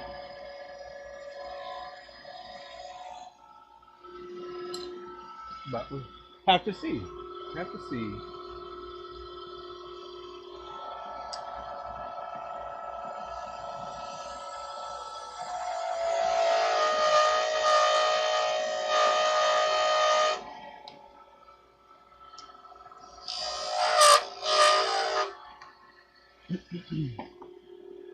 We were talking about Call of Duty last, I think. And I was playing it, but I offloaded it from my computer, taking up a lot of space.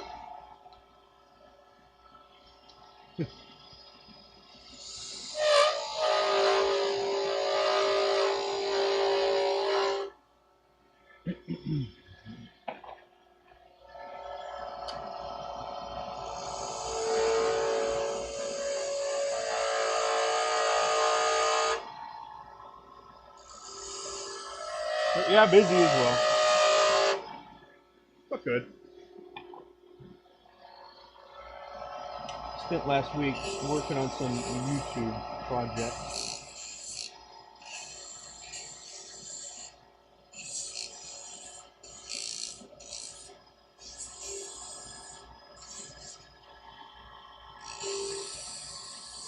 As well as a Facebook group, by the way.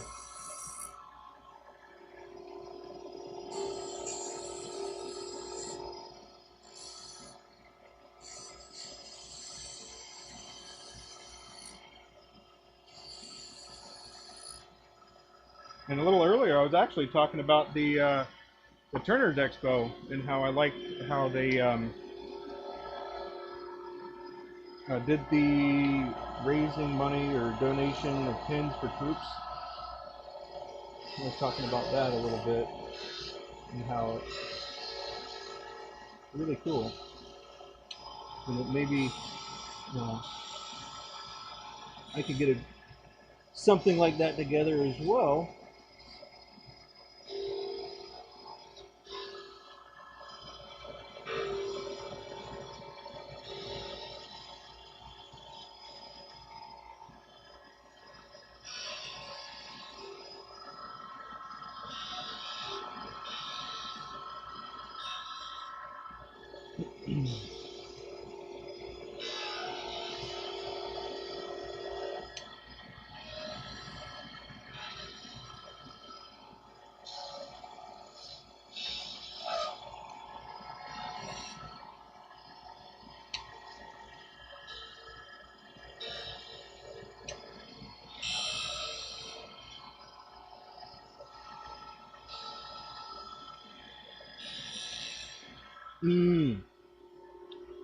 Let's see.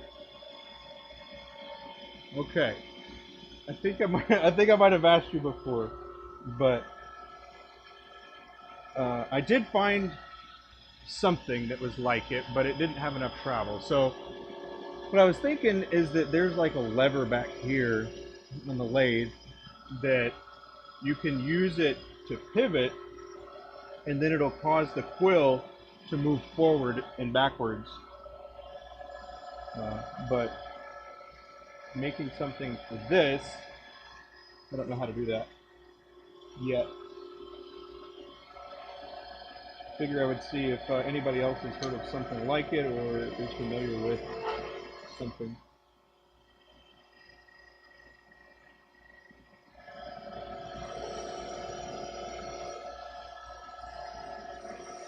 Because that would be an attachment I would likely buy, depending on the travel it had. Because I was thinking like a drill press, but I'd still have to figure out how it's going to be held. Just trying to think about like either put jaws on a drill press that holds it centered, or put the little activator arm on a lathe. One of those.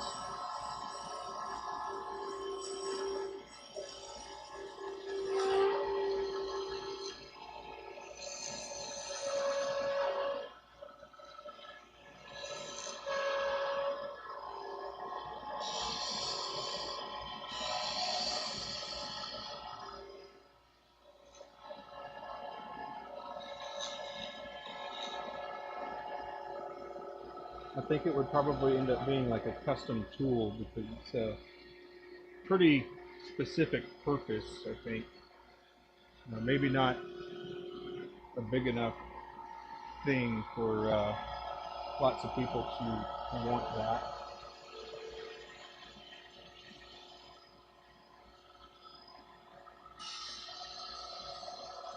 I did find one that hooks into, or it goes into the Morse taper too, and it's got like a straight bar, and then it has a hinge that has travel in it, and then it's got the lever on it, and so you can move it, but I guess the travel is only an inch, and that's not good enough. I'd want like 2.5 to 3 inches of travel or something like that.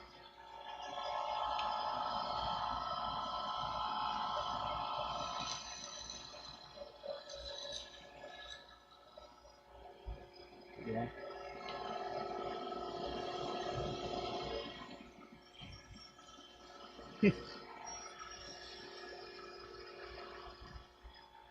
I even had a weird idea to try and put a drill on the back of the handle back here somehow. That way you just squeeze the drill and it advances the quill, and then you put it in reverse and it pulls it right back. It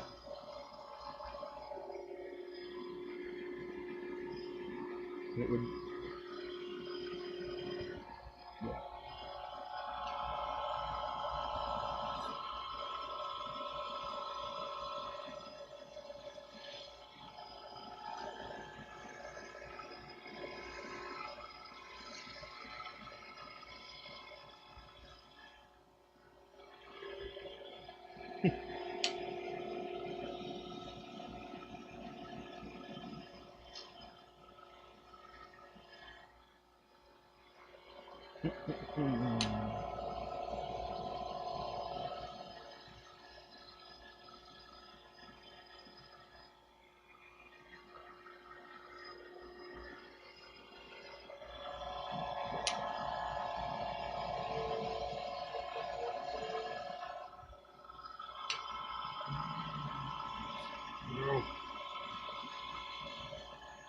So I think,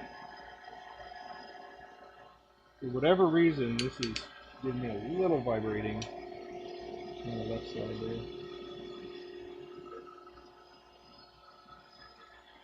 Or because it's at a different, like it's tilted.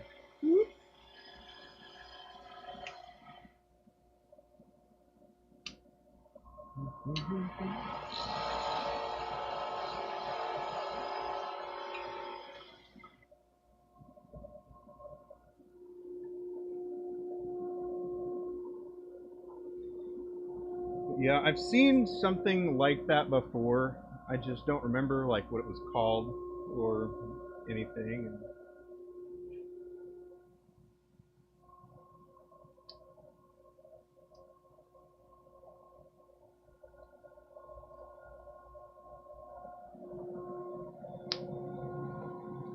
But it was a cool thing.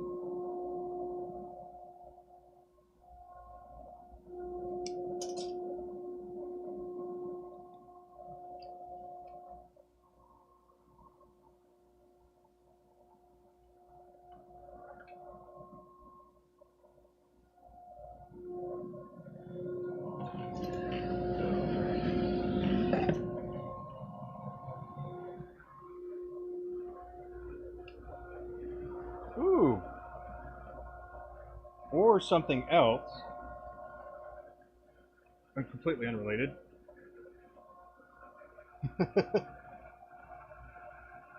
Hey, take care, man. Thanks for stopping by. Hope to see you around. Have a good day.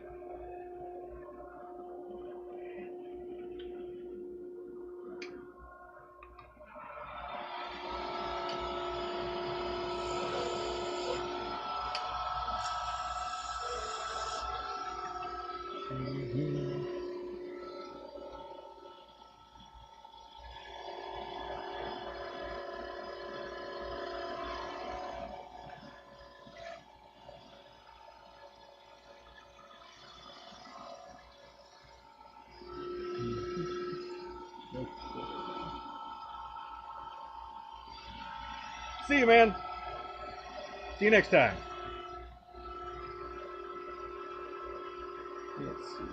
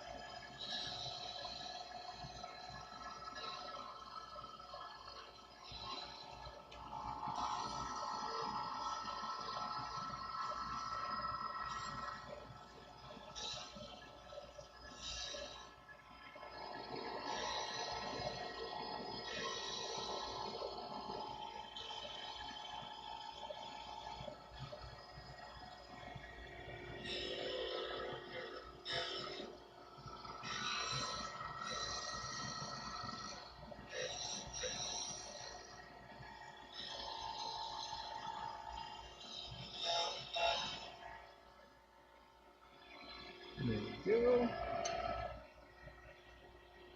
Nice.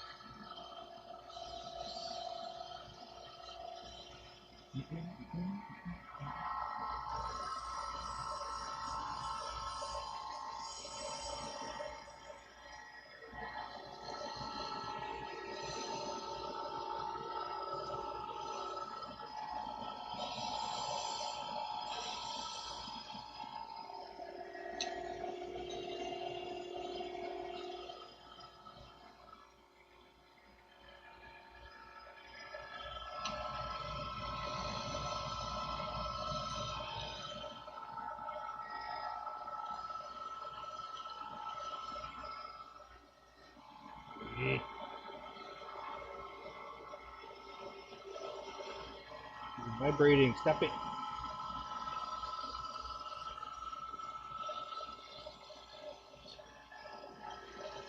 It's gotta be the tool, right? Because they don't vibrate on the other side like that.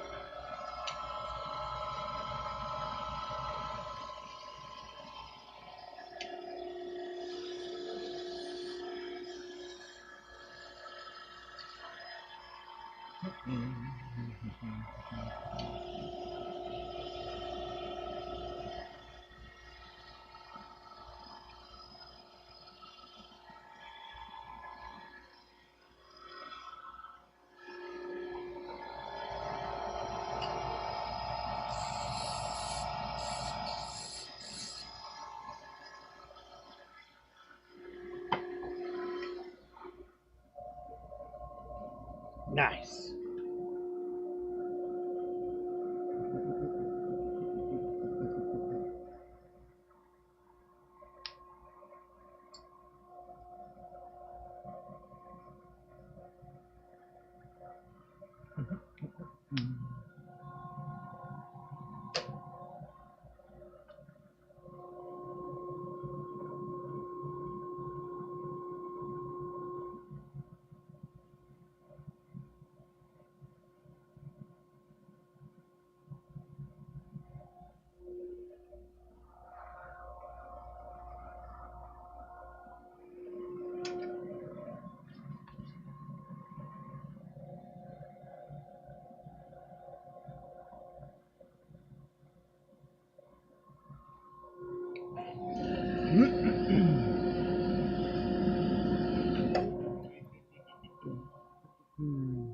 No, didn't code yet.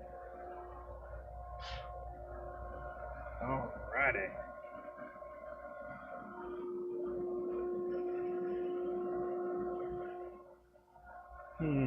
One of these says a captive ring, but I don't know if Abby really wants to do that. I don't know, man.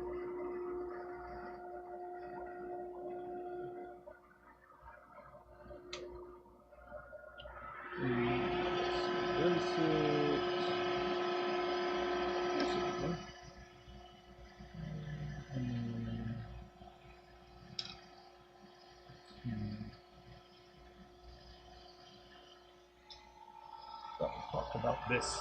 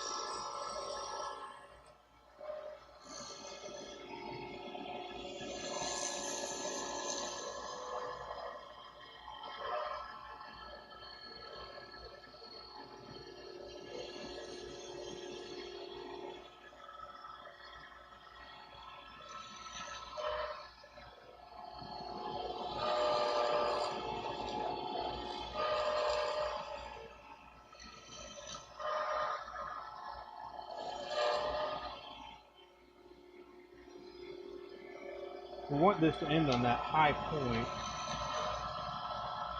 as high as possible, to make the bumps as nice and pronounced as possible.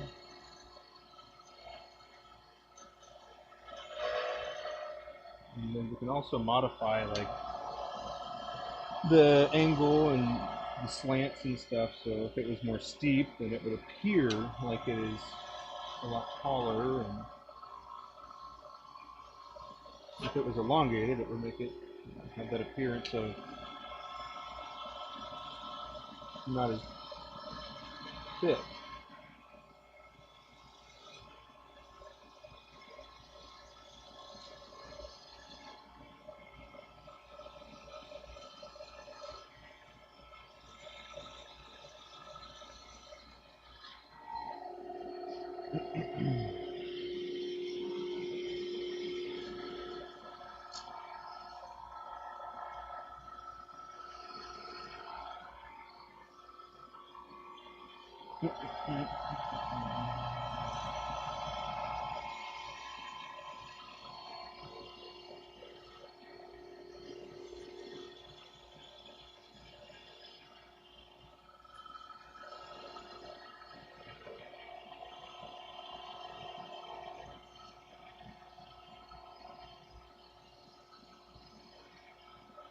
Also, when you're looking at the geometry of it, looking at the slopes and the angles, and you're thinking about the grip position, and what part of the fingers are going to be actually gripping it, and how you anticipate the end user holding the pin.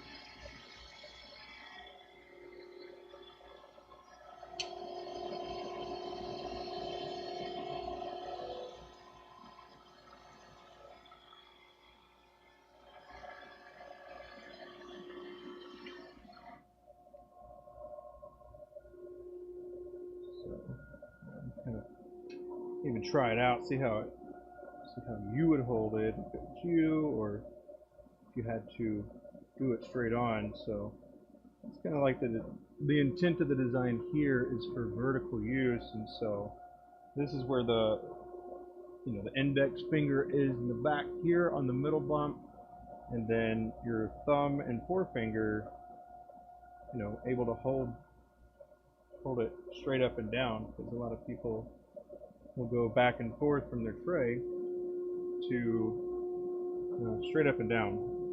There is a 45-degree angle tip that I don't think people care for that much, though. There's also the e-painter. That's a pretty cool thing that made something recently for that.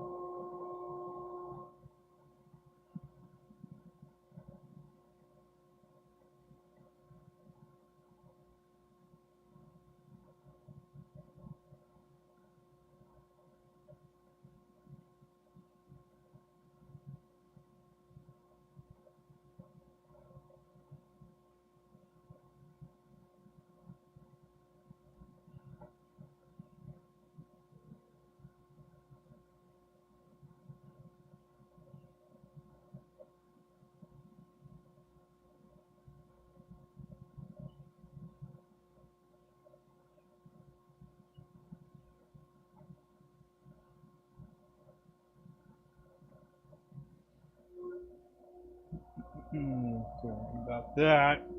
Some IRL stuff.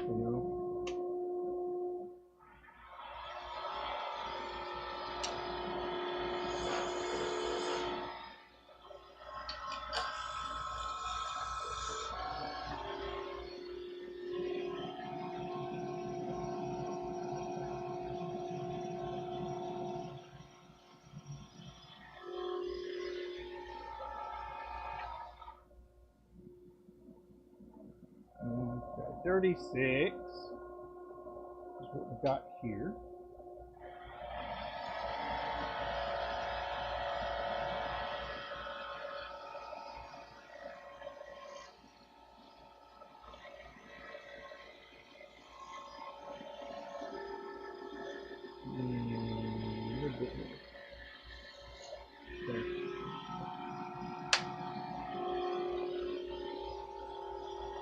Hey, how you doing?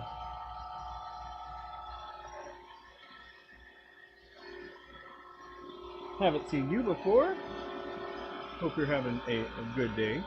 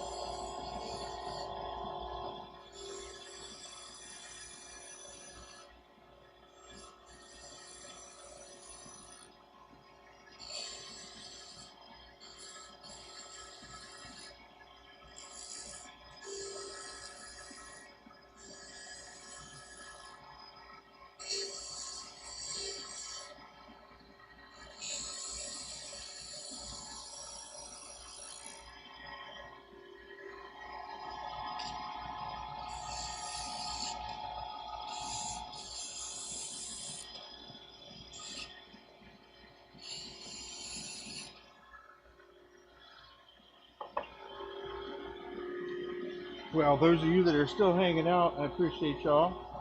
Well, real troopers.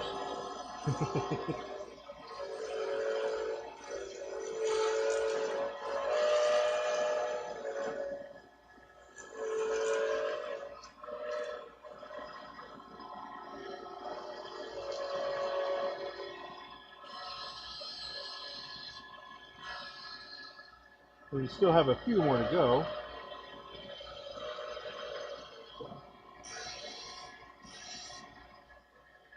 Throwing out some appreciation. Everybody doing well today.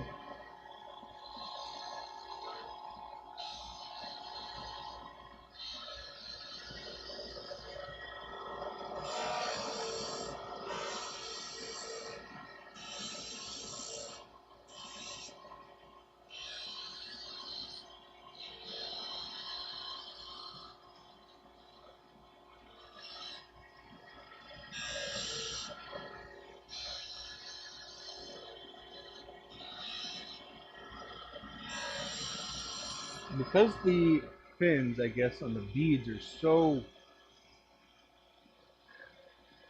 deep,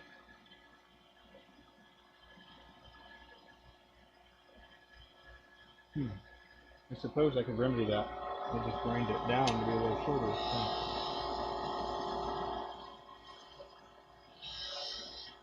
They actually spend a decent amount of time trying to get these back to round because we don't want them to be flat.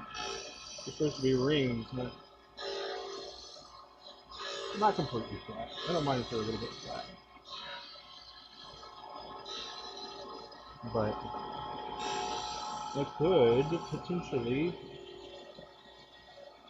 do that.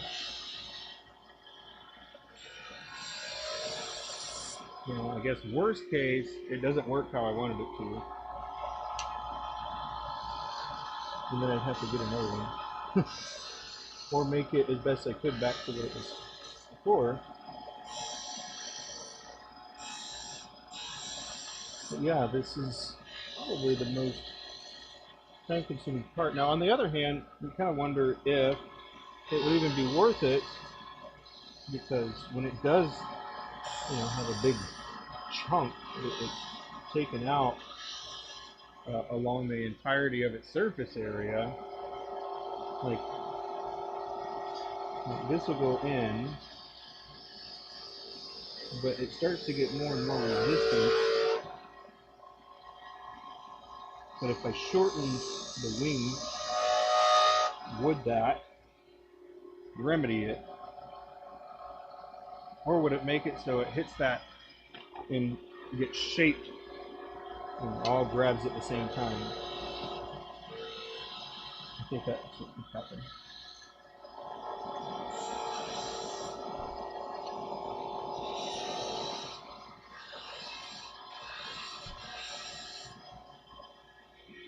I guess you don't know until you try, huh?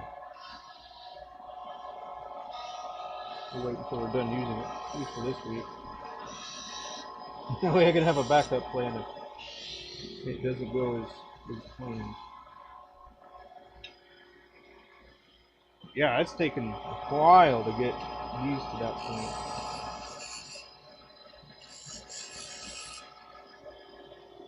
I think we're good now. My goodness. It's taking a good while.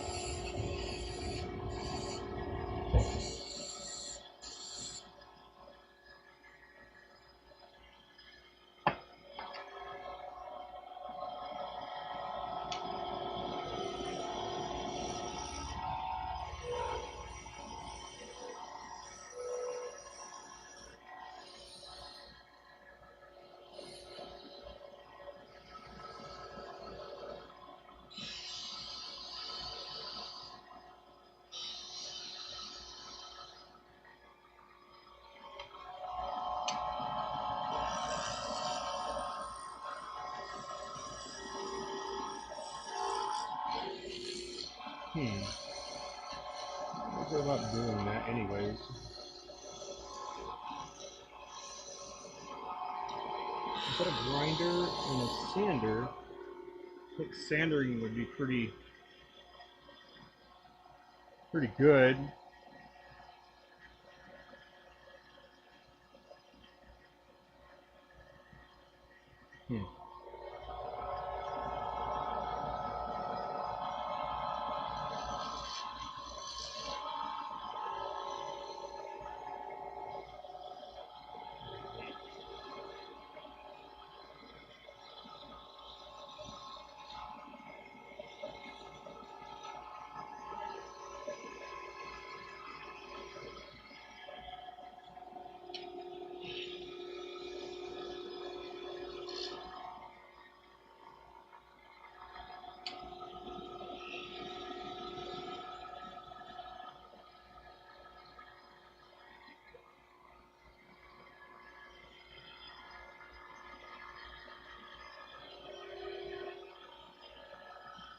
Maybe take this a little bit more here.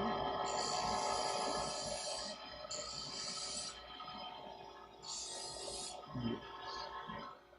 That's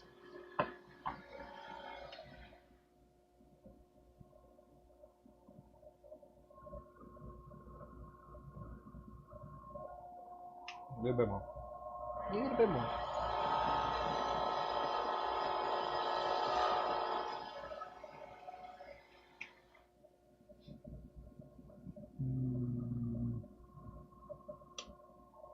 A little bit left.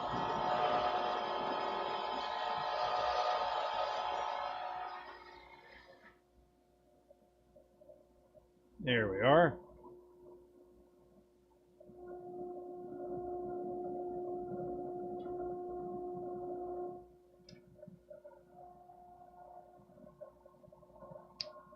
Hi.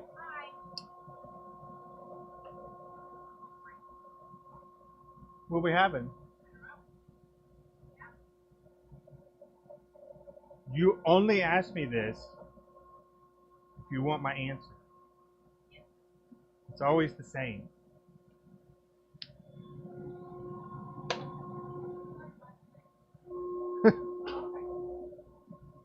Hey, are we doing a captive ring? Okay. We'll revisit that tomorrow. Alright.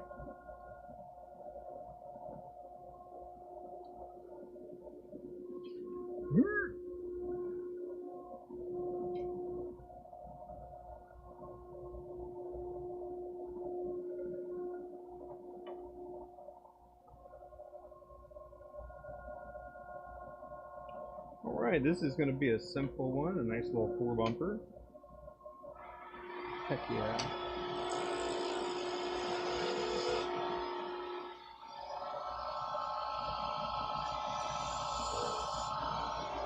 Woo. Okay.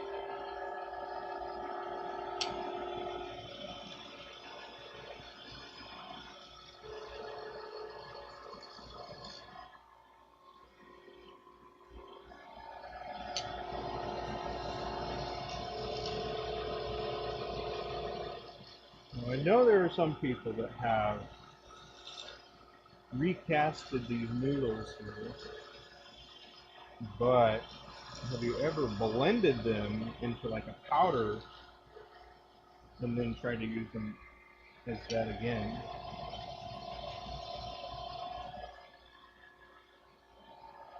Like maybe like a coffee grinder or something to do like a little sample. Never use it again for coffee, but I wonder what it would be like. It's like a little infinity loop hack, huh? It would only work on opaque things. Well, at least the noodles. But I wonder about the powder if you were to grind the noodles. these noodles.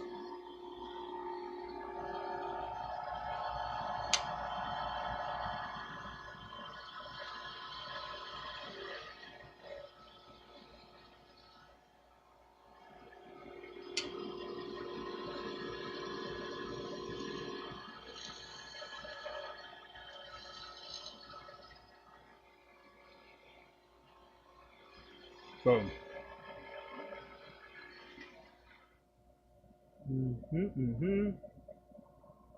And because of this surface, I can tell that my carbide is ready to be rotated. And I can get one rotation in the carbide. So I can do like maybe 100 or so pens with one side of the carbide, assuming I don't drop it or anything. Normally I can just get about 100, and then you rotate it, and I can get about another 100. So pretty cool.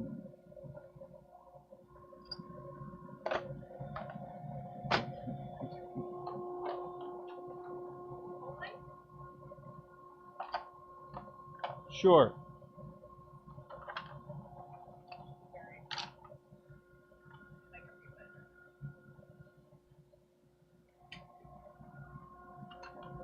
Okay, I'm done.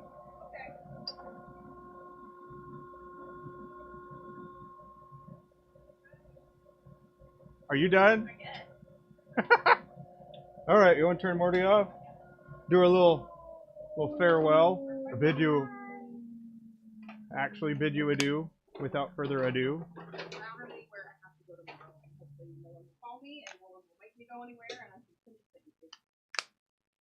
What?